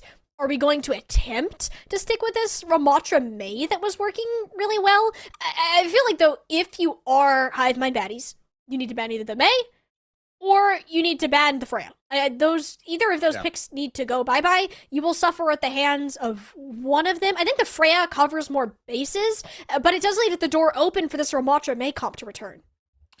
I would go Mei here only because this is probably the last map that Mei is going to be super viable. Yeah. Like, you're not often going to see Mei on push. Flashpoint very rarely, especially not on New Drunk City. You might see it a little bit occasionally on Suravasa, but I would personally go the Mei ban because, yeah, you can always go Freya. Freya's good on pretty much every map right now. So you might as well save that ban for later, depending on how Benevolence does here in map 3. And on the other side for Fable, I think you just do whatever you feel comfortable with. You kind of see what Hive Mind baddies want to ban. If they do ban DPS, and you got to think of something, maybe you go the Ramatra, but the Ramatra still worked pretty well for Fable. It's not like they were uncomfortable on it. So it might just be some sort of comfort ban to block out something from Mikmin or Nadokado. Well, or no, sorry, from Crumb and Navia, sorry. Even if we ban the Mei here, like, it just puts HK back on Genji. Like, I don't know if you want to face that anymore than what is already. I'd rather have played the Genji seen. than the Mei, considering what just happened, though. Yeah, that's true. The Mei was kind of gross. I won't lie. And I agree with you. Fable, their hero ban. I think they could go so many directions with it. I was like, oh, maybe you could try to ban a dive, but Eva can play the Winston, Eva can play the Diva, Eva can play the Hazard. Like, you ban one of those, it doesn't really matter. Oh. The Winston makes sense. I mean, Eva went like 22-1 or something on Ilios with the Winston, or 12-1. I don't know where I got 22 from. 12-1 on Ilios when the Winston was playing, so that does make sense. Break though, Jesse. What are we? What's the thought? What process? are we doing? What no are we brawl. doing? They want to deny the Juno Break brawl. That's my guess. Which, I understand that to a degree, and if you want to force more of like that Lucio Kiri comp that we've seen a bunch, like I get it. I don't know if I necessarily agree with it, but I can see where they're coming from. And hey, jury's still out. They can easily prove me wrong. It would not be the first time a team has proved me wrong today. Avidity. So easily could be the other way, and this is a 5-head play that they're gonna pull out here, but. I'm not so sure how I feel on the break ban yet. The Winston ban, like you said, you might as well. You take that off the board. It was really good for Hive Mind on Ilios. And Winston, especially these first 2 phases, can really work. So you just push that out. You kind of almost force the Ramatra brawl unless they want to go like Hazard and Diva. Which, again, it's doable, but I don't know. The Hazard can even get a little tricky here.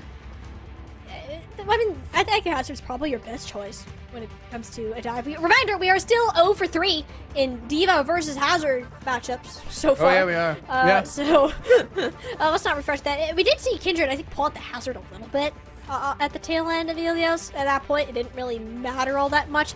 I'm more so interested in, can Benevolence keep playing like they have been, despite likely more pressure that's going to be applied? Yeah, that's a big question here because, like, Benevolence, they were not totally quiet, but they were kind of shut down on Ilios, and then Sugar Real, they're just everywhere, right? So it's really interesting. I want to see how they kind of settle in now. Like, okay, you had your highest of highs, you had your lowest of lows. Where are you now going to kind of settle in on this map? Because it will really, help determine, like, hey, who's going to be leading here? Who needs to pull off the 2 in a row going into maps 4 and 5? Unless, God forbid, I'm going to knock on my desk when I'm saying this, it ties, and then, we get into a whole other situation there. But, it's late night. Everybody in NA, unless you're West Coast, it's getting pretty late. If you're EU, it's morning. It's still pretty Good morning. It is morning. It is literal morning.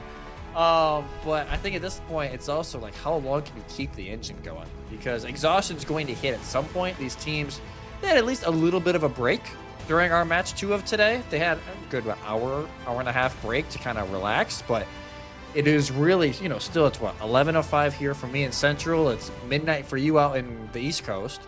So yeah, it can be a little tricky when you get to this late of the evening, and it will be the rush. Okay. All right, yeah, I think you gotta stick with it. Kindred Reinhardt would be something. I don't think she's gonna do it. Calling her bluff, but would be cool. Hive and baddies, that's what I expected to happen. Now with, I think the one piece that is interesting, they've been on the Tracer instead of the Genji. I'm not a huge fan of Tracer on this first part of King's Row. It just feels like there's so few places for you to go sometimes, unless you're playing parkour really well. Like a Genji is so much more favored. However, that changes if you are expecting kind of that May brawl type of thing out of Fable. So, and Hive Mind are prepared. They're fast. They are zoomy. But can they handle the battle of Kindred? Okay. A little close for comfort. Just a tad. Like I said, this could be a little tricky for Mickman. It's like, this is Overwatch, not American Ninja Warrior. Like, it can get a little hard with all the parkour you have to pull off, unless you're just playing purely for hotel control. But HP, really rough spot, but she's able to get up pretty well. Yeah, she's fine. She's May. She's basically a tank on ice skates. Goodbye, Crumb. Not really a chance with that. Problem is, you turn it around for a little bit, you lose out on the tank. Benevolence still hitting the shots as expected there. So Fable are taking their time moving towards the point, with Eve still being full health. I mean, I say that as Benevolence looks in their general direction and just shreds about 3/4 of that. Kindred should be walking back to the point by now, and you can start to force out some of Hive Mind baddies right before you spawn. Yeah, Kindred's back, and she just can kind of set up on point, and again, H-Key. Able to find an early pick, this time on a Kuriya Misaka, and now this is really where it gets difficult, because you only have Lucio heals, and yeah, that's just not going to be sustainable. Yeah, no, not even close there. I mean, Benevolence, H-Key, still firing on all cylinders, even if Kindred has had a terrible time so far in this game. The DPS are still popping off where they need to. We'll get at least 2 ticks. I believe that's Crumb that I just saw flying through the Crumb's just back running there. around. Crumb's and dead. no longer running. Okay. Yeah, okay. Bye, Crumb. Nice knowing you. No recontest. That's first point. 5 minutes, by the way. Yeah, Crumb left no crumbs, sadly. Okay. Yeah, that was a bad joke. It's 11, man. So some of these are gonna hit, some of these gonna miss. But man, what is it tonight? Very fast attacks on King's Row. Like almost 5 minutes here for Fable. We saw it in the last series as well. Benevolence. I don't know if I'd be peaking Benevolence as often as they are right now. Someone's got to keep Benevolence's ego in check, right? I mean, if That's you ego true. peek, they'll Yeah. ego peek, and maybe that works. It hasn't. I don't recommend keep doing it. Fable, though, did just get Sune Rush out without the tempo, but wait, it's blocked! It actually collided with Kindred's jagged wall there, so it doesn't get bullied around the corner, and they can't get much use out of it. Re-engage now with Fiery, Stoneberry, and the Downpour. That should just drag them out of the sky entirely. Goodbye, Kindred. Still is just like 0-3 right now. Has not had a good time on the tank, but the DPS were having a ball until the weather turned rather sour on their side. Benevolence was, or Natakata was locked up in a blizzard, but yeah, not for much longer. Hive and baddies will get some stabilization going. Even though it didn't win them the fight, that bola shot from Benevolence was absolutely filthy. Like, that was disgusting on an Natakata. Mid-air, but not able to get it done. Fable, they used everything to that fight. So did Hive Mind, except for the sound barrier. So a pretty easy fight on paper here for Hive Mind. There you go, very aggressive. I thought for a second that wasn't going to get over the Maywall, but Crumb actually ended up on top of the Maywall, so it was fine. Hive Mind baddies, and it's a tempo beat. I don't really like those, and this is exactly why. You get aggressive, the other team kites off at their own speed cooldown, and suddenly it's a problem. Even though eventually just catches Kindred off in a corner doing who knows what, playing Spider-Man, I guess. But yeah, Fable will resume their attack. Yeah, checking their phones, seeing what, getting those drops, making sure they got their phones set. Good That's what they were doing over there. But yeah, that was, like you said, I don't always like the ego, I don't say the ego, but the kind of the rush beat, but it worked out that side, but now it's the other side. Fable, they're really starting to get close to theirs, and Eve, they gotta be a little careful. Yeah, I mean, Fable, we're back up to Kitsune, we're back up to Downpour, so pulling these early, there's not many places for this team to run. I mean, Natakata, just a fish in a barrel for the likes of Benevolence, especially HK2, back on the Genji. Look what happened. Both supports are dead completely by herself, and it's these scrappy fights that Fable have done better with in the past. Both their DPS set to pop off. Huh. I think that Downpour was a little...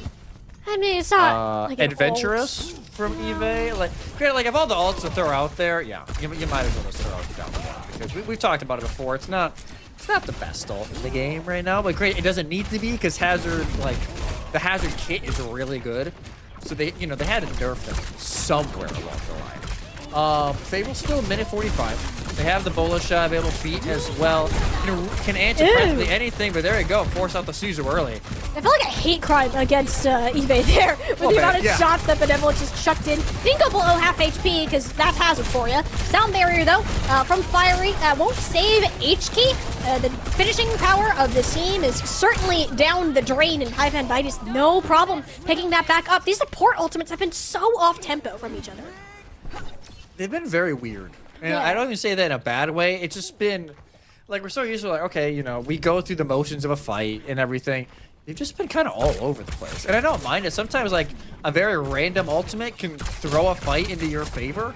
But overall, it really hasn't done that so far for either side. Now, Fable got a minute left. Got to play this at least somewhat up-tempo if you want another fight at this. If not, you play super slow to build up. Ooh, parkour! Blade I like and that. The parkour. Yeah. All right, Nadokado. Fiery certainly wasn't expecting that. It was like basically on top of her head at that point. So, I mean, hey, Nadokado, giving us shades of benevolence, or rather, we should have just been saying Nadokado all along, since she was the original Freya pop-off in this scene. And I mean, that's another fight that Fable, they just can't get anything done. We were talking about the parkour from Mikmin, but Nadokado pulled it out instead. At least for Fable, hey, very quick fight. Like, fight done. You don't really use a lot.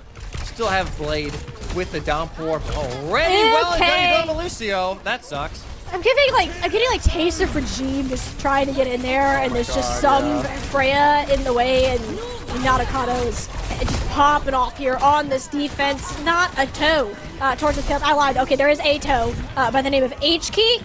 No Blade. Goodbye. Classic Genji Dragon Blade moment. Hive Mind baddies. That was a 5-minute hold they just pulled here on the street phase. Lot of hope for the future of this map.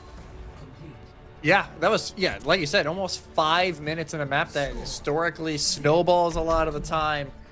Being able to hold it there for that long, especially Fable, going back to the drawing board here on the streets of London as Hive Mind baddies really starting to find their form once again. And yeah, they've, even though, I was critical of, the ban of not going on the May or Freya, I will say, Nadokado is playing way better on the Freya this time around. The 12-kill lead over Benevolence at the moment, but I do think not having that Brig, and they were probably wanting to run the Brig Juno, instead they have to run the Lucio, and it's been a little bit of an issue for Crumb here and there, but overall, like, you see the kills, like, they're tied for second in kills right now. That's kind of nuts.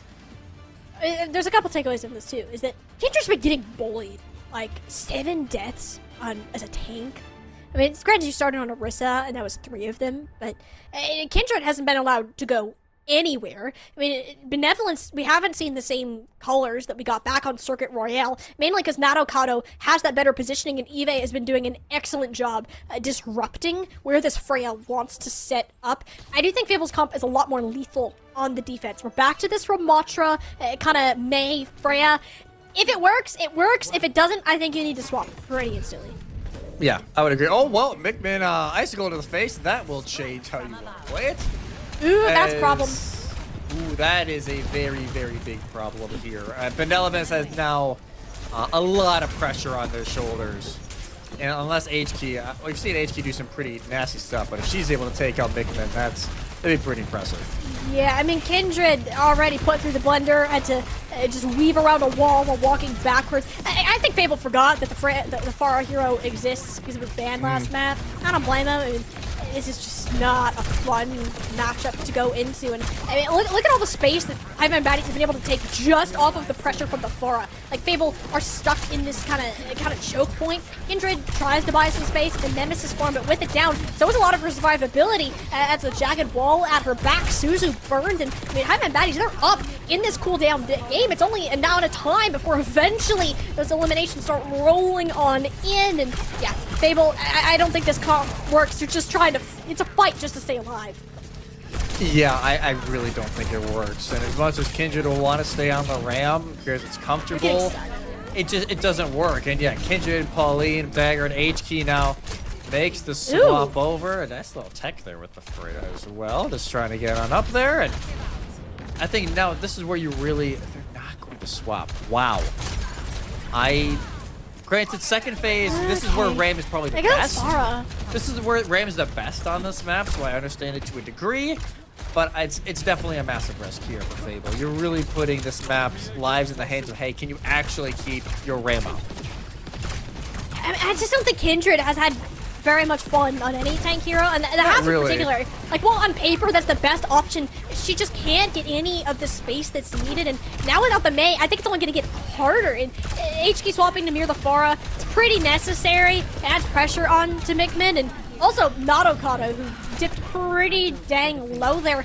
But, like, look at this. Fable, they just can't contest anywhere because the amount of air pressure that's been going on. Bola shot will land true onto Benevolence, but the Kitsune Rush, Kindred's Ramontra, much better in that than the likes of a Hazard here. Eve, a brunt of force chucked into them, and yeah, Fable will eventually make this far work, but only because of the better Kitsune Rush.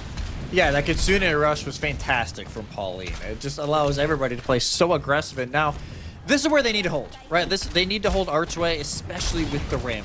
I get it. You don't have Mei to play around. It gets a little more difficult, but it's still the best spot, so you can't allow Hivemind to really spread the battlefield out as much, but just like that, they have to back up. Oh, the Suzu, a little bit mistimed. Pauline ended up getting stuck after all. My baddies, they want to snowball their advantage further, more so sustained through what would have been the annihilation. But yeah, no, Eve has had enough of it. This payload gonna get near this point. I don't think they can deny a contest here.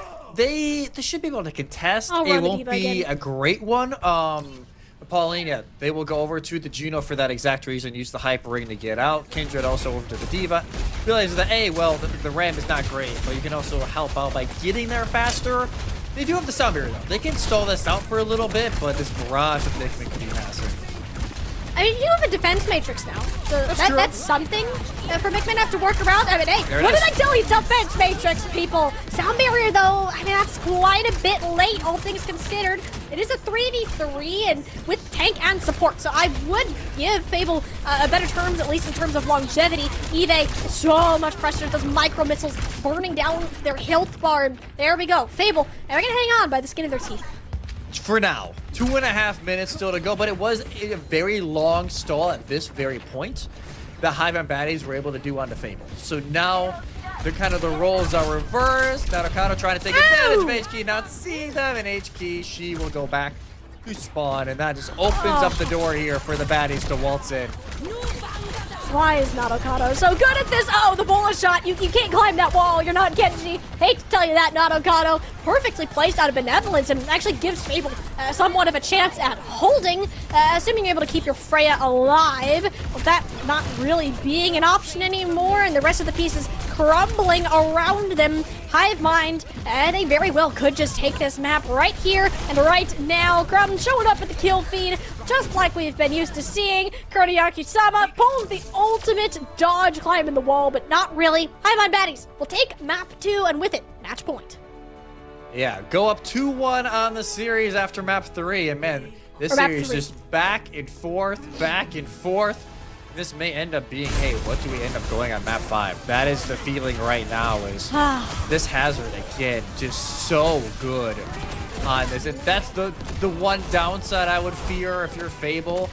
Flashpoint and Push, historically, are very good for the Hazard. So now you really put yourself in a tricky spot to where, yes, you can ban Hazard in one of them, you're not going to be able to in both. So you have to really play this tricky and smart because, hey, do you want to save the ban for a map 5?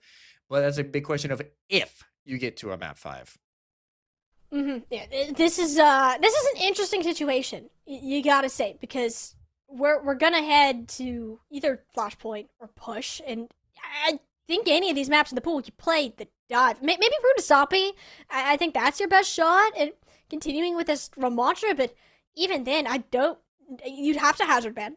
And yeah. I don't know, like, what's just stopping Eve from picking up the Winston again, honestly? Like, there still seems like there's so many options here for the hive mind baddies were as Fable. It's wearing thin. They found success on one thing. It was off the back of benevolence, but it's just not reasonable to expect benevolence to pop off every single fight in that way. Nadokado stopped into the limelight, and we saw some pop-offs on the Hazard hive mind baddies. Looking good, but can they close it out in 4, or do we get our first map 5 of our spring playoffs? That is what we are going to find out right after the short break.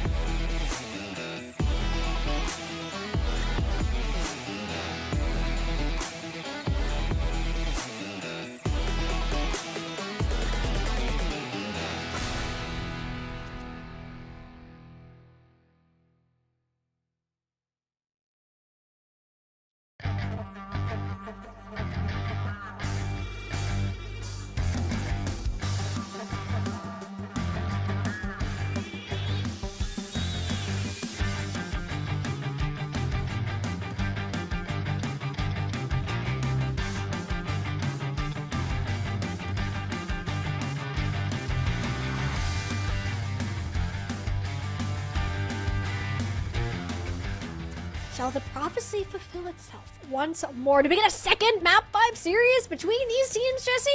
I don't know. Where we still got map 4. If Fable do manage to win it, we will get that map 5. But they got another hurdle in their way, and that will be their last map pick and last first band. Last first sounds bad to say it together, but that's just the reality of it for this series.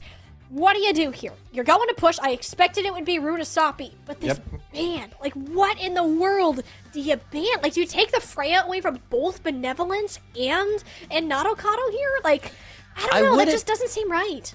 I wouldn't mind it only because Benevolence didn't play as well on King's Row. It did feel like Nadokado got the better of the matchup. So I am curious. We do go off. Okay, so I'm curious. All right, we're going back. All right, we're going back. Okay, we're back. Bands. We bands. Drum roll, please. 3, 2, 1. Oh. Ooh. Okay. So Fable don't want, Crumb to be able just to run it down on Lucio, which I get it. So Juno Brig. So Juno Brig. Oh, Juno Brig is 1,000% what we're playing. And then on the other side, banning out the Genji onto H-Key. Okay. Knowing that they can't play Mei. Okay. Could. Never say never. Well, the Mei would not be great in this spot. But I understand where both teams are coming from, honestly. And if you're Fable, you were able to keep that option of the hazard ban alive, unless Hive Mind ban a tank first, and during the final map, and then you can just ban Freya. Yep. So I don't think they're in that bad of a spot. Yeah, I mean, like when you look at these two teams as well, like Pharah's still there. Pharah's still an option, Jesse. From what we get to see, and I mean that on its own, that's a little bit crazy if we're talking about. But you know what else is crazy? Is that if anyone here is in chat and not participating in our Pura Vida giveaway, that is right, people. You have the opportunity to earn a set of Calling All Heroes bracelets. Go ahead and type !Pura Vida in the chat to enter, or go ahead and scan that QR code. Check out what is all available. There's sets designed for each, some of their different heroes, or you can be creative and make your own. I know, Jesse, you did one for Genji. I did one for Venture. There's a whole bunch of options that you can do. Pura Vida has been an excellent sponsor for Calling All Heroes. Yeah, you got to get in there. Do your own set. There's a few pre-made ones. You got the Mercy, you got the Widowmaker, the Lucio sets, but you can also do like we did, like mix a little bit of it up, make your own set, and why not? They look great. They shipped incredibly fast. I don't know about you, like mine was here within 2 days, like fully customized, everything shipped correctly. It was great. Like it was fantastic. I would say that, but I think my dad accidentally stole them because he thought they were his packages. They were not. I was looking for my bracelets, and I was sad, and it turns out he had them in the garage the whole time. But we found them. Good news. Everything is A-okay. Just as it seems, we will be heading into Runasapi momentarily. Tanks, that's a question mark. Freya Pharah seems very likely for me. I don't think you play Tracer here if we're expecting Mickman to pull a Pharah, unless that's what Mickman actually does do, is start the Tracer. I think I heard Tracer noises, if I'm not mistaken. Maybe. But I don't know. My ears might be deceiving me at this point of the day. I've played too much Tracer. It's just like a voice in my head now. That's fair enough. Like at this point, like we've all played so much, and it's like I even had to like snap myself out of it. I've played a lot of Stadium recently. Oh, see, there it is. I knew I heard it. Yep, there it is. For whatever reason, I feel like, they're shooting the Ursa when they're using Jasmine. Isn't that deflecting? Like, no, that's Stadium. No. Like, it is not the patch, thankfully. We are on right now. Well, yeah, the Ursas on both sides. The hazard ban not even needed it'll be a full mirror. Okay, yeah, I wasn't even going to talk about that. I feel that's bait. TP out from Mickman. Do they swap? Are they actually running? No. Okay. So eventually Mickman will be late, but it'll be Hive Mind who are here early overall. Yeah, I don't like TPing on this map since the actual exit door is far from where you can actually swap heroes. So I don't think there's too much benefit to actually be gained from that little sense of parkour. By the way, these teams will end up meeting in the middle, and Mickman gets this momentum on the side, goes up and wallops H-Key across the nose there. Well, Fable, down there Tracer, and down there Kindred. Still on the trend of I'm not allowed to play tank because Nadokado won't stop shooting me. I feel so bad for her. Like, Kindred, just whatever they play is just getting bullied. And it's honestly, you know, a great plan from Hivemind Baddies. Like, if you punish Kindred super hard, you're allowing Eve just to do whatever they want in the front. They can kind of just waltz up, put a lot of pressure over onto Benevolence and Pauline especially, and it really just opens up the rest. Is already almost 40 meters, but HK, she wins the better of it this time. Well, I believe that was also like it was Mikmin on a kebab served up instead of just a true Tracer 1v1. But either way, you take that revenge for the HK. However, Nadokado not in the same track. Benevolence will win out that duel and is now free to cook as they please here. Fable gonna go ahead and whip that robot red around. Yeah, Nadokado went a little bit of an adventure into the Fable backline. It was not the nicest trip, a little bumpy back there. But Fable, they at least get it over to mid. They can start building some of that progress. And I think if you're both teams here, you want to build an early lead. You saw how oppressive that can be. If you build, 60, 80, 100 meter lead early, it can be really difficult to try and fight back from. But already the Bola ready for both Freyas as who's going to send it first. Oh, Mikmin. I'm going to grab the health pack. It was a little iffy there for a second. Just had these Bola shots. First one. Yeah, from Nadokado, and it goes a little bit shy of where Benevolence was currently floating. Can't say the same for those shock darts, though. Beautiful aim from both of the Freyas. Will each get a kill, but with Nadokado still alive, that is the deadlier Freya. People goodbye. Fiery, and yeah, I find Vides, they actually might be able to get close to a checkpoint off of this. Yeah, they should be able to at least get roughly close, because, HK, Kindred, and Fiery all spawn together, and they have all 5 points, right? Like, they didn't use anything during that fight. That's the only real benefit here. They should be able to at least maybe get a touch in from HK, and then she has to just recall and allow everybody else to go in. So, yeah, they should be able to get a recontest. They just can't use everything. Like, you need to snowball this if you're Fable. You can't allow them. Well, they just barely don't. That's a problem. No Fiery, so we press the automatic win button that Kuriyami Saka does not have up just yet. There's the Bola shot from Benevolence too, and yeah, eventually you get the Juno. Again, no orbital ray to come through for Hivemind Baddies, but I mean, Fable, they don't really have the stabilization. They walked so far forwards after Pauline was dead and Fiery was still walking back from spawn. It's just Nadokado to clean everyone up. Yeah, it's like, yes, you want to take advantage of the orbital, but you also don't have that secondary healing, and instinctively, like, Pauline wants to play aggressive off the orbital rate. So does everybody. But you don't always have all of the healing needed to necessarily do that. So now Fable in a really rough spot and already rally popped early. And Nadokado, an attempted flank angle there. There's a lot of bailing out from the support, but here we go. Unmatched orbital ray. This one in the LOS of both of Hivemind Baddies support. So Fable crumble under the pressure, and yeah, we're starting to get to that point where the lead gets a little scary. Yeah, just a little bit rough here for Fable. And Kindred, she goes around the corner to try and play aggressive. That's when orbital was popped. And neither Pauline or Fire are even in LOS at that point. Fiery had to back up because they got so lit during rally. Pauline had to heal Fiery, so yeah, it was just a domino effect with Fable really getting punished on an off spot. No, and Fable too, like, they know they have the better positioning from that, so it's actually pretty smart for Hivemind Baddies to back off and not play directly into that staircase. Granted, that little balcony that you see Benevolence sitting on isn't that much better. See where that goes. We Tracer v Trig, and yeah, Nickman will stick it again. 100% stick rate, by the way. On this point, we get a Bola shot combo on the other side. Well, never mind. It was an opposite Terra Surge and Bola shots, and Fable, no supports. Once again, I mean, Mickman has been doing so much work on this Tracer. Yeah, this has just been Hivemind being like, all right, we're going to end this now. Like, we just want this series to be done. We want to go to bed. That is the vibe right now from Hivemind Baddies. On such a run, Nadokado, they have a util available. Mickman already forces the recall early. It'll force HQ to play more safe. Yeah, and Kindred using that ult. It wasn't in a great spot. There was no team to follow up. It was just like an effort like, hey, I'm going to try to get something done. And doesn't amount to anything. Fiery again, the first one down, did a deja vu with kind of this orbital raid that everyone on Fable, they can't use it. Hive-Mind baddies, they're already out of the fight. No utility to be made from the Space Ray, and Yamasaki, quite the opposite story. There goes Kindred, Benevolence follows suit, and yeah, Hive-Mind baddies, they're gonna continue this forward progress. I mean, they're just going for full cap at this point.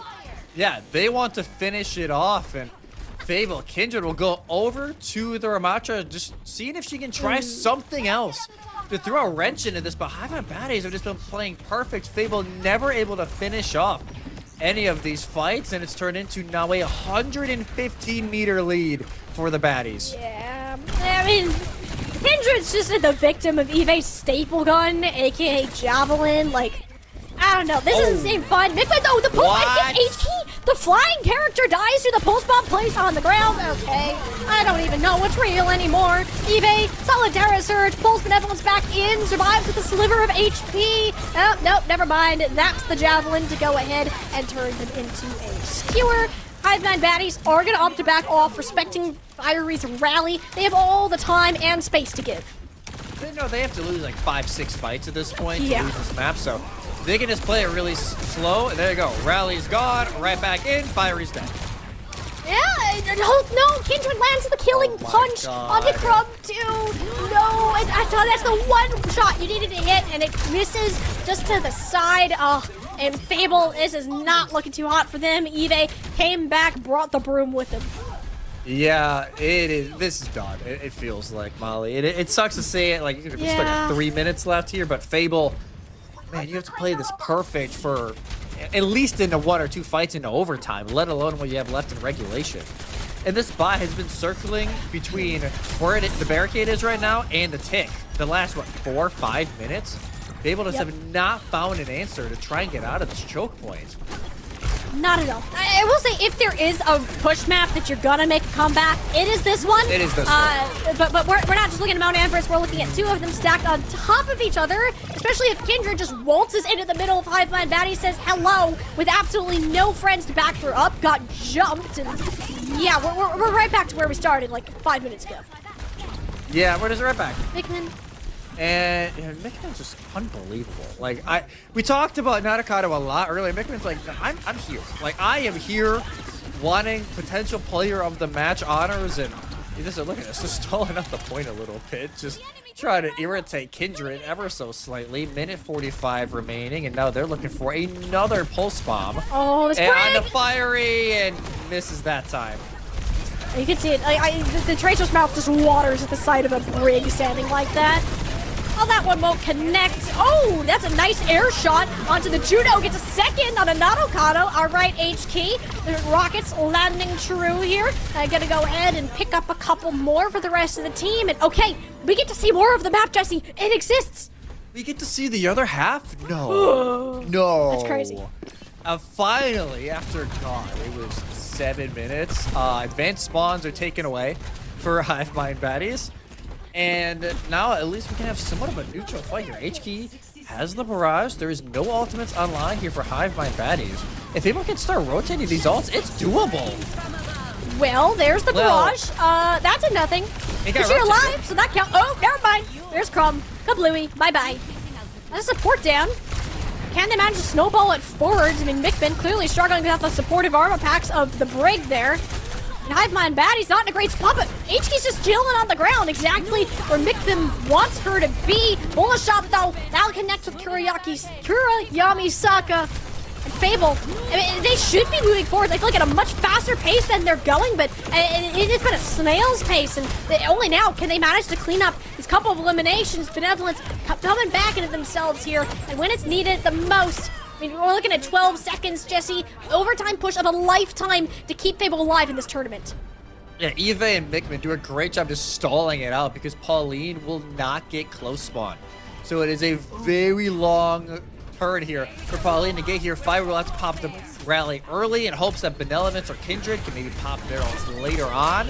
And Mikman now has gone over to the forward. Fire's already dead. How did Fiery die so fast? She just got burned through like it was nothing. Nanokado's back, there's no supports. I mean, Pauline, yeah, you're back, but with how much else to work with? Like 20, if that. Mikman dips HK in the sky battle, and the one nice thing, you don't have Eve to contest the point, so Mikman is gonna have to work twice as hard to keep the players off the objective. Kindred ends up using the Annihilation just to survive, and eventually punches Mikman across the jaw, but even that is not enough. Fable will fall short, and Hive Mind baddies will run it back and can stay alive in the Calling All Heroes lower brackets. Condolences to Fable. They will drop out here in the top 8, but my oh my, the Hive Mind baddies. Yes, just one map really didn't go their way, but the rest of the time it felt like it was their series to lose, and this push was a perfect example of that. Not even their map pick. Like, that was the Fable map pick, and it looked like Hive Mind have just been running it for ages and ages and ages. They had it down to a T, and Hive Mind, they will move on to the next round here of this spring playoffs, and they get to play Moth's Genesis. That is going to be such a good game, especially if Hive Mind, if they can continue playing like they just were, especially with Mikman having so many pop-offs and Eve as well, focusing the front line. Even though Moth's Genesis, they looked really good today, I think Hive Mind baddies could at least give them a good run for their money.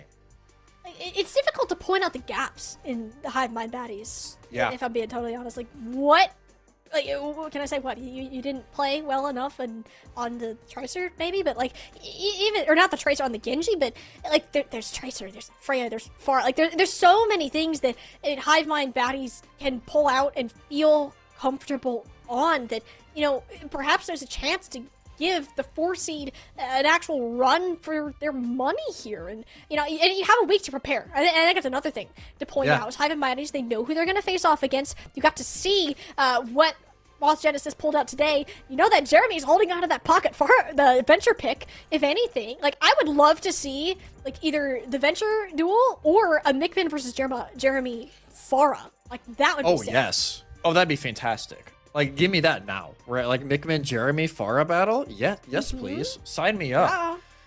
So, that was, fantastic from Hive Mind baddies. Yes, you know, Circuit Royale was rough. Like, in a lot of ways. And I have Benevolence moment really happened. Like, that was, I honestly think HK and Benevolence show. The rest of the time, I felt like Hive Mind, like I said, I'd say the roster's more fleshed out. Fable are trying to recover. They lost a lot of people over these last few months and last year, and I think it may just take a little bit more time for this roster to really reach the potential that they have. So I'm excited to see how they how they will do maybe in Academy 201 in a few months' time. But for now, you know, back to the drawing board for Fable, but it's back to another weekend now for Hive Mind baddies against Moth Genesis, who are going to be very hungry to keep their run alive.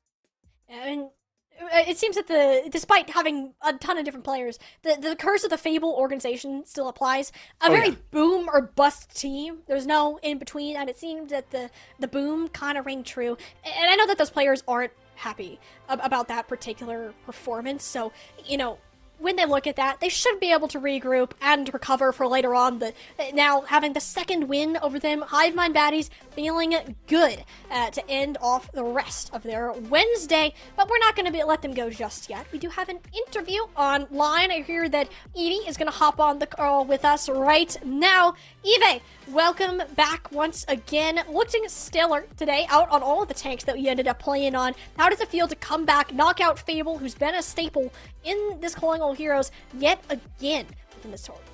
It feels really good. For the past few Calling All Heroes, we've sort of like seen like Fable is like our rival, since we like always like get really far and then we lose to Fable, and it was like heartbreaking every time, but we were finally able to pull through this time, and I think we're really happy about it. Yeah, and what do you feel went differently this time? Like, obviously map 2 a little rough, right? Like, Fable kind of had their moment in the sun, but overall it felt like just everything was going y'all's way, especially like the second half of maps. Yeah, it felt I think what went different was we had a lot of practice on the things that we struggled with against Fable beforehand. We had a few really productive scrims, like we worked on our ult track or our ult usage, and like where we took fights, and worked out really well here. I think that that was the difference maker in this match. So now, obviously, top 6 confirmed, but obviously wanting to go farther than that, you have a matchup now against Moth Genesis next week. How are you all feeling going into that, considering you didn't get to play each other in Swiss, so it's kind of still an unknown with these new rosters? I think we're super excited to play every match ahead of us. I don't know much about Moth Genesis. I watched a little bit of their match, but I bet it'll be really fun. I mean, every team left is really good. All the players are really good. I'm just looking forward to play some Overwatch. Hopefully it won't get this late again because our EU player has school like now. Oh. But hey, sometimes it's worth it. It'll be fun. Yep, it's worth it. I'm glad that y'all got the dub. And just for that reason, otherwise you'd be like, oh, why did I stay up all night? Well, this sucks. But hey, you get to do it again next week, just for the heck of it. But even I do want to touch real quick too, because Nanokata or I Find Baddies, y'all have stayed together longer than a lot of other teams, came together for the core, minus McMinn, for the LCQ and kind of moving ahead. And it's not something that's super common within Calling All Heroes. I mean, what has it been like kind of keeping this core together? Like, what does that really mean to you to keep having these same teammates? It's a really great time. I mean, I love this team with all my heart. Friends with everyone here. We hang out outside of like tournaments, practice, whatnot, and it's just, I don't know, we got the power of friendship on our side. It's for the past few CAWs, I've been on like a lot of like really fun feel good teams. I was on Dart Monkeys, I was like Noichi, that was like the streamer team, and this is like more of a friend team. It's just been so much fun. That's the sort of teams I like to play on. I'm glad we're sticking together. That's so sweet. I'm quoting that, by the way. The power of friendship is strong. Oh, yeah. Is strong with this one, because we will certainly be seeing y'all again next week when you take on your lower round 2 matchup. Eve, I know it's late. I'm going to go ahead and let you go. But before we do, any final words, shout out that you'd like to make here on the broadcast? Shout out Nadokado. Shout out Navilia for playing like when their bus was like about to leave. We were finishing up that last map and they like needed to go to school. That's what we like to do. Hey, good thing it ended in 4 then. We didn't go to that map 5 that y'all did last time. So that was our motivation for that map. That's a good reason. Totally honest reason there. Oh man. All right. Well, Yve, we'll go ahead and let you go. Get some sleep. Tell Nabil we said have a great day at school, and we will go ahead and catch up with y'all again next week. All right. Thank you so much. Have a good one. Thank you. You too. So wholesome. I love that. I love it. That's some fuel though. Like, hey, I gotta go to school. Like, yo, we gotta end this thing. Like this, we gotta go. But like they said, like, hey, power of friendship, man. Power of friendship rules. And hey, this is a team that I think if Moth Genesis don't take their time in really dissecting how this team plays, we could be in for a very good matchup next week. It's going to be preparation for both teams. I think oh yeah, Moth Genesis are a team that a lot of people underrate. And even seeing them at the 4th seed really kind of shows that, to be honest.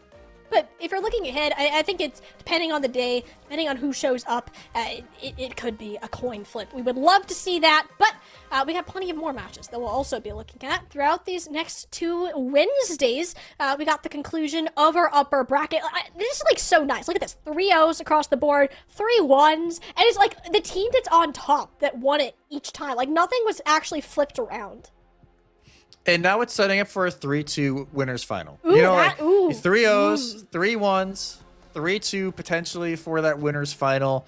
Should be a fantastic game between DK and Avidity. But yeah, overall, I think, yes, it's been quote unquote the script so far, but it's been a very entertaining script over on the upper side, especially Moth Genesis pulling a map out and on DK, Avidity, Exo Sakura. Felt like it could have maybe went 5, but Avidity locked in and really ran the table. But now we get to see, Moth Genesis and Exo Sakura try and run it in lower bracket to get that revenge. And run it they certainly shall, because we still got 4 teams down here in this lower bracket that were able to remain alive for the remainder of this week. And it'll be quick. Nova got the 3-0 over Hypnos Iceless, our 8th seed there, will be sent home. So, I mean, pretty scripted bracket. Our 7th and 8th seed are the ones that are eliminated, and everything else has moved to plan so far. I think it's once we get into next week's matches that those seeding numbers are going to mean significantly less. Oh yeah, the seeding starting next week is gonna be all over the place. Like, I think it is really just going to really diverge from there. Like, hey, you know, Hypnos and Fable, they sadly go out. Here we go. Like, get the food ready, get the party ready. This is when it's really going to get interesting here in this bracket, as I feel like a lot of these teams now are so close together, and it truly is anyone's game here in this lower bracket.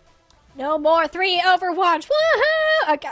I just jinxed it. I might have just jinxed it, but we're gonna hold out hope, because there's some serious competition going on between these two teams. Power of friendship, the underdogs, the storylines. I mean, they're just writing themselves at this point, Jesse. It has been a wonderful first day of our Calling All Heroes spring season playoffs. But all good things must come to an end. But only ready to resume again next Wednesday at 8 p.m. EST or 5 p.m. PST. We will go ahead and catch you right here again on this broadcast. It's been Tiny Shiny and Twin Salty. Have a great rest of your night or morning if you need to go to school. And we'll see you again.